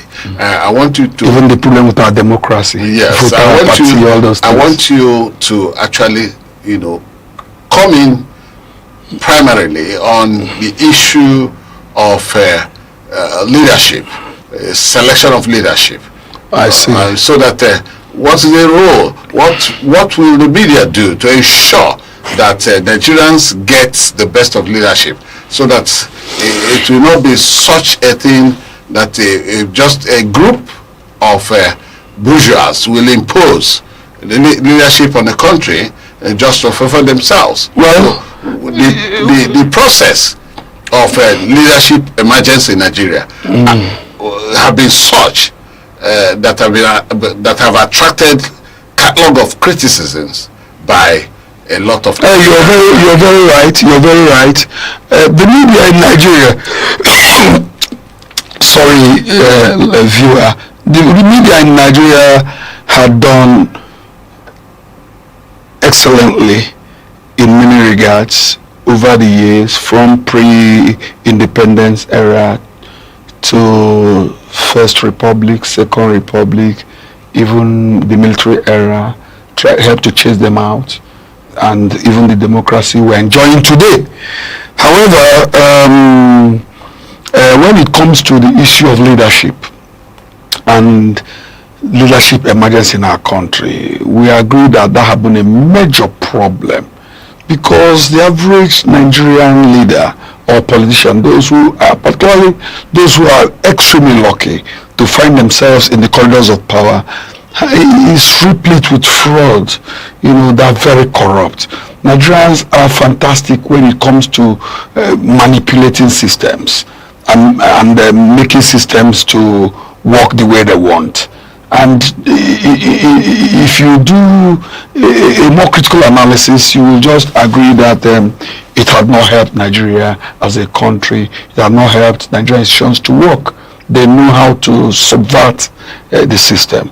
That is why you see people who are in PDP benefited from PDP, for example, in Enugu State, for example, boon Senate president, boon governors, boon this and that. If for any reason they lose leadership positions, you see them migrate or move from party A to party B. At times it could lead to formation of new parties of their own. At times it could also lead to parties that are existing. Parties whose philosophy are diametrically opposed to the ones that told us they hold. Those philosophies that we're espousing, you will see that there are daggers drawn from the new parties that they've gone into. So, but this point is that those in government, in leadership position, the way they've operated over the years, bringing in violence, harassment, ensuring that those who should participate in democracy do not participate, ensuring that those who should contribute meaningfully are not allowed to even participate. Those things have not really helped Nigeria. So in a sense, you see some states in Nigeria, even Nigeria as a country, you begin to wonder why eggheads, you begin to wonder why people who are very brilliant hardly emerge as president, hardly emerge as governors. Only rarely, if ever, will you find such places, people in government, just in a few places. And when you see them, and some of them that are very sincere, you begin to see profound influence that they're exerting in the polity, in the system, in trying to bring about positive changes. So, as a matter of fact, the media has been playing its dog role in that instance, and must continue to play its dog role. But the problem is not just about the media playing its role. The media also has its constraints and limitations, which we are going to talk about later, because he who pays the piper dictates the tune. In our country, for instance, most media outfits are owned by either government or those politicians that have stolen Nigeria to the marrow and have used the monies they've stolen to set up their own media organizations. At times people think that the media is setting agenda for the public without knowing that these agendas are the agendas that are set by media owners, who most times are the elites, who most times are those that have stolen. So the people are at a loss as to what is the real public opinion, because it also depends again in a number of things, even the way the media frames issues.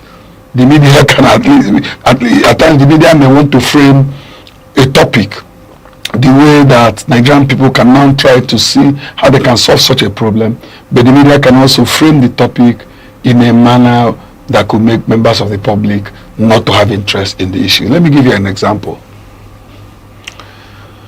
A Nigerian newspaper like Punch, for instance, may want to frame removal of oil subsidy by saying that Nigerians have been relieved of the fuel subsidy burden.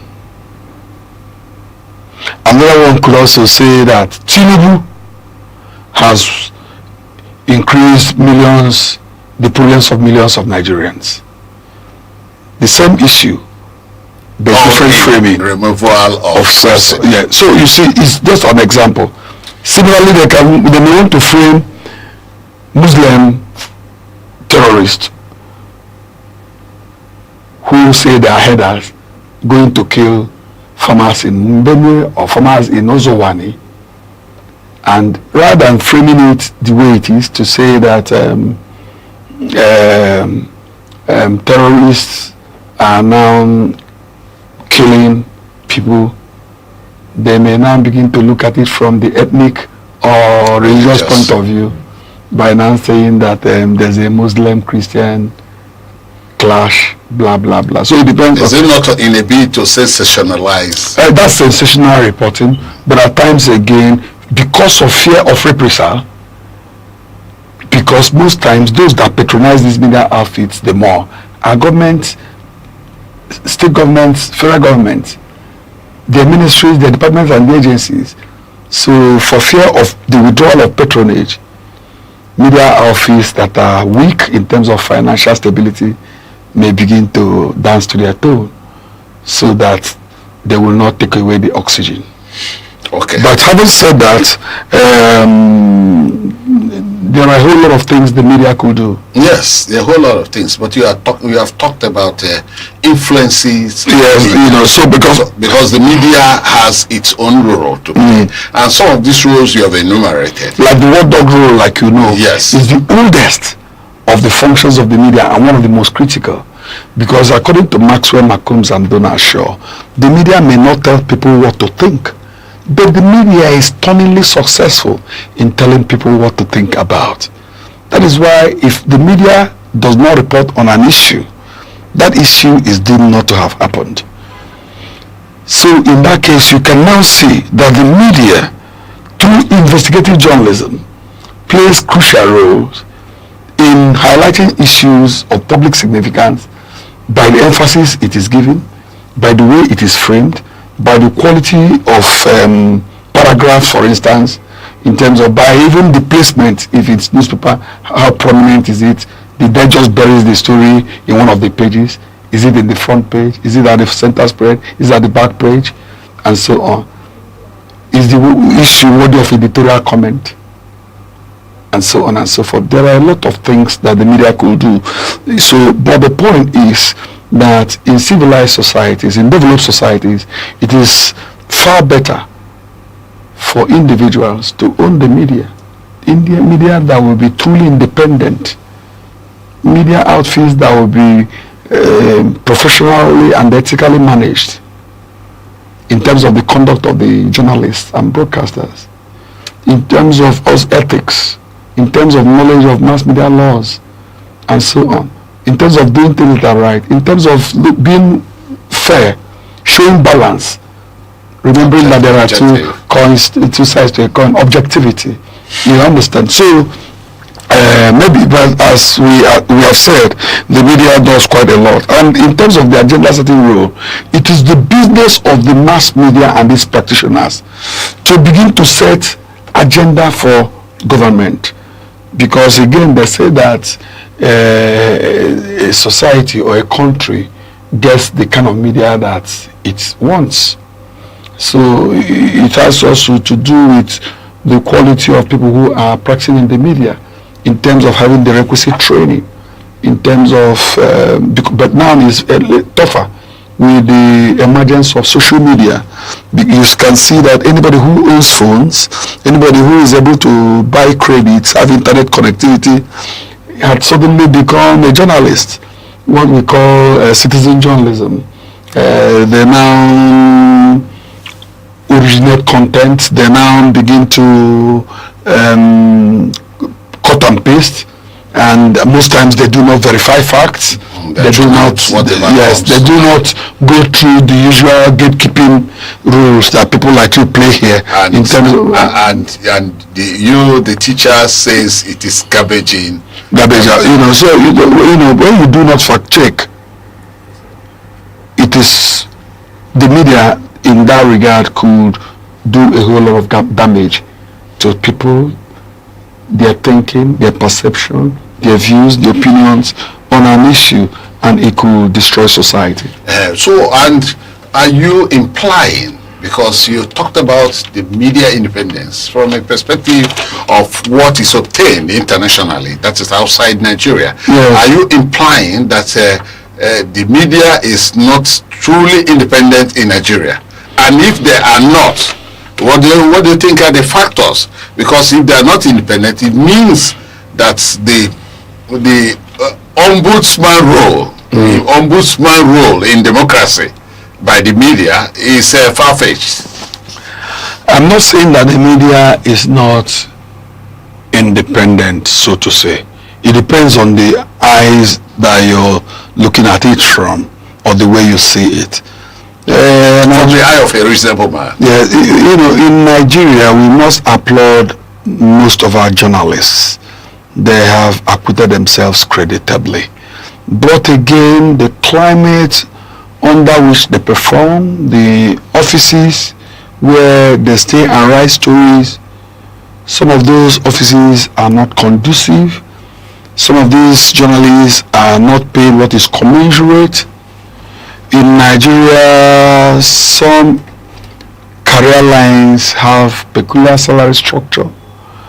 The media that does essential services had not been factored as an institution where members of that organization should be treated fairly, especially because of the nature of the work they do, and because of the fact that after the legislature, the judiciary and the executive, that is the only institution that have been given a constitutional role by the Nigerian Constitution.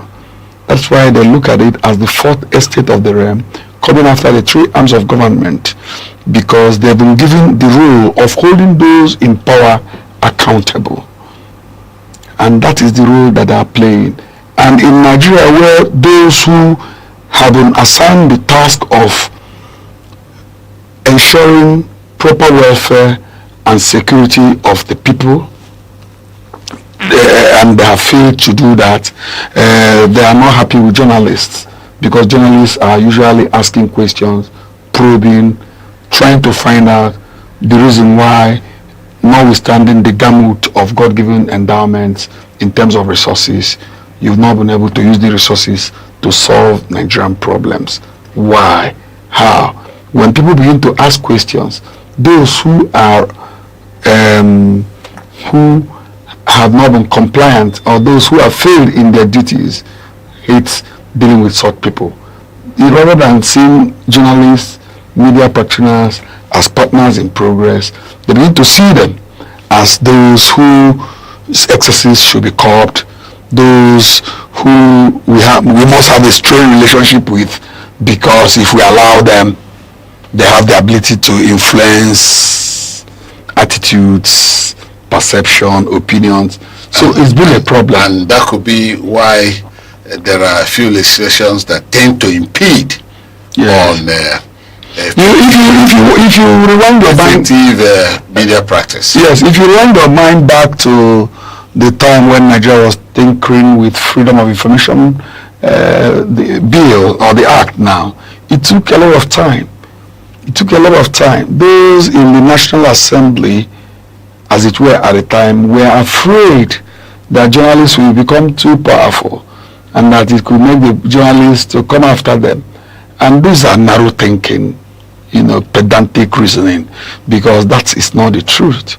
Journalists, by their training, are people whose first watchword is accuracy of facts, truthfulness, honesty, fairness, balance, dealing with people the way people will have them do unto them, which is the golden rule. So, but even after it had come, some journalists, if you ask them, for those in the traditional media, in mainstream media, yes, if you ask them, why is it that we're not seeing a lot of investigative pieces? If they tell you what they go through, even when it will become a law that journalists could apply for certain documents, it's not as easy as it's been theorized. So practical application becomes very difficult, and that's it. But again, the media could use its education function. The media must know that even as a group, they could come under NUJ, come under the gates of editors and meet and synthesize issues and say, these two issues are issues we need to drive this period. We don't want to make it episodic just report on an issue and you go, but to put it constantly on the front burner. Let me give you example with what happened with the NSAS, the police brutality thing. How come, in spite of what Lai Mohammed and Buhari were doing, as it were, they didn't succeed? It is because the journalists, the media in Nigeria, kept the issue in their front burner. They kept reporting on it, kept reporting on it in such a manner that it became difficult for those who should act to look the other way. So there are ways the media could exert, their potency, the power. Because there's one English adage that says that if the media is indeed efficacious or powerful, it means that those who work in the media must possess some measure of power. So in that regard, the media people must realize that notwithstanding all the constraints, notwithstanding all the limitations facing them, that they have an obligation, that there's a statutory obligation, responsibility to ensure that we have a society that will be for the common good of the generality of the Nigerian people. Yes, if the efficacy of the media is that okay, then it means they will certainly have something to offer for the general good of Nigerians. And we are going to pause for a break. We will come back. We'll continue our program. We're still on Arena on Aneke TV, and I'm still your anchor. Please stay tuned. Don't go away.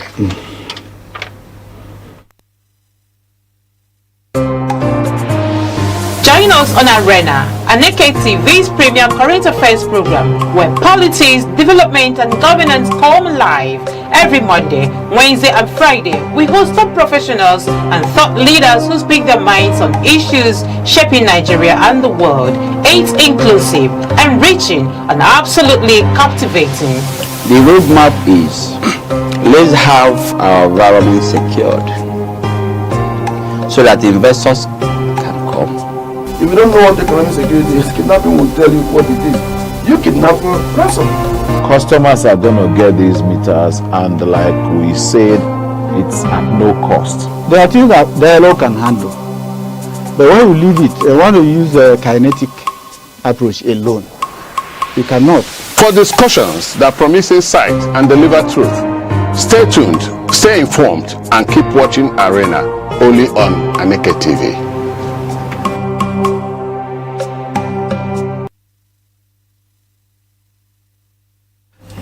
Welcome back.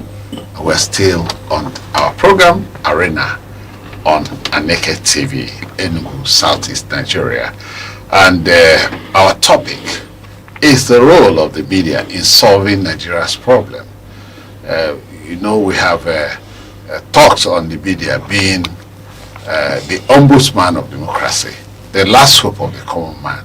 These are just parts. Of course, our discussant here, Dr. Masungene, have enumerated many roles of the media, and he will continue in that manner to tell us more of the functions of the media with respect to ensuring that there is a society better than the one we have in Nigeria. Yes, thank you very much. There are different things the media could do. We started by telling you that the media could inform, it could educate, it could entertain. These are the primary things that the media does. The media can also allow people to get information and also educate people, public education. The media can be used for public education function. There are people who have never been to formal schools, secondary school, universities, but the media has been used, like the ABC Uni Air, IMT Uni Air, where people whose parents were poor and unable to train in those places were able to acquire university education. So in that regard, the media in Nigeria, because of Nigeria is a diverse country, and Nigerians appear not to understand the beauty of unity in diversity. In that regard, the media, through conflict reporting, can begin to think about peace building, de-emphasizing diffusing tension, de-emphasizing the war journalism approach to the Georgia, which is the peace approach to conflict resolution. The media can also they can counter disinformation.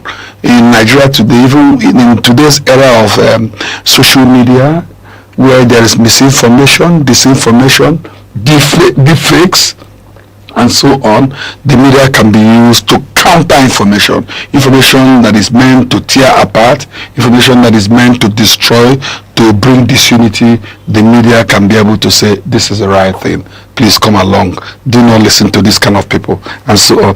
The media can do a lot, even in policy advocacy, formation of public opinion.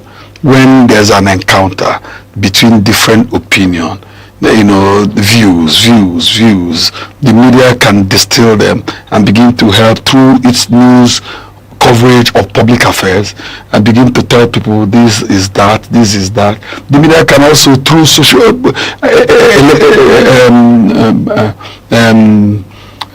candidates profiling during election, it can begin to profile them, to tell us their background, where they are coming from, what they've done before, why we need to vote for them, why we don't need to vote for such a candidate. The media can do quite a whole lot of things. I know that the media can do that. So in that regard, the media can force government to change its policy in the direction members of society want. For instance, you know what happened when Tinubu came to power. The first thing he did shortly after being sworn in was to say that fuel subsidy have been removed. Fuel subsidy, we don't know if he thought it through and through. But he said it, and up to today, Nigerians are still reeling from the pains of such policy somersault, and it's a problem. So the media can, but again, the media, very important, could give voice to the voiceless. The media can be the spokesperson of the ordinary man, the marginalized, those marginalized groups, those that are marginalized communities, the minority people, because in Nigeria, it's like those who are giants now use the big legs that God had given them to march and destroy the lower people. A lot is happening, and the media has to do something. But again, we will later look at the constraints why the media are unable to perform their work. We also look at recommendations on what the media need to do to be able to do a better job than they're doing today. So by and large, the mass media has a lot to do that it and is doing, and that has led to we need a free press, for instance. And is our press free? We know situations where some people have been harassed and led out of the job. A lot has happened. But yes, I earlier asked you about that. That is from independence, free press.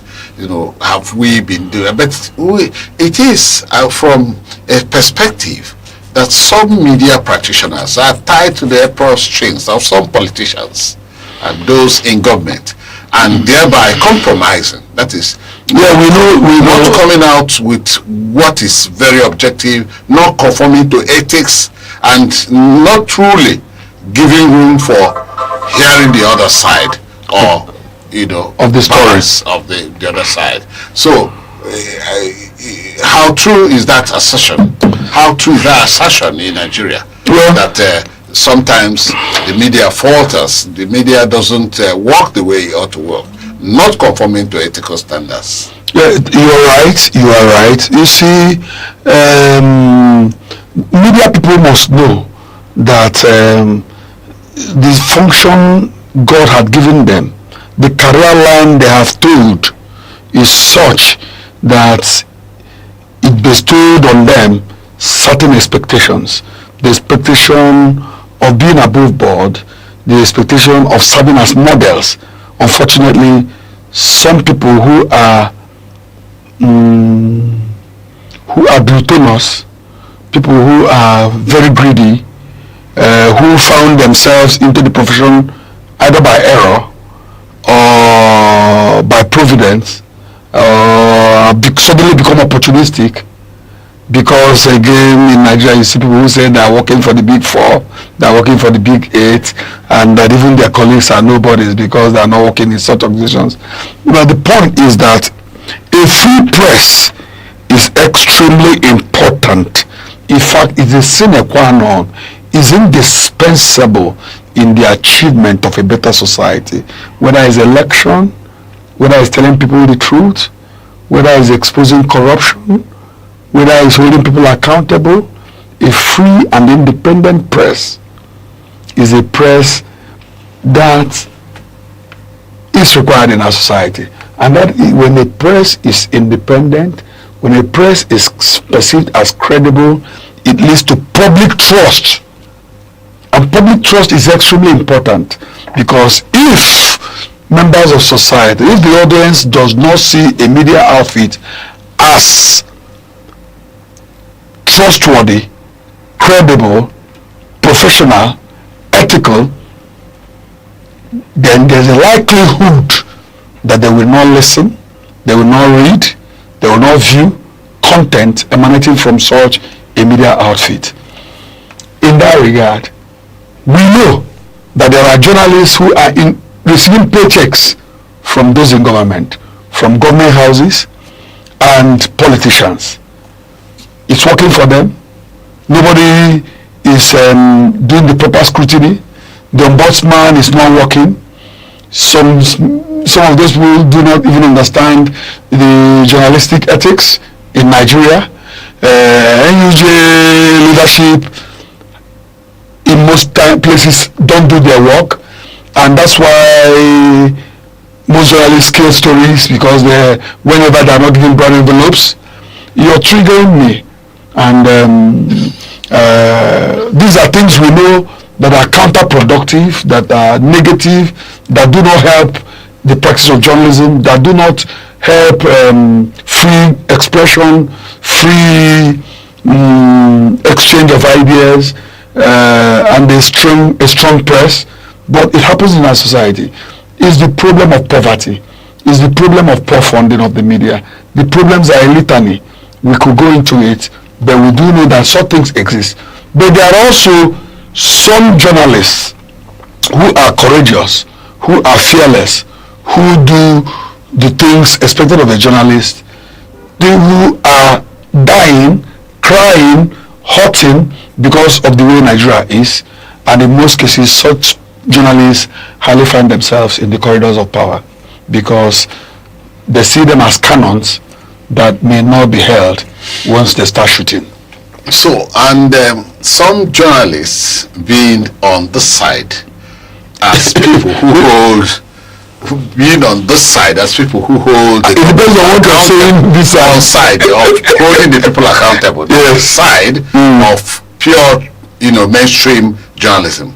Sometimes when the people in power, hires them to begin to become their image makers and spokespersons, these same journalists tends to dance to the tune of such person, and then will jettison everything that has to do with ethic, this everything that has to do with professionalism in journalism and all that. So, and how do we begin to do that? And then for those who are somehow tied to the apron strings due to poverty, they want money and all that, how do we bail the cat? How do we checkmate such situations?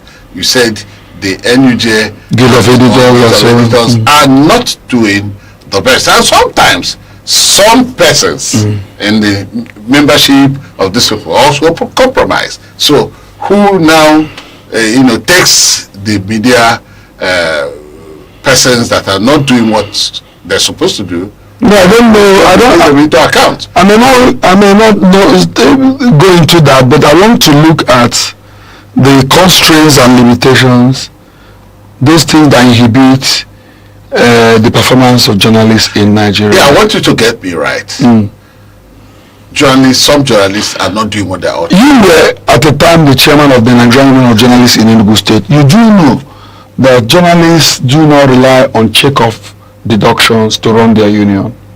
You know that most times they depend to a large extent on government patronage, and government knows that.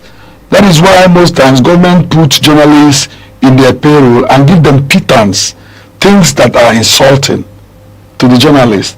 But because they know that somebody who are not eligible for today cannot keep for tomorrow morning. Implying that the journalists are now saying cha-cha is better than nothing. Let's get whatever we can from these people. We already know that these people are innately wicked. If they're liking it to their cow running away, so let them get the tail of the cow. So we know these things. It is sad that it's happening. It is sad that it's happening. What journalists do not know is that those who put them in their payrolls do not put them in their payrolls because they love them. They put them in their payroll as a way of gagging them, as a way of putting them in check, not to spill the bean, as a way of telling them, do not expose my wrongdoings.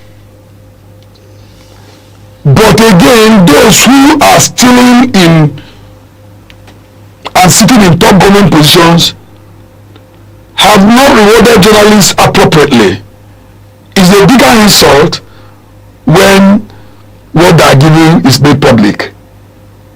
I don't know how journalists will see it if names of journalists who are in payrolls in different government houses in Nigeria will feel if members of the public will see their name and the take home they take every month. It will be catastrophic. It will be suicidal. But that does not also mean that those who pay them do not know the need to isolate those in their thinking are publishing in the big papers, in NTA, in FRCN network, etc., to reward them differently. The truth is that Nigeria is a very corrupt nation, and corruption is a cankerworm, a big monster that have destroyed the social fabric of our country. And there's a need for reorientation. There's a need for re-engineering. There's a need for so much. The Nigerian journalist must first of all ask himself, what is my role in society?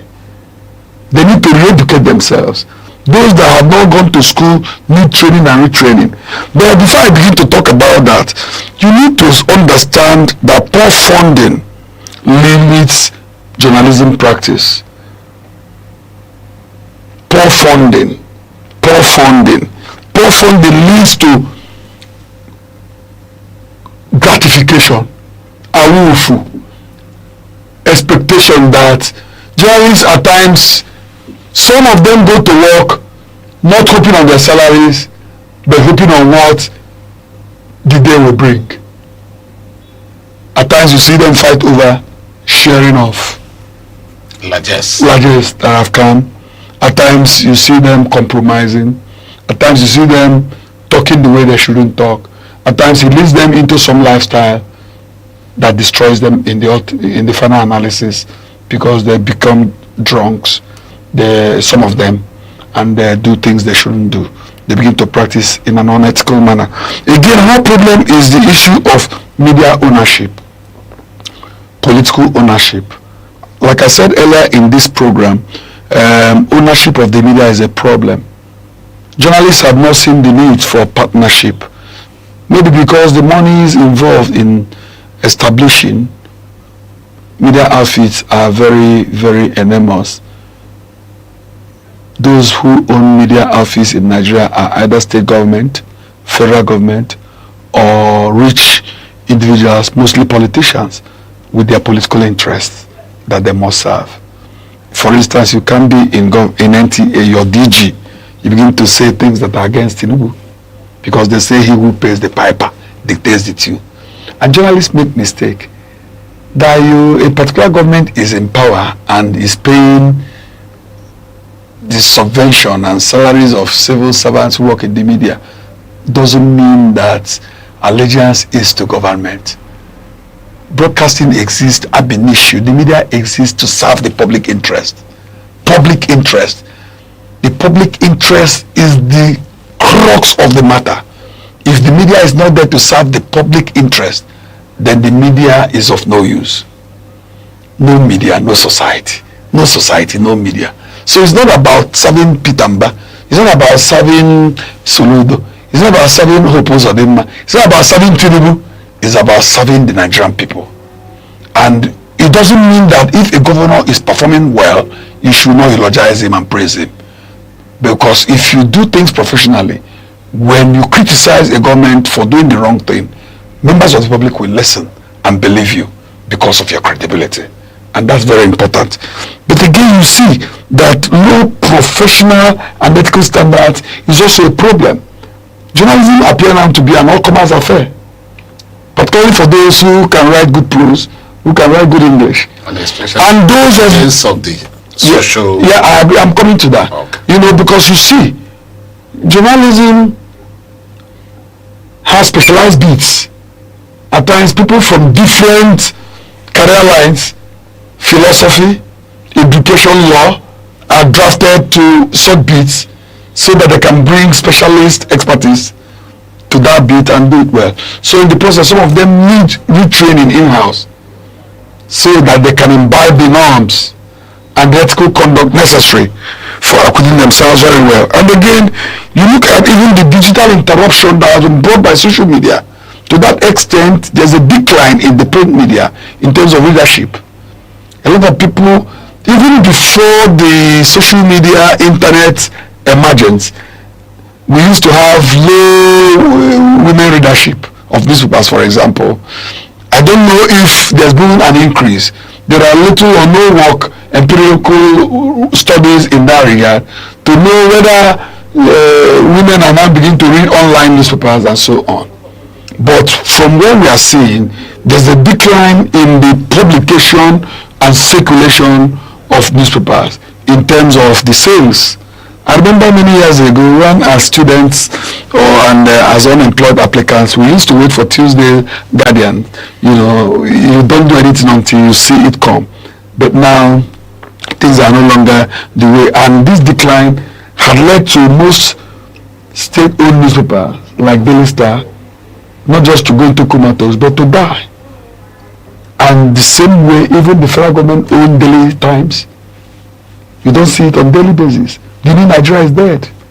So now we see regional papers that are owned by private individuals like the Sun, serving the Southeast. Where is the Daily Champion? Where is the Anambra newspaper? And many of them. And so on and so forth. So you can look at it like that. You can also see the new media dimension, the social media thing you said. You may be waiting for a story for confidence. Before you know it, it's already there, out there. Yes, and you see, if we have to continue, I think this topic requires a whole lot of time to be dissected effectively. But at the same time, what are we? You know, what should the media do in all of this, with the pros and the cons, with the challenges and what favors the media practitioners? What will they do to effectively drive home the problems of Nigeria in a few seconds, so that we'll be able to round off? Media organizations must collaborate with leaders of the trade union groups in the media to think of sponsorship of training and retraining programs. Journalists, whether you are at the managerial cadre or at the middle cadre or whatever cadre, must come together to look at the roles expected of media practitioners. Because if Nigeria goes bad, the media will have part of the blame. If Nigeria goes bad, the media will have part of the blame. That is the much we can take from this. Is our time gone? Yes, this edition of Arena. We have Dr. Maxwell Mekitingen. Each time he opens his trap, he writes a book, and then we have not allowed him, for want of time, to write that book. But we still thank you for being with us today on this edition. Thank you, Rex. For you, viewer, please watch Arena at Aneke TV in every edition of it. We have to go now. Thank you for being there for us.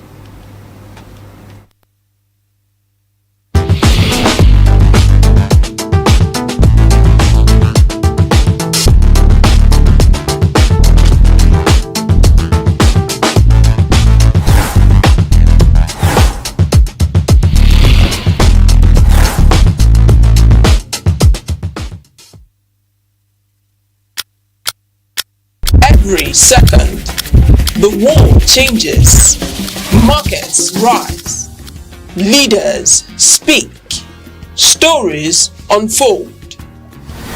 To keep up, you don't just need news, you need clarity, you need speed, you need perspective. That's why Aneke TV brings you the global pulse. Accurate, reliable, right when it matters most. Aneke TV. Move with the world.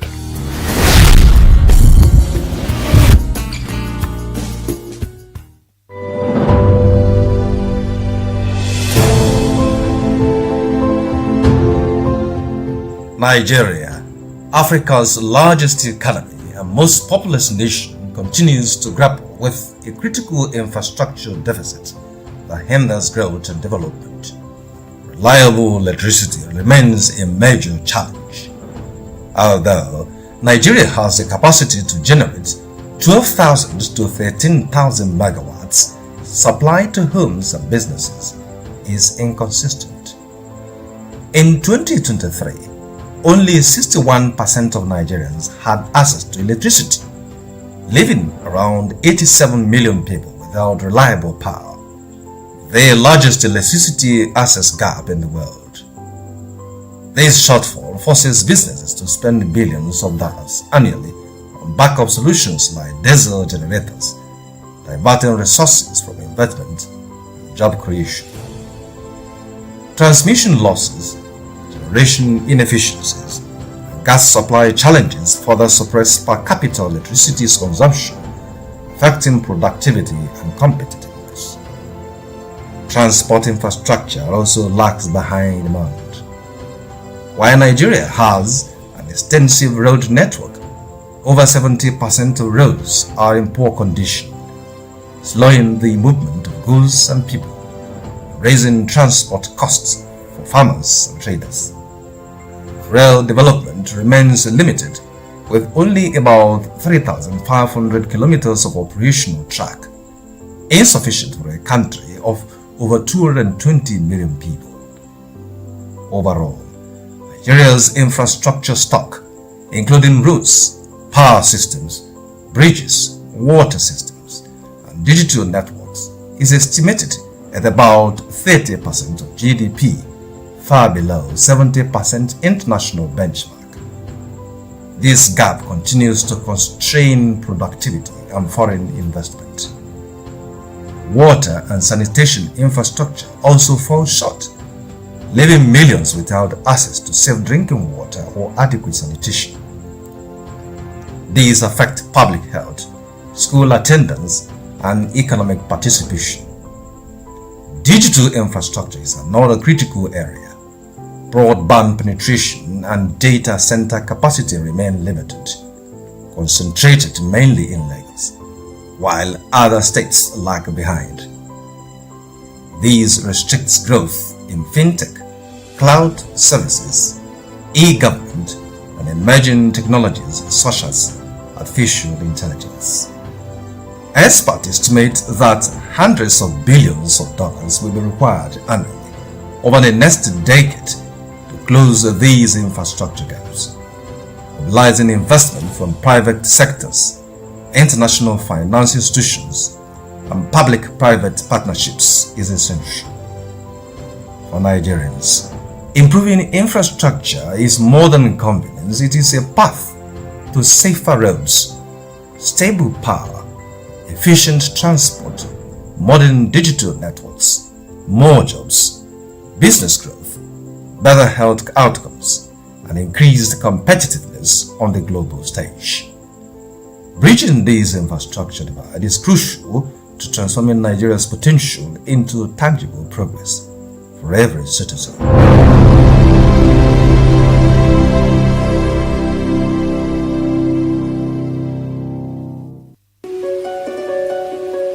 In a world that never stands still, where stories break in seconds and moments shape history, one station keeps you connected to your nation, to the continent, to the world. From breaking news to powerful stories, from business and politics to culture, lifestyle and entertainment, we inform, we inspire, we keep you ahead. This is more than television. This is your window to everywhere that matters. Aneke TV. Move with the world.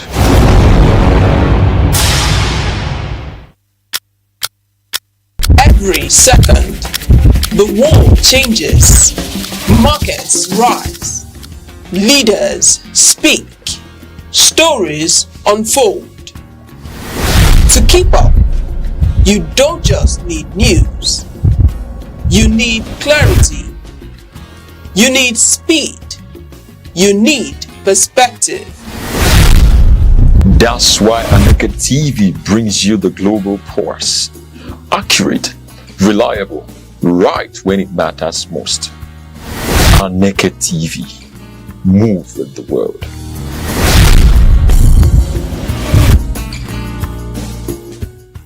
We are glad once again to have you join Youth Focus once again on Aneke TV. It is the program that places an eye watch on the activities and lifestyle of the young people. It also makes lots of effort to checking them up and then checking their behaviors with the intention of understanding or investigating where those conducts are out of place and then making corrections as when necessary. Thank you so much. You can find us on our socials, our Facebook, our X, our Instagram, and our YouTube at Aneke TV. My name is Chukwuemeka Obase, and our topic for today is political thuggery. Yes, political thuggery. And then in the studio today is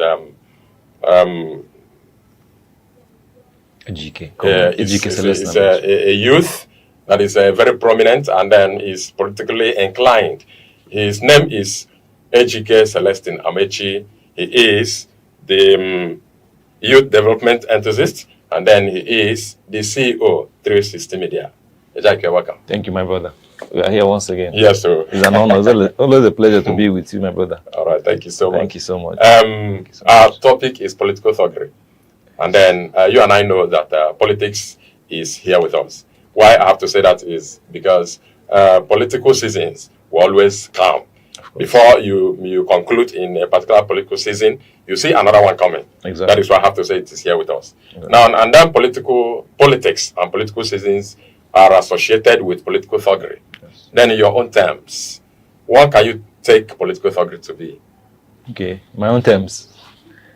For me, it's actually whatever you have to do, whatever criminal machination you have to use to achieve a political objective. If I'm contesting an election and I'm contesting, say, position of a governor, and if all of us here are voters, if it means kidnapping all of you that are voting, taking people to a particular room to lock you up to make sure that I win, it is thuggery because has gone beyond what a political process, a normal political process should be. A normal political process is voters should come and cast their votes and let the will of people to come to pass. But for me, if my interest is to see that I win at all costs, especially where I know that I don't have the will of the people in my favor, I have to devise means to make sure that I win. One of those ways is to use thuggery. And thuggery has a lot of scopes, comes a lot of shapes and forms. Okay. But at the end of the whole objective is to win at all cost. That for me, what you can tell me that the end justifies the means. What is the end? Declare me. All right. What can we say to be the origin of thuggery? You have mentioned already that thuggery has a lot of shapes and forms and all of that. Now let's come to how it got started. Because you've mentioned that normal politics will be devoid of malpractices. Yes. So nobody will come out to say, yes, I want to win at all costs. Yes. And all of that. That tells me that thuggery didn't come along with politics. Yes. Then how can you define or place the origin of thuggery? Well, I may say that it can be traced far back as 1960 or so, around the Asian countries like India, where the word, they say the word is Turkey or so. It used to describe the use of violence to achieve some basic aims, like kidnapping people or taking people for ransom or for one gain or the other. People started developing it into various schemes, seeing that it serves them well. All right, properly in terms of elections and politics, it has been here with us. Political talk didn't start today. But did it start with the politics? Like when politics started? No, it's not just start with politics, but politics made it very, very rampant. I don't think there's any activity that is as loud as politics. Okay. Because, for instance, there is nothing that is happening in this country at the moment that is bigger than politics. Elections. In Enugu now, you're moving around, you're seeing people having meetings all around the country. People are preparing for the January elections. So as they are preparing, they are drawing graphs. And one of those graphs is, if A does not work, let's use B. And B, most times, is use of violence. Do you understand? Use of violence. And the aim is, at the end of the day, to make sure they win. And people that do this most times are usually the people that are not prepared for elections. During the time they should work for the people and gain the will of the people, they will be busy doing whatever they like. When it gets, just like you preparing for exams, you know that you are not well prepared for exam. You devise another strategy. If I'm not prepared, let me go there with Mbo, what we call Mbo in our traditional, in our normal secondary school balance. Write something and hide it. So they are going their own Mbo in an election. They can even transmit literally the Mbo that the bullets to scare voters and scare their opponents and make sure that they achieve their aim just to win. But when we know that at the end of the day, they are not supposed to be the people, because even when you declare them when they win, you see the effects. But then you mentioned that thuggery has various forms. Yes, it does. Yeah, what are the forms? For me, well, I don't know why you chose me to speak about these things, but I know that I followed Nigerian politics for a while. Okay. During elections, first, some political parties during elections, one of the ways they achieve their aim is to mobilize people who come to the ground to snatch ballot boxes. That's number one. That is very common with us. They snatch ballot boxes, especially when they know that they are losing, right? Now, some can even snatch electoral materials before they get to the venue. Is it still being done now, or things of the old? No, it's not things of the old. Okay. Last elections, we experienced, when I say form, you may no longer hear snatching of ballot boxes. Okay. Right? It can be snatched in the air through network jams and network glitches, all right? You can cast your vote and your vote will not reach the final destination. You can come, they tell you are using Beaver, smart card reader, and they scan your thumbprint. Eventually, will stop working. You can see somebody who duly registered for elections, his PVC, everything is complete and intact. Are you telling me that all of those things, all of those problems are masterminded by some people? Yes, most of them to a very great extent, even though we know the ones that are natural. But in Nigeria, you hardly see some certain things in Nigeria that are not masterminded. Politicians are very funny. Their interest is to win, whatever it takes. Okay, then why then do they have access to manipulating all of those IRFs and the rest of they have influence. They have influence, they have the contact, they have the reach, they have the funds. And you don't. That's why most times they say youth. That's one of the things they have against the youth. Because the youth may be ready and have the will to win elections, but they have to sponsor themselves, and enormous funds are involved. For you to even mobilize criminals or thugs to come and fight for you or achieve your aim in elections, you mobilize them with funds. Sometimes some of our security agencies find some of these people in the bushes with bags of money and all that. As a young person, you may not even have such funds to mobilize some of them. So it's a lot, and they have access because they have access to a lot of cash. And cash is just the strength of most of these things, money. If there are no funds anywhere, nobody will go and take the risk. Okay, let's quickly come to the functions of this thuggery in politics. Okay, functions basically for the politicians, it's positive for them because one, it helps them to intimidate the voters. If they intimidate the voters will be scared. They will not come out to vote. And if they don't come out to vote, they can easily give you any number and announce any result.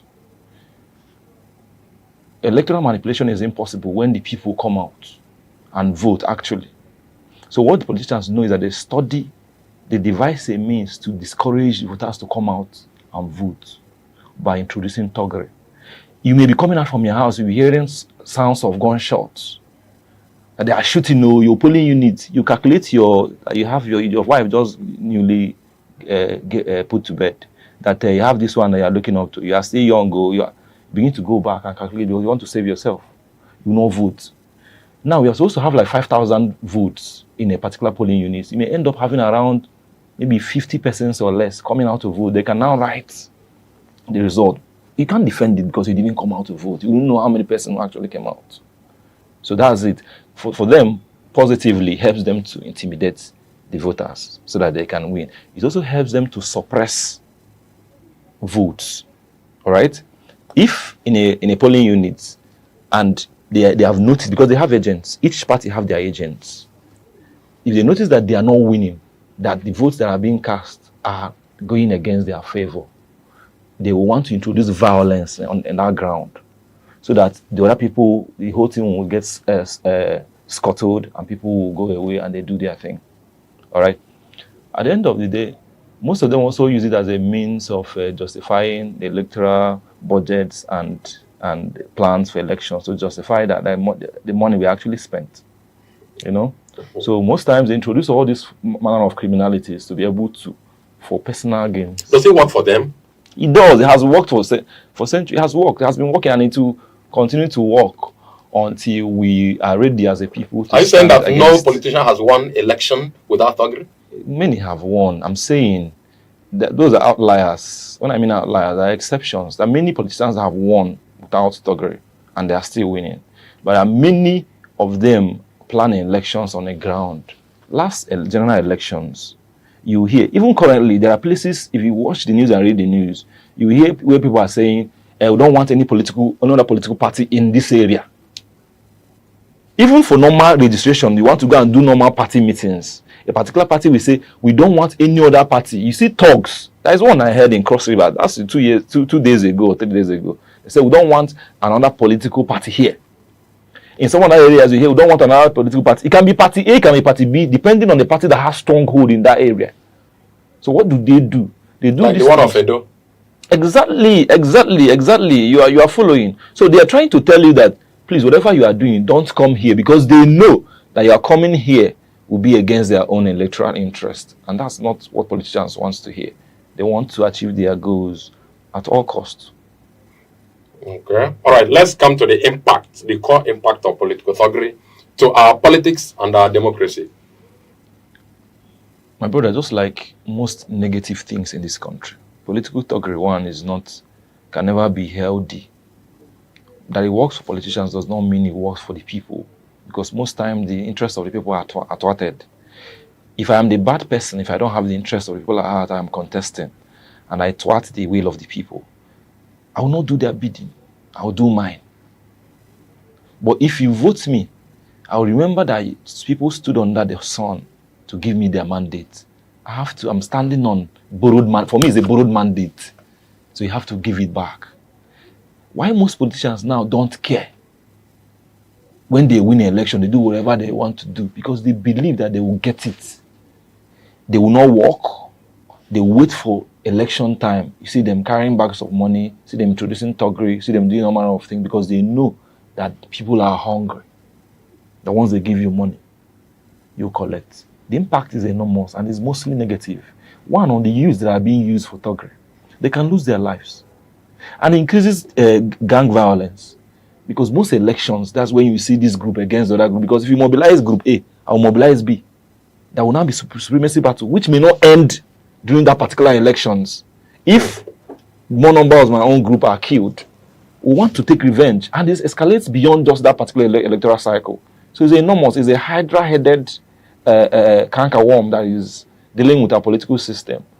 And it's very bad and should be condemned at all costs. A hydra-headed canker worm that is dealing with our political system. It's too complicated. Which is very bad. Yes. All right. Thank you so much. I wanted to quickly bring the effect of this political thuggery on the aspect of the young people that are being used. What is the core effect of it on the lives of these young people? Okay, if you read the news, before I came in here, I was reading a news that were certain groups that had clashes They've been killing each other. They've been maiming. They've been doing all that. These are lives that are being lost.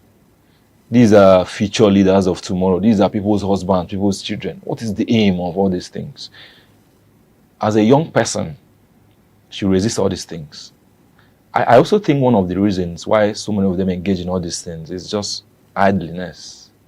If you have something you are doing, if you are gainfully employed, no matter how small, nobody will tempt you with a certain offer that you know you can even, that will lead to your sudden death. There is no offer that is worth your life. I think the young person should understand that these people are mortgaging your future. They want to give you these peanuts. And have you ever seen any politician whose son or daughter carries AK-47 or is holding a plywood or even throwing blows during elections? If you see few of them, you see them with several security men around them. What about you? So it is very injurious to us to engage in such, because they are stealing our future. They steal your resources and steal your life. And it doesn't make sense. So instead of being bought, resist them and make sure your own vote counts and explore your options and ways as much as you can in a more positive and helpful manner. Okay, why do you think they are not using their own children and then the children of their own opponents in politics? Very good. They believe that theirs are more precious than you. The lives of theirs are more precious than yours. So they want to go and, just like somebody who keeps his own car at home, want to go and borrow yours. When you drive your own car, there's a way you drive it. That when you borrow somebody else's car, you turn it to, what's the name of this race on ESPN? You want to use that and run around the way you want. But if it's yours, remember if the gear fails, if the tire goes bad, if the engine goes bad, if it knocks, it's a problem. You want to preserve it. They want to preserve the lives of their own children because they feel they are more precious than yours. That's why they want to borrow yours to sacrifice. They use your lives to count scores and win election. When they win elections, they take their children abroad to the best schools to come back to rule, to still lead you. You sing for his father, sing for the person's son, sing for their great-grandchildren for many years. While you won't treat them, tomorrow you tell your children that I was this person's classmate. They will tell you, Father, that what happened. You were doing toggery instead of you learning the art, growing better and becoming a better version of yourself. I believe in adding value. Everybody must not be a politician. And they can also play from different angles, from the media, from the tech world, from agriculture, from a lot of things to add value to the betterment of your own life and that of the society, instead of sacrificing or laying down your life for nothing. It's not good for our country. Okay, how much do you think the thugs abide strictly to the instructions of their masters? The people that are used for most of these things belong to several confraternities. And most of them are loyal to their bosses and their orgas. So once the money comes and they are given to their orga who is in charge of them, an instruction is passed down. Once they give them their money and tell them what to, and some of them use this thing too, sometimes to even prove their orga that they have grown, they are now strong men. Okay. All right. So at all costs, they want to prove that they don't strong. Say they don't reach what they use man do. And you don't know, no matter how fortified and strong you may think you are, there is somebody out there who may be stronger than you. And that you don't have double life. All those things they believe in, you enter bush and they do one or two concussions for you for a certain amount of money or whatever and tell you go. That's everything that you are impenetrable or whatever. At the end of the day, those things are lies because one day it will fail you. When it fails you, you are dead. There is no second life. It's once. So instead of to use that life to submit to an authority that does not care about you, it is important to use it for good. For good. Okay. What level of good living do you think these thugs make out of the thuggery business? I can tell you, majority of them don't make anything reasonable out of it. Some of them, the little money they are paid, they use it to either go and drink, rent rooms in hotels, try to show you that they have arrived. My brother, money has a spirit. There's a way money grows.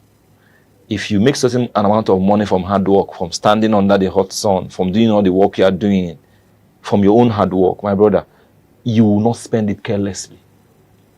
When we were growing up, we used to say our uncles are evil uncles, bad uncles. But now all of us have become wicked uncles because we now have younger ones who are looking up to us. We now found out that the reality is now hitting on us because the money is not as we think the money is. So you have to work for it. If I work for my money and make it by pouring out my so much stress and sweat, I'll have to use it well. Most of them do not make any, out of 10, they're not up to 2 that make any reasonable living out of it. But they don't know. They don't know because they don't check the stats until you die. When you die, you will not be alive to check the stats. So we should keep on encouraging them to shun this life because it's not healthy. It's not healthy. When we were in school, you see people enter school from first year. They tell you they want to join this group, they want to do that, they want to belong, they want to be men. You don't need all those things to be a man to show manhood. Manhood is in the heart and is in your craft, is in the value that you offer, not in the level of violence that you engage in. Because at the end of the day, it's all destruction, death, and regrets. Some of them end up having their legs amputated, condemned. Some of them end up wallowing in prison for years. Some of them even die. So to what end? All right, thank you so much. We want to observe just a short break. And when we are back, we would like you to tell us what becomes of the lives of the thugs after each political season. Thank you so much. If you want to observe just a short break, we shall be right back. Don't go away. Every second, the world changes. Markets rise. Leaders speak. Stories unfold. To keep up, you don't just need news. You need clarity. You need speed. You need perspective. That's why Aneke TV brings you the global pulse. Accurate, reliable, right when it matters most. Aneke TV. Move with the world.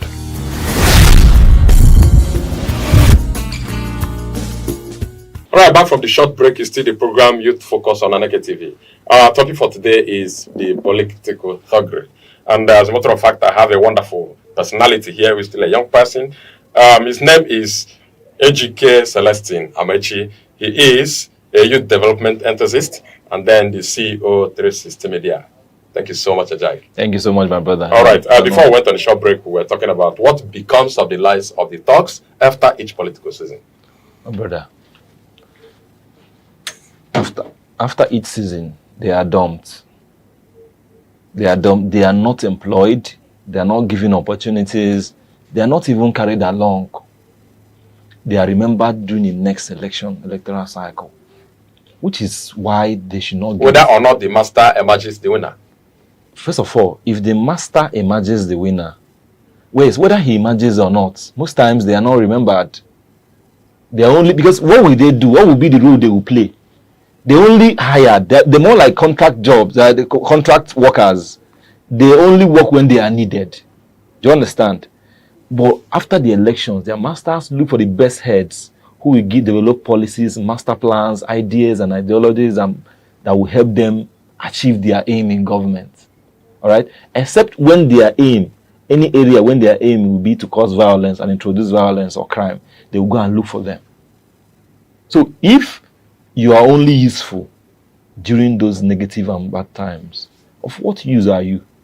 Because for every job, for every such contract you embark on is a 50-50 race, because you may not come back from it. And most of them end up like that. And they know they're only going to prove that they are strong, they are this, or to prove a point, or to impress their oga so that they can get better promotion, which are all mere facade. They are all cock and bull stories.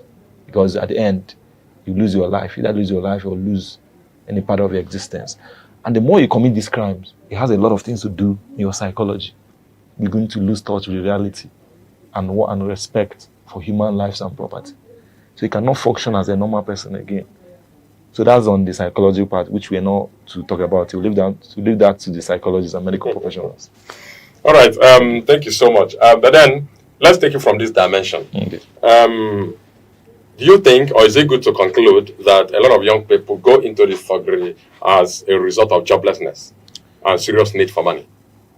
First of all, I think that all of us are a product of our own society and environment. Do you understand? The way our Nigerian police force functions is a product of the environment we live in, Same thing with the army, the same thing with those in government. If you have a system that works, people will choose very, very legal and legit means of livelihood. All right? The government, they know this, and they want to take advantage of that gap.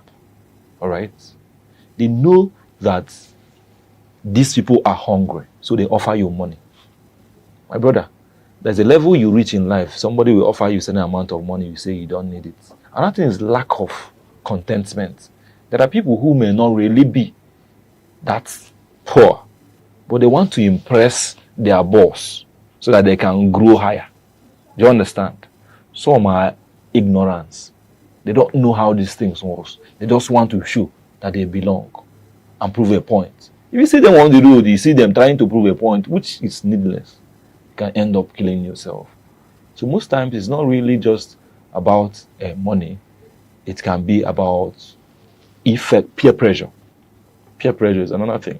Peer pressure, ignorance, and gang culture. Gang culture, the group that you belong to. It may be their own source of livelihood.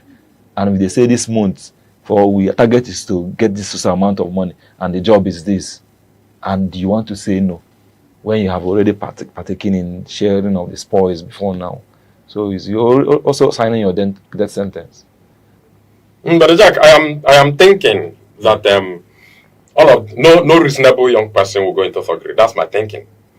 Money or no money, job or no job. Yes. And I think also that all of the people that agreed to be recruited into thuggery are the weak-minded or say uninformed. That's ones. why if you listen, that's why I said ignorance. Ignorance is there's no disease that is greater than ignorance. Do you understand? People that are recruited most times on ignorance don't even know the nature of what they are going to do. Some may even enter a bus. They don't know that bus, that they already loaded maybe 20 guns or 30 guns. When the show starts, they will tell you to pick one. You may not even know the kind of terrain. You may enter a terrain and you find out that terrain is a very dangerous terrain. They may tell you, it's just a meeting. Let's just go for a meeting. Just for us to mount and just make sure that nothing goes bad. To deceive you. They may even tell you that this particular project now, this particular thing now, if you do and come back, like if you don't hammer like 10 million, you know, that's where greed now comes in. You now begin to make projections on what you use the money and do. At the end of the day, some of them, sadly, some of them will come back, they will not even get up to 20,000 naira out of it. Because that's another level of corruption. The person, there are layers to the contracting. The person that brought the money, if the agreement was 100,000, you move to 50, to 10, before you know it, you may not get something. And who will you complain to? Is it security agents that will come and pick you, or the person that employed you? It's a dilemma. May I ask you this question? At that point, where a young person has the energy, has the exuberance to be able to be recruited into such a job, and you say that youth is uninformed, is weak-minded. What about the counterpart who are informed at the same age? What happens to them? What is their shortcoming? Who are of the same age that are informed, that are taking part? That are not taking part, that decided to reject that offer. Because they are informed. It's because they are informed. Who informed them? Naturally. That's why I said most times who you become becomes the product of your environment, upbringing too, peer pressure. I mentioned we are in the same environment. Don't forget. I know. That's why I said upbringing, peer pressure. When I was growing up, I chose my kind of friends and people I followed. And as I was looking at them and their lifestyle, I was choosing the ones I will follow or not. If you start moving this way, I will say, no, this is not where I want to go. Maybe you chose rightly. I may not say I chose rightly. At that point, I may just be trying to do what I felt was just normal at that point. Because from my background, I was told, this is the bad side, this is the good side. Follow the good side. Okay. All right? For me, it's important to know the good and the bad and follow the good. Don't you think it's possible there are some of these young people who don't have such background that will tell them this is good or this is bad? Follow the good and not That's the bad. why I said background, the environment, and who raised you and where you are raised, and the kind of. That's why if you look at our environment, people who grow up in ghetto environments, they are usually more violent, because that's what they.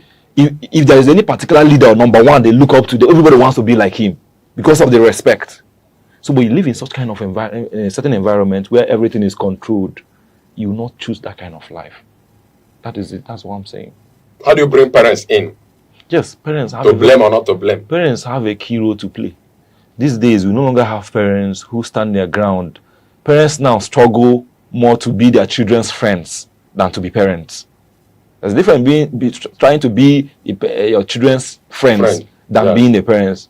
Just like a teacher, you are their leader. You're supposed to correct them when they should, and not to try to befriend them and be all sweet and then keep sparing the rod and spoiling the child. I think prudency is needed this time once more so that we can restore order and normalcy. Thank you.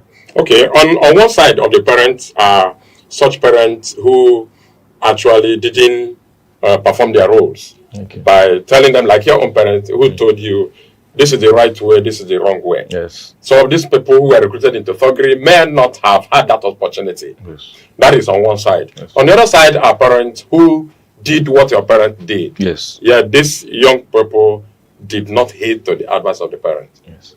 Who is to be blamed? Them. The young persons are to be blamed. See, it's just like in business.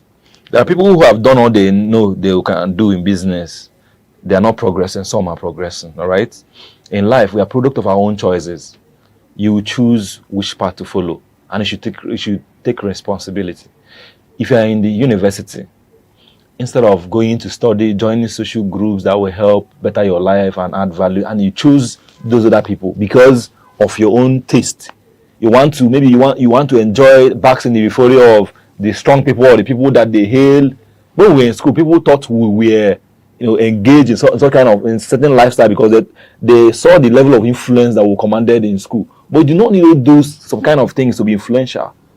Some people can be naturally influential. Some can learn to be influential. So some persons want to copy those things. They want to be like those people because they see the number of maybe the influence, the circle they move around, maybe the women or the money or just those such honor and glory. They want to enter there at all costs. At the end of the day, you do not know the consequences and repercussions of all these things because nothing comes for free. Okay, may we bring it to the effects of thuggery to the Nigerian society? The Nigerian society today, we for a while now, you hear there's violence there, unknown gunmen here, that kidnapping, banditry. Who and who do you think engage in all these things? There are some who have started this life long enough that they cannot stop again. Our people say that okay. So they have already lived their life in that kind of violence and all.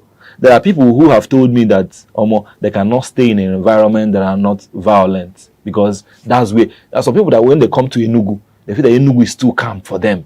That they have lived in an environment where it is all chaos. Okay. So they want to show that strength. All right. So thuggery and violence is not good for our country because it only increases crime. And it only makes us to lose more young minds and people who should be the leaders of tomorrow. And it's bad. And it also scares the good people and the right people from governance and politics. That's why they now tell you that politics is a dirty game. Before they tell you that politics is a dirty game. But it's not. But it's because of the way some people have made it to be.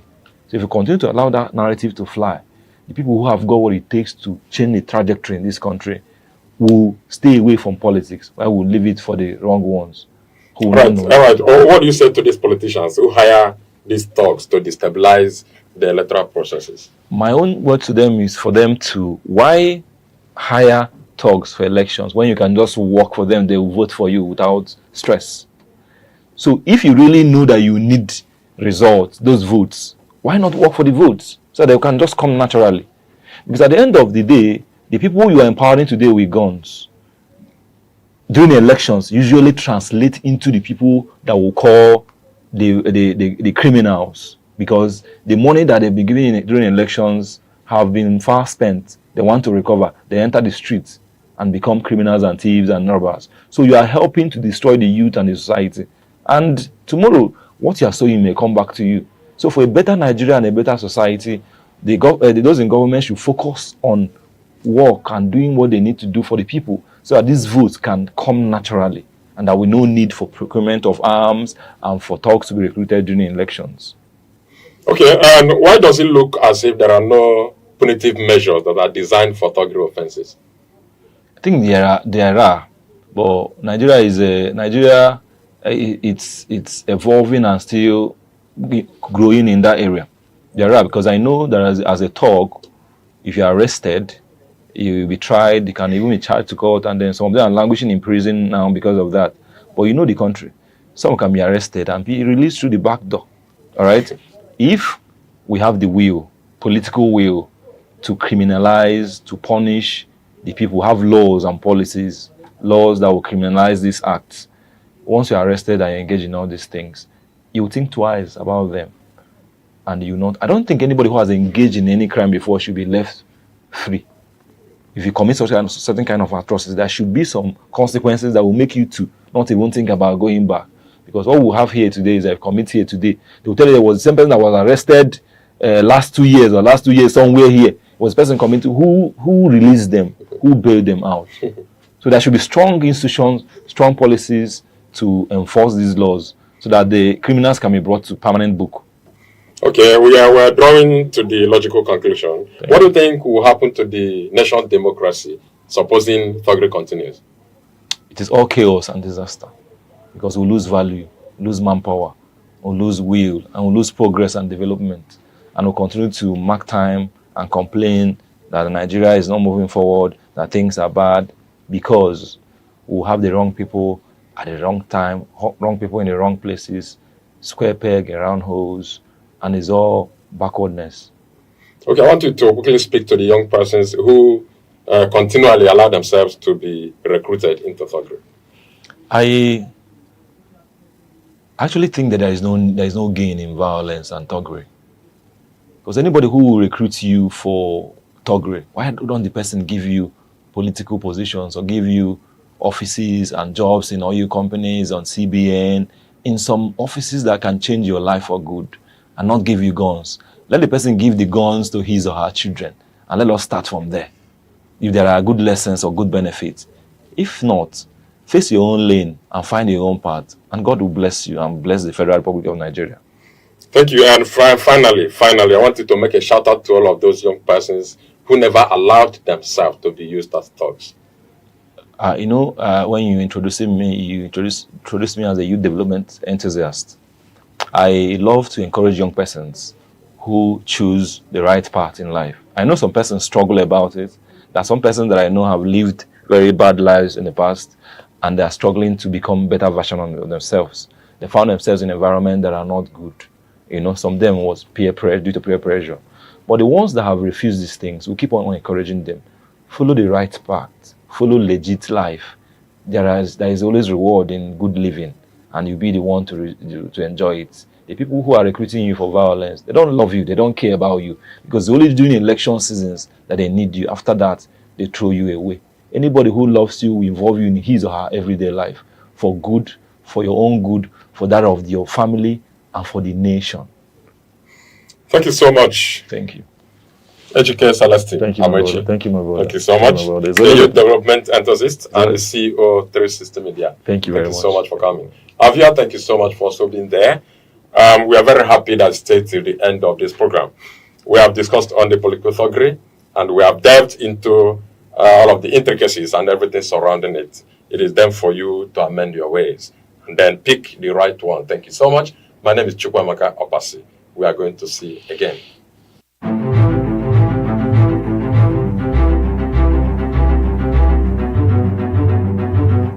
Morning headlines before you step out. Midday updates while you walk. Evening analysis when the day winds down. Wherever life takes you, Aneke TV keeps you informed, connected, and ahead. Aneke TV. Move with the world.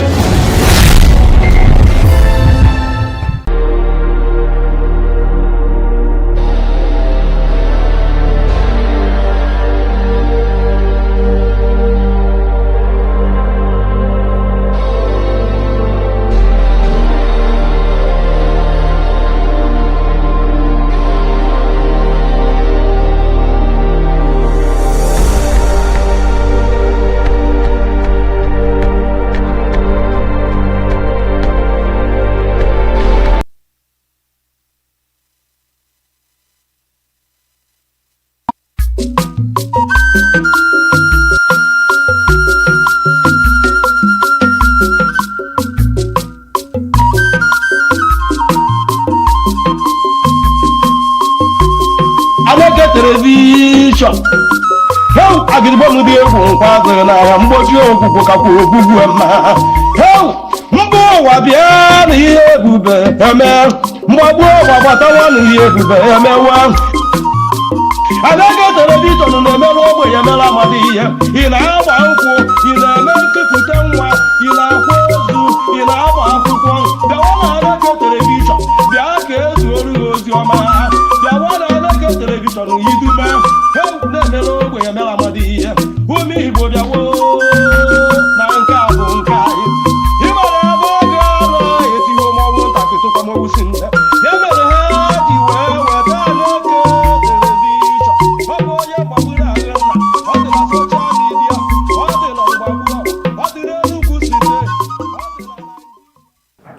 Nigeria is a nation of enormous potential, rich in people, culture, and natural resources.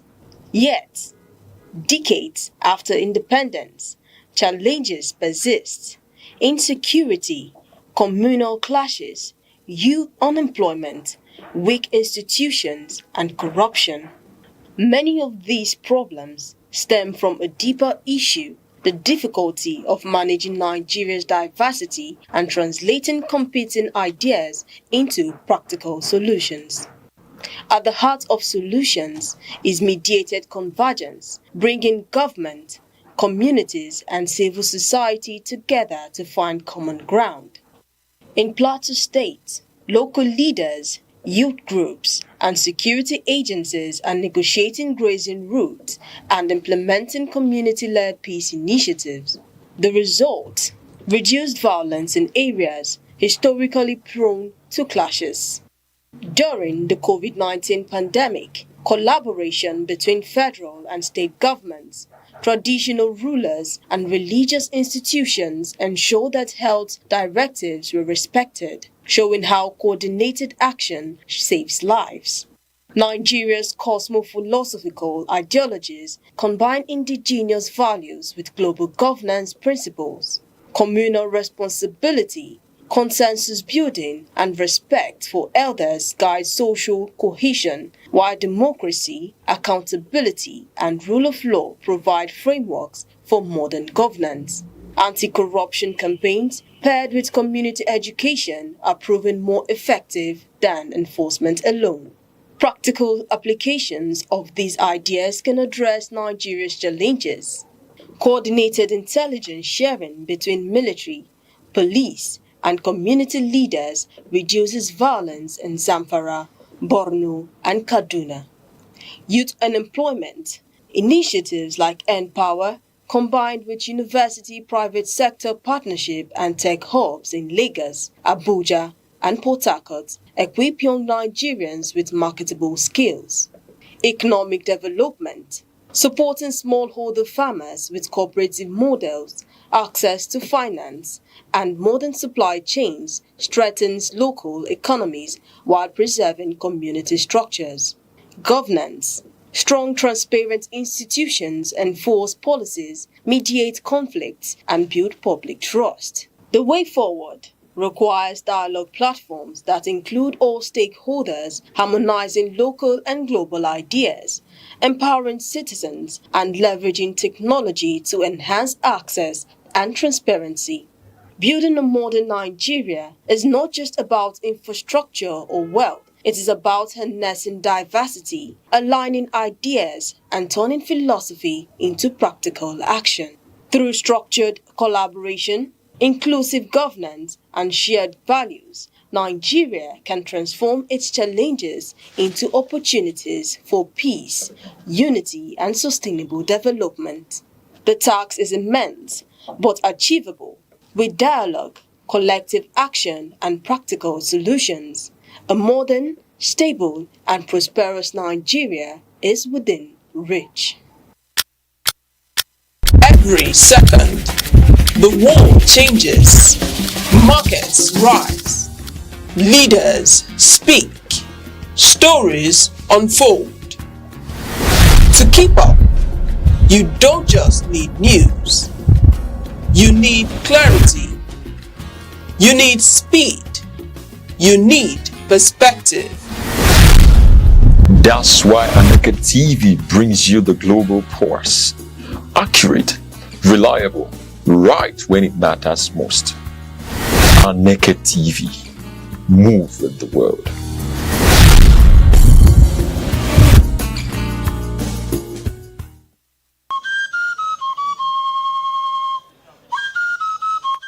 From the tiniest cells to the farthest galaxies, life holds secrets we are only beginning to uncover. Why are we here? What connects us all? What unseen forces shape our destiny? Join Professor Jude Udenta as he explores the wonders, the questions, and the revelations that define existence. Mysteries of life, where every answer sparks a new discovery. Watch now on Aneke TV every Monday.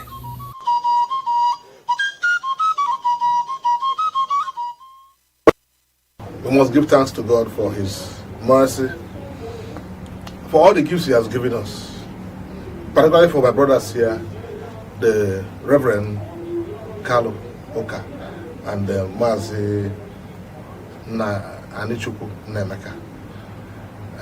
They have held the fort, and we thank God for that. This is a gift, the gift of people. I always like that because when Jesus was talking and the people looked at it, and the Bible says, and what are these gifts that have been given to him? But then they said, is that not? Surely, that's the carpenter's son and the son of Mary. And the brothers there, Joseph and Jude. So they didn't take him serious. So we're looking at gifts. We are concluding our discussion on gifts. And with me in the studio, like as I already mentioned, we have Reverend Carlo Oka and of course Nemeka Anichukwu. Want to conclude on gifts. We have looked at gifts from various angles. You know, the spiritual gifts, which we know, that's why the pastor and the reverend is here. Spiritual gifts of people having hope, of people being patient, and so on. And so there are so many gifts of the Holy Spirit. The reverend knows about that. But then we have a lot of gifts. What we are talking about, both those spiritual gifts, they are important, but we're looking at also the temporal gifts that we receive every time. And we want to look at gifts because sometimes gifts could be showmanship. Like now we're about to start elections. And politicians are, bringing to the community, like visiting communities. Like I know that they visited Ohafia the other time. There was one clip about Ohafia, a young man that beat up the mother. Okay. And the women gave him only 30 strokes and he was crying. I said, he's lucky. That if I had been there, I would have given him 300 strokes. But, so, we have all these gifts. And we are trying to look at gifts because it's important that we appreciate the meaning of these gifts. When somebody is coming, one of my late friends, I don't want to mention his name, but at a stage in a suit, when somebody from my brother's community was the vice chancellor, somebody said that somebody gave him a ritual ram and started using it to control him. This is also about gifts. Yes. So it depends. That's why we said, is this showmanship like politicians, is this gifts and showmanship? Or is it charity that comes from humanitarian dimension? That if I do not stop to help this man, what would happen to him? According to Martin Luther King Jr., as genuine humanitarian gesture by a human being created by God. So let me continue with the pastor. I will start. Let me continue with the reverend. Reverend, I want us to look at this, issue of gifts as something charitable. There's one of the most important wars in the world, talked of Trojan War. How did the Greeks defeat the Trojans? They gave them a gift of a horse. They were very happy. But inside this horse, there were soldiers. And those soldiers came and burned down Troy forever. Forever. Even though Troy produced Rome, but they burned down Troy forever. So that's why we talk of gifts. Is it a Greek gift? That's why we talk of Greek gift. Greek gift. Or is it a genuine gift? So we want to look at that and then be able to get our viewer to appreciate the importance of looking at gifts as gifts. There was one that you mentioned, you told us about when you were growing as a child. that you used to have one of your childhood friends that had this gift of being able to dive into water as a child and come back with coins, rare coins. These ones are gifts, but they are spiritual gifts. But we want to look at the charity aspect of gifts. That somebody has given you a gift. Is it actually charity, or is it showmanship, or is it entrampment? Okay, thank you, sir. It's my pleasure again, our viewer. It's important that we know, just like you mentioned before, patience is not a gift. There are fruits of the Spirit. Whichever they one. are not gift of the Holy Spirit. It's a fruit. Okay. Patience. Yes. Which one is the gift of the Holy Spirit? Yes, we have gift of the Holy Spirit. Yeah? Like 9 gifts of the Holy Spirit. Okay. Yes. That is speaking in tongues. Okay. Prophecy. Word of knowledge. Yes, word of knowledge. Good. Word of wisdom. Good. Miracle. Good. And all those These are things. gifts Of God they are to spiritual man. gifts. They are spiritual Spiritual gifts. They gifts. are all spiritual gifts. Beautiful. So last time we discussed and we said there is what we call sacred gifts and ritual gifts. Okay.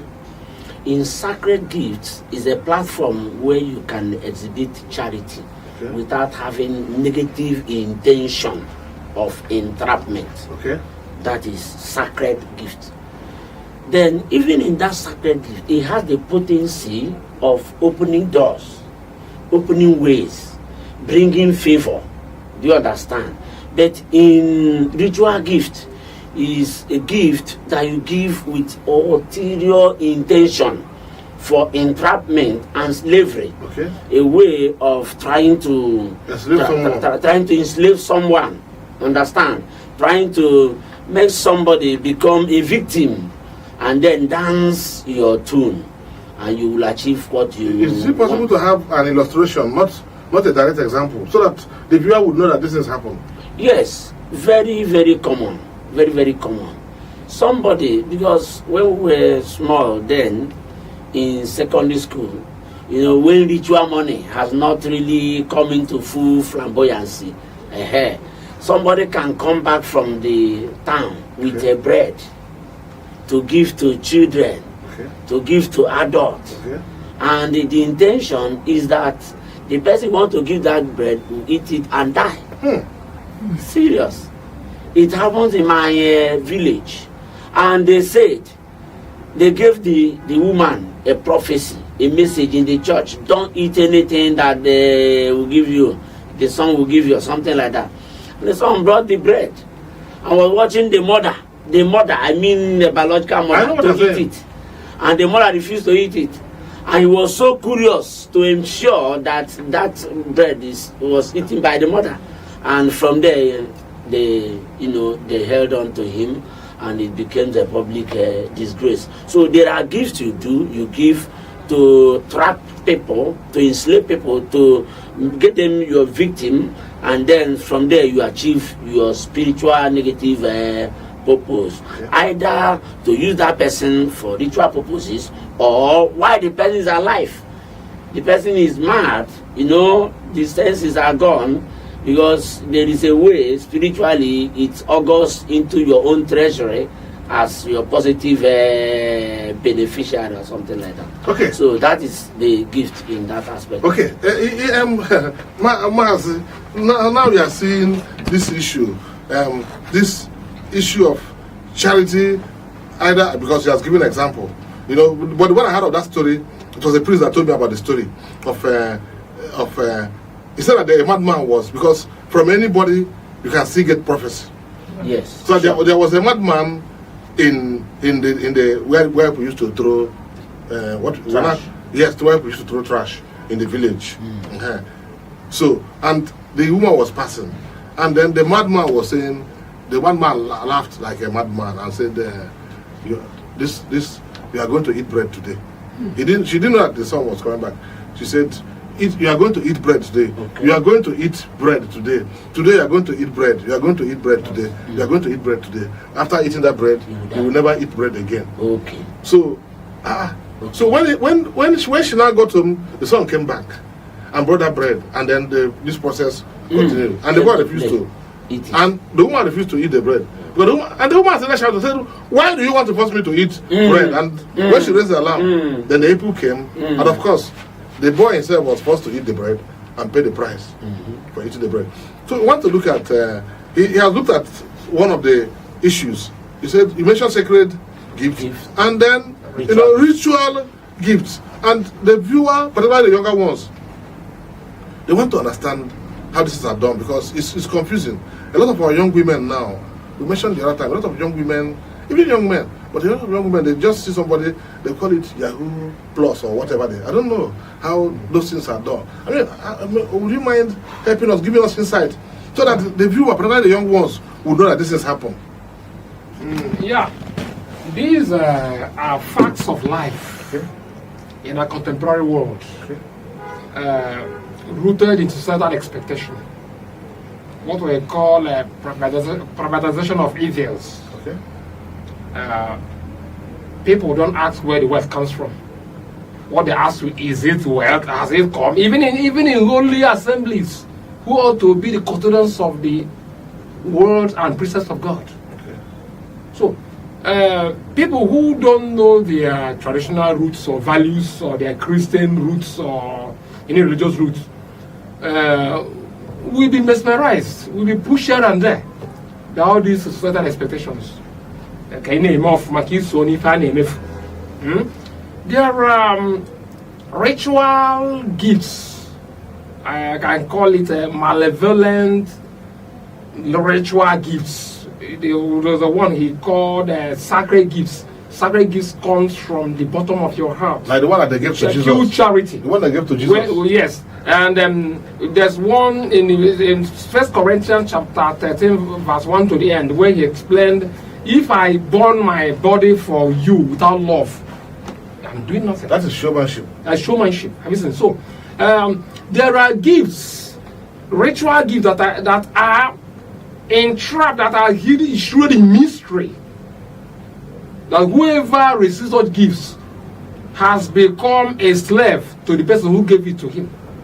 Spiritually, his or her destiny will be exchanged to produce fortune in the spiritual realm. Is it possible to give illustration? Like he gave one illustration, so that this person that is listening to us would. So my illustration I'm giving is that, for instance, in our various communities and families and villages, some people have stopped receiving gifts from even humongous money from some of the big men who came home for Christmas. I want to empower 3% in his family. I want to empower this, I want to empower that. You then, when he gives such 3 million or 4 million, even 10 million to those people, you will see that that money he gave to those people whom he said he is helping, he has dedicated it to a very malevolent altar or temple. That as they receive that money, he has now encroached upon his bright destiny and destiny of even children. You will see that person that was given 10 million coming back home with a waterproof circle bag, making nothing. Yeah, but I want to ask now. I know I'm not against you, but what I'm trying to say is this: here among the Igbos, this is Aneke TV. Among the Igbos, we know that we have moved based on help.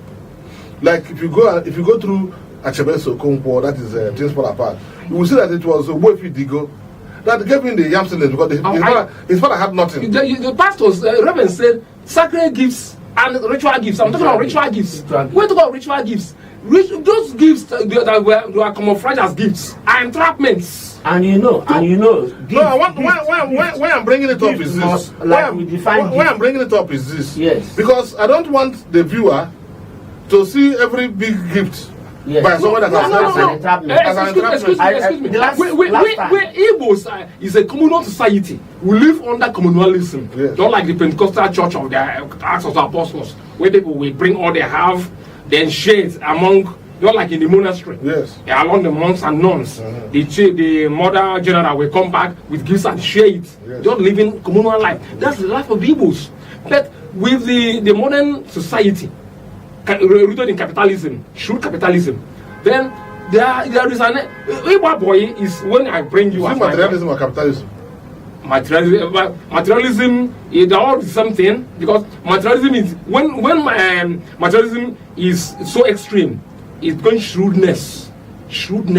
And business. So capitalism is all not that bad, but when you go to the extreme, it becomes shrewdness. So what I'm saying that Igbos are known for helping others. Like the Jews said, even the Bible said, don't let your fellow Jew Hebrew man become your slave. That's why he said in the Bible, don't give your money to get something on top, usury. Have you seen? Yes. They believe with Torah is against usury. You give money, like banks lend, you give interest. It's wrong from the Hebrew point of view. So what I'm saying that the Igbos are known for helping each other, but going by the contemporary things we are seeing today, some gifts are not gifts, but devilish entrapment, dedicated and consecrated on the and high intensified occultic table. Okay. That when you go into it, you and your family, children, will remain enslaved to his and his children. Okay. So those gifts are not from the heart. It's ulterior motive to enslave you now and forever. Okay. Now, Pastor, Reverend Carlo Oka, how would someone, come out of such entrapment if it works? Okay, like I wanted to say before, we should not see gift only when it is in cash, when it is monetary. We also see gifts in service line of it. Okay. Because somebody can bring service to render, while in the intention of that service it is enshrined in slavery. For instance, yes, somebody may not want to give you money, cash, but he would like to put you into something as a service. You will not know that it is a roadmap for entrapment. It's pure, dedicated. Don't give anybody your money, but the person must work. Then you open the stuff, open something, and then bring people into it, and you'll be there laboring. Nothing comes out of it. It engages your destiny to make sure it's like a cage. No, because I don't want our people to have this cage mentality. Because I understand part of it, but my major worry is that if we are now on Aneke TV, yes, and is it possible for this Aneke TV, where we are working to make sure that it grows, to now become an entrapment? No, very, very clear. We are not saying in particular Aneke TV. I'm just using. There are people that have establishment. Yes. Even you say somebody that come to Eba Boy of a thing. I have somebody that all the boys that served him, none came out as an entity. Sorry. None. I mean none. Cannot boast of anyone. But when you are with him, you are doing well, you are flying, you are doing this, and the moment you leave that corridor, it will not drop to a year. Everything will go down to zero. So what are you talking about it? It is an entrapment. It is something that is dedicated. It's a ritual money. Ritual wealth. Ritual wealth. Because the service aspect is, yes, as long as you stay with him, you'll be meaningful. But to move out with him, to stand on your own, you'll not. And that's why I said, what do we do under the circumstance? Yes, from the religious Christian perspective, the Bible says that promotion cometh not from the east, west, or south, when it comes from the Lord. One key point: first, you got to know that it is God that giveth power to make well. I think they are giving us a signal to come back. So when we come back, we now get to what do we do, because you are going to give us the Christian perspective to it. Then you give us the regular perspective to it. You can even go traditional, in doing that. So we come back. Every second, the world changes, markets rise. Leaders speak, stories unfold. To keep up, you don't just need news, you need clarity, you need speed, you need perspective. That's why Aneke TV brings you the global pulse. Accurate, reliable, right when it matters most. Aneke TV. Move with the world.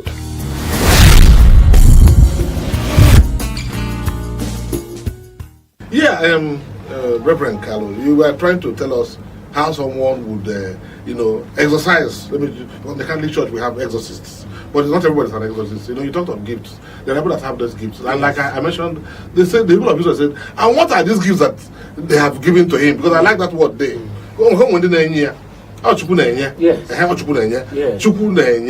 God gives beauty, God gives wisdom, and so on, and all those things. You know, some people are made exorcists. Some people are miracle. Even though some of them, sometimes some of them begin to think, no. These are gifts. So how do we deal with such things? You know, like you just mentioned about a man that, because an Igbo man, because for me, I have only believed in Igbos. That's why when I did my inaugural lecture about 10 years ago, you know, and I spoke about the Igbos as the best, because we are the best. So, but sometimes I know that in those days when we talk of Okporoko and all those dangerous traits that people must bring in, we talk about yes, because they know how to, you know, bring in Benson and Hedges, you know, they know how to bring in guns, they know how to bring in all those things, eat them. So, but and we are seeing the young men. They were growing, they were doing well. But you have this confusion that is coming into our community now, that somebody could come in and there is something, like you mentioned, malevolent behind it. So what do we do when something like that happens? Because it's not the general tendency. Most of our people are good people. Our people are good people. But this evil, you know, inclination is not just in the east or in the west or in the south or in the north. It pervades the whole place. From the spiritual perspective, as a Christian, the Bible said in Matthew chapter 6, verse 33, thou should seek first the kingdom of God and his righteousness. Then every other thing will be added unto you. Now, seeking God entails living a life of righteousness, a life of obedience. After that, second thing that is important is that we must imbibe the spirit of contentment. Wow. Sir, if you work hard in life and you are contented, there is no level God cannot take you. All you need to do is to have understanding, wisdom to life. There are common things. Of course, you are getting money. If you are not able to save little from that money you get, it cannot accrue to something. But somebody that is saving 100 naira daily is getting 3,000 at the end of the month. Yes. You that is not saving, you are eating up more than 3,000 in a month. And when it accumulates, the person comes up with a better idea. At the end of 10 years, yes. you are talking of so 3,000. It is important that 6,000 we be contented with life and plan life and grow with wisdom of God. He says, is there anyone that lacks wisdom? Let him ask of God and he will give. There are so many factors that we would, in fact, the kind of people that surrounds you as a companion, as a company, as a relationship, affect your quest for materialism. The people you go about with. There are some parents that even tell them, look at your age mate, go and make it. You are telling him, good at your age mate, go and make it. You didn't lay a foundation, positive foundation for him to do what? To stand. Then you are giving a signal to dive into evil. So it's important you give your life to Jesus Christ. You seek after righteousness. If you are doing it, plan your life very, very well. Let the wisdom of God direct you. He said, many are the plans in a man's heart, but it is the counsel of God that will stand. We will not be equal. Everybody must not be wealthy. Everybody. But your name is not among the name of people that will be poor. You work hard. With wisdom of God and God's grace around you, you will succeed. Thank you. I tell you. So, Mas, you know, he's a Christian now. He's a reverend. So he's quoting the Bible. But you like quoting the Torah and I quote Bible. I don't want to. I'm talking about sometimes you quote the Torah. Sometimes you even quote Apocalypse. You quote that you are shrine in the village. No, that one is Kalik said you only know can have Christ. Of course, no. You know can have Christ. That shrine in village don't have Christ. I know. Yes. Good. Only have Christ. Okay. So how do you? I know you are right. So, but what do you do? How do you handle it? When somebody is trapped, yes, by to exercise that evil, to break loose from the evil yoke. if somebody believes in Jesus Christ from the altar of Christ, person should seek refuge, as pastor said, yes. On the altar of Jesus Christ, and with such a fervent belief, it will work for the person. Because whatever you believe comes out in reality. Then if somebody is an adherent of traditional spirituality, the person should. But the first of all, some people who are passing through, who are under siege, don't know. You need to know that you're under a siege for you to struggle, find a way from Christian or Afro, whatever. So if you are from you are seeking your refuge under the traditional spirituality, you need to get a potent DBF. A potent DBF, that is a prophet in the traditional religion, because DBF is different from the DBAja. Then when DBF diagnosed that you through Umim and Tumim, that thing with that Bieta gave to David, he cast should I pursue, overtake and recover? Said as patron of Ziklag, said if you cast that alpha, said after when Bieta gave it to David, said pursue, overtake, you recover. So when you get a potent DB alpha, you will cast the alpha, the gods and ancestors of your family will speak. Because in those alpha is mouthpiece of the gods. Then they will tell you actually what is the mystery behind your problems and give you the penance, the therapy, spiritual therapy. Then when the diagnosis is done traditionally through the DB alpha, then DB Aja will tell you the Aja, the sacrifice you need to do. And you get a DB Aja that will do it for you, then all those yokes will be broken into pieces. And whether you say you don't believe, you don't believe. If somebody from the traditional religion does it, who knows what he's doing, you see that person who is under yoke, this yoke you will break free of those yoke and become prosperous and make it. So it all depends on your own volition, spiritual, your volition. Whatever you believe works for you. So I cannot tell you because don't go to the traditionalists, it won't work. Do you know that in this world we live today, some Muslims go to a church, to Mbaka, adoration ministry or Buzwe, they will go to the problem, it will solve. Some Muslims can come to Reverend Carlo. Yes. Carlo will pray for them, it will work. Some Christians will go to a Muslim will pray, it will work. Some Christians will go to a DB Alpha, it will work. Because results starting sort. When you see result, it don't work, it has worked. So what I'm saying is when you are passing through this kind of siege, let me tell you the truth. Breaking loose from that kind of ritual is not easy. You need to be very, very serious. You need to be very, very dedicated and very serious. It's not something you break loose easily. If your brother or any of your own that belongs to a strong cause, if you are not very prayerful from Christian way, or very effective in Ugili, way, you are not breaking free because it is a kind of systemic and sophisticated evil temple.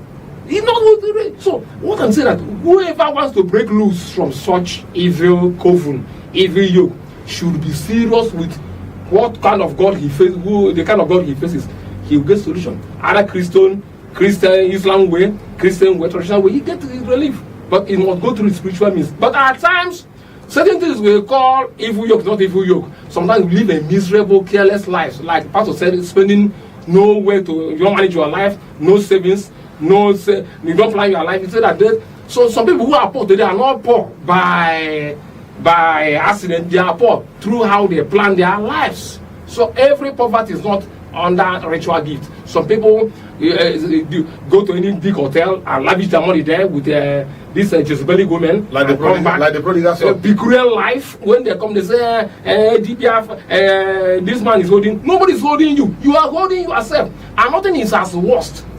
Self-deceit is worse than 7 devils. Like the prodigal son didn't come back and say what the villagers did it.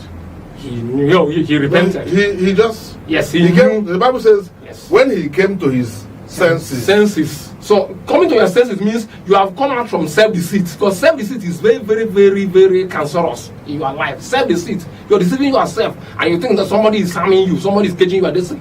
Nobody is caging your destiny. Ask yourself how you are living your life. The words that God has given to you. Small, you build a fortune and become a rich man. It's small. You get me? Thank you very much. That is true. We should not lay aside the fact that people cages others. Do you understand? According to the scripture, there is always what we see as spiritual attacks and manipulations. People can manipulate destiny through gift. People can cage somebody through gift. The Bible says, my people perish for lack of knowledge. What is that knowledge? One, why am I suffering this?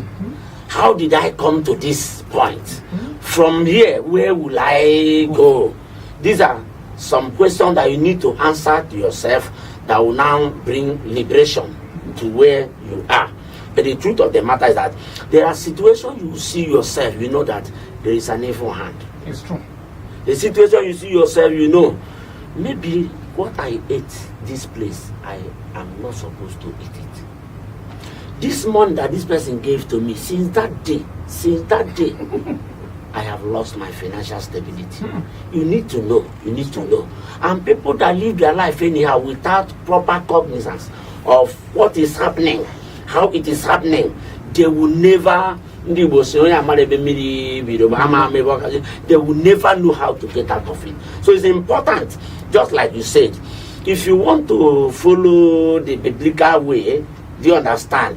Yes, you follow the biblical way. You cannot be a child of God born again, and tomorrow you say, let me go to those and stuff. That person is not a staunch believer. I don't know about staunch believers. And probably that person has seen temptation that overwhelmed him and he could not stand it. And then that person had to. Who is going to hallelujah? I have to join him to hallelujah. To go upon the hallelujah. Or to be on a because his mind is not, you see, Moses was telling Joshua, and Joshua was telling the people of Israel, say, choose you this day, choose you, make the choice whom you will serve. As for me, don't wait for me to come and convince you. I and my household, we will serve the Lord. When you take a decision, because life key is decision. There are people that say, if I die, I die. Let it kill me. I will not shit my faith. You stand there. It is only when you believe in that parameter that God can now be invited. But if you are the one that changes tomorrow, and even if God is not invited, you will die in it and become a martyr. Say that, say it. Oh King, let it not bother you. Yes. We are not careful to do what? To answer you. Yes, even if this God did not come to deliver, we have sold our life wholeheartedly. But to go such people now is very hard. Even you as a reverend, if you are regional pastor, post you to Boko Haram place and you will wrong. No? If it's an indictment, we can challenge it. If you are just trying to say, if you are a reverend and you are posted to Boko Haram, you wrong. How can I be posted to a Boko Haram place when God has not told, like I am now? If I need to move to any place, God will speak to me. God will tell me, your time to move has come. He may not tell me the particular place, but he will tell me, your time has come. So that when there is a letter or whatever, I won't get disturbed. I already know I am. No, it's not important. What they're saying is true, but to get such staunch pastors or none is very working for God is different from working with God. Okay. As a minister of God, you need to work with God before you work for Him. Okay. Because it is in working with Him that you will know the timetable and the calendar. Working for Him is just those ones that will now come as a matter of obedience and loyalty. Okay. But working with Him, He speaks to you what to do. Okay, Reverend, and I want to thank him for what he brought into the picture. That you know, when Saul came, he went and eliminated all the witches and wizards of Israel until he ran into trouble. Okay. When he ran into trouble, he had to look for the witches and the wizards. Yes, so when he had to look for the witches and wizards, of course they told him where he was ended. That's where he's also. And of course, you know, his spirit has already deviated from the Lord. That was why he has to look for.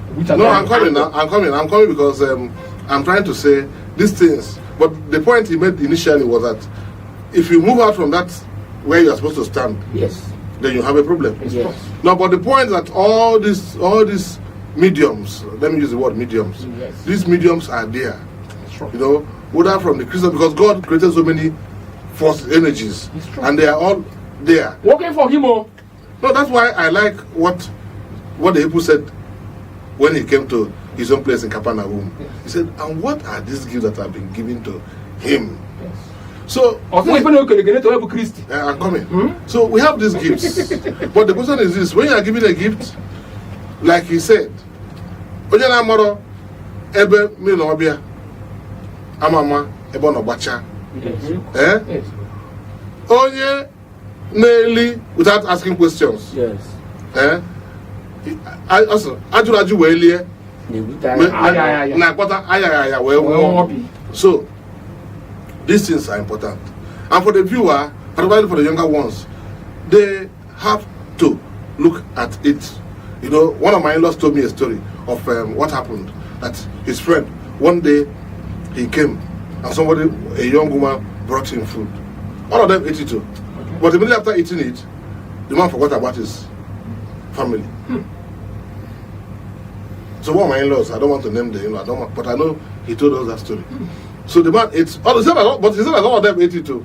Well, that man, after eating, he said all of them ate the food. It was beautiful food. Yes. He said all of them ate the food. But it was during another person's child's matriculation or convocation that he went with his friend to see for the celebration of the man's child's matriculation or convocation, one of the two. Yes. It was there that it dawned on him that he saw his son. We had forgotten about his son. It was at that convocation at Mandaskiwa University that he realized that he had forgotten about his family for years. My God. So why am I talking about it? So, you know, these things happen because I don't want to mention the man, but I just mentioned the university because it's a wide one. So these things are possible. They are possible. But God knows how to protect his own people. Amen. So the viewer, all of us. So just your last message. Yeah, my prof, we need to control our appetite. Yeah. We need to control our appetite. We need to watch what we do. Okay. Yes. Gift can come in form of money, can come in form of kind, it can come in service. Somebody went to pray for a family and they cooked good food and they all gathered to eat. And when they finished eating, they said, let them rest. And get up by 12 to start praying. Food can come through gifts. The devil can manipulate it. They woke up by 5 a.m. in the morning. People that came to pray. Do you understand? Prayer warriors. So that food became an entrapment. Okay. So watch your appetite. Watch what you see. Okay. Watch what you do. Okay. Finally, in receiving gifts, let your intuitive perception guide you. Okay. It is in you. What call it more let your intuition guide you in receiving gifts. So that there are something that people say, then whenever your intuition guides you, it is in you. When you activate it, it will guide you to refuse these ritual gifts and accept sacred gifts. Yeah, but having said that, for the viewer, there are still good gifts that are genuine. People give gifts that are genuine. Some of us are surviving because after the war, the Igbos had to face, things that were given to them from charity, there are so many of them. Some of us used seeds given by the United Nations and so on and so. So there are good gifts. Yes. So we shouldn't be afraid of gifts because there are some people gave Jesus even gifts when he was born. He got the gifts from the 3 wise men. But like we said, there were the Greek gifts. Everybody talks about the Greek gift. So when gift is now a trap for you to be in trouble, it's for you to keep your eyes open. Like one priest once mentioned, may he rest in peace. He said, but he just mentioned, he said, based on what you said, he said, not based on what you said. He said, intuition. He said, he said, you also got what you want to do. But if you also, you want to do it. So We must continue to live life that is spiritual. From whichever angle, spirituality is there. So with this, we want to thank God for the day, and we continue to hope that He gives us His spiritual gifts so that we'll be able to survive in this world. With this, we say we hope to come back and see us next time. Thank you, my brothers. Thank you.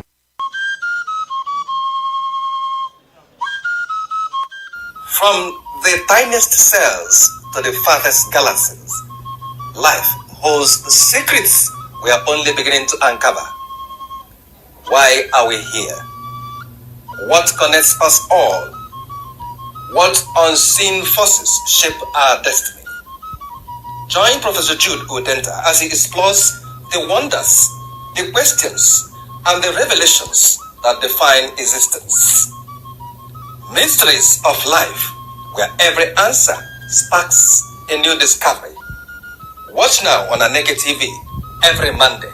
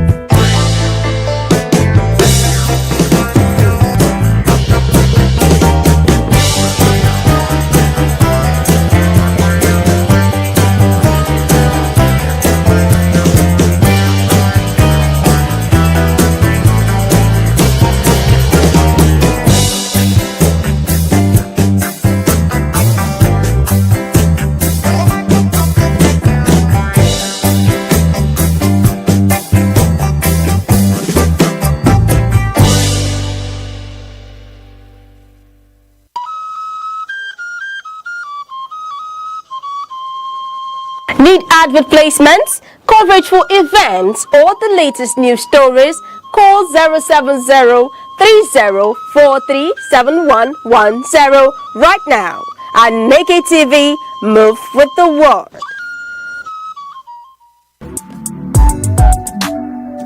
In an age of endless information, the true advantage is not access, it is interpretation.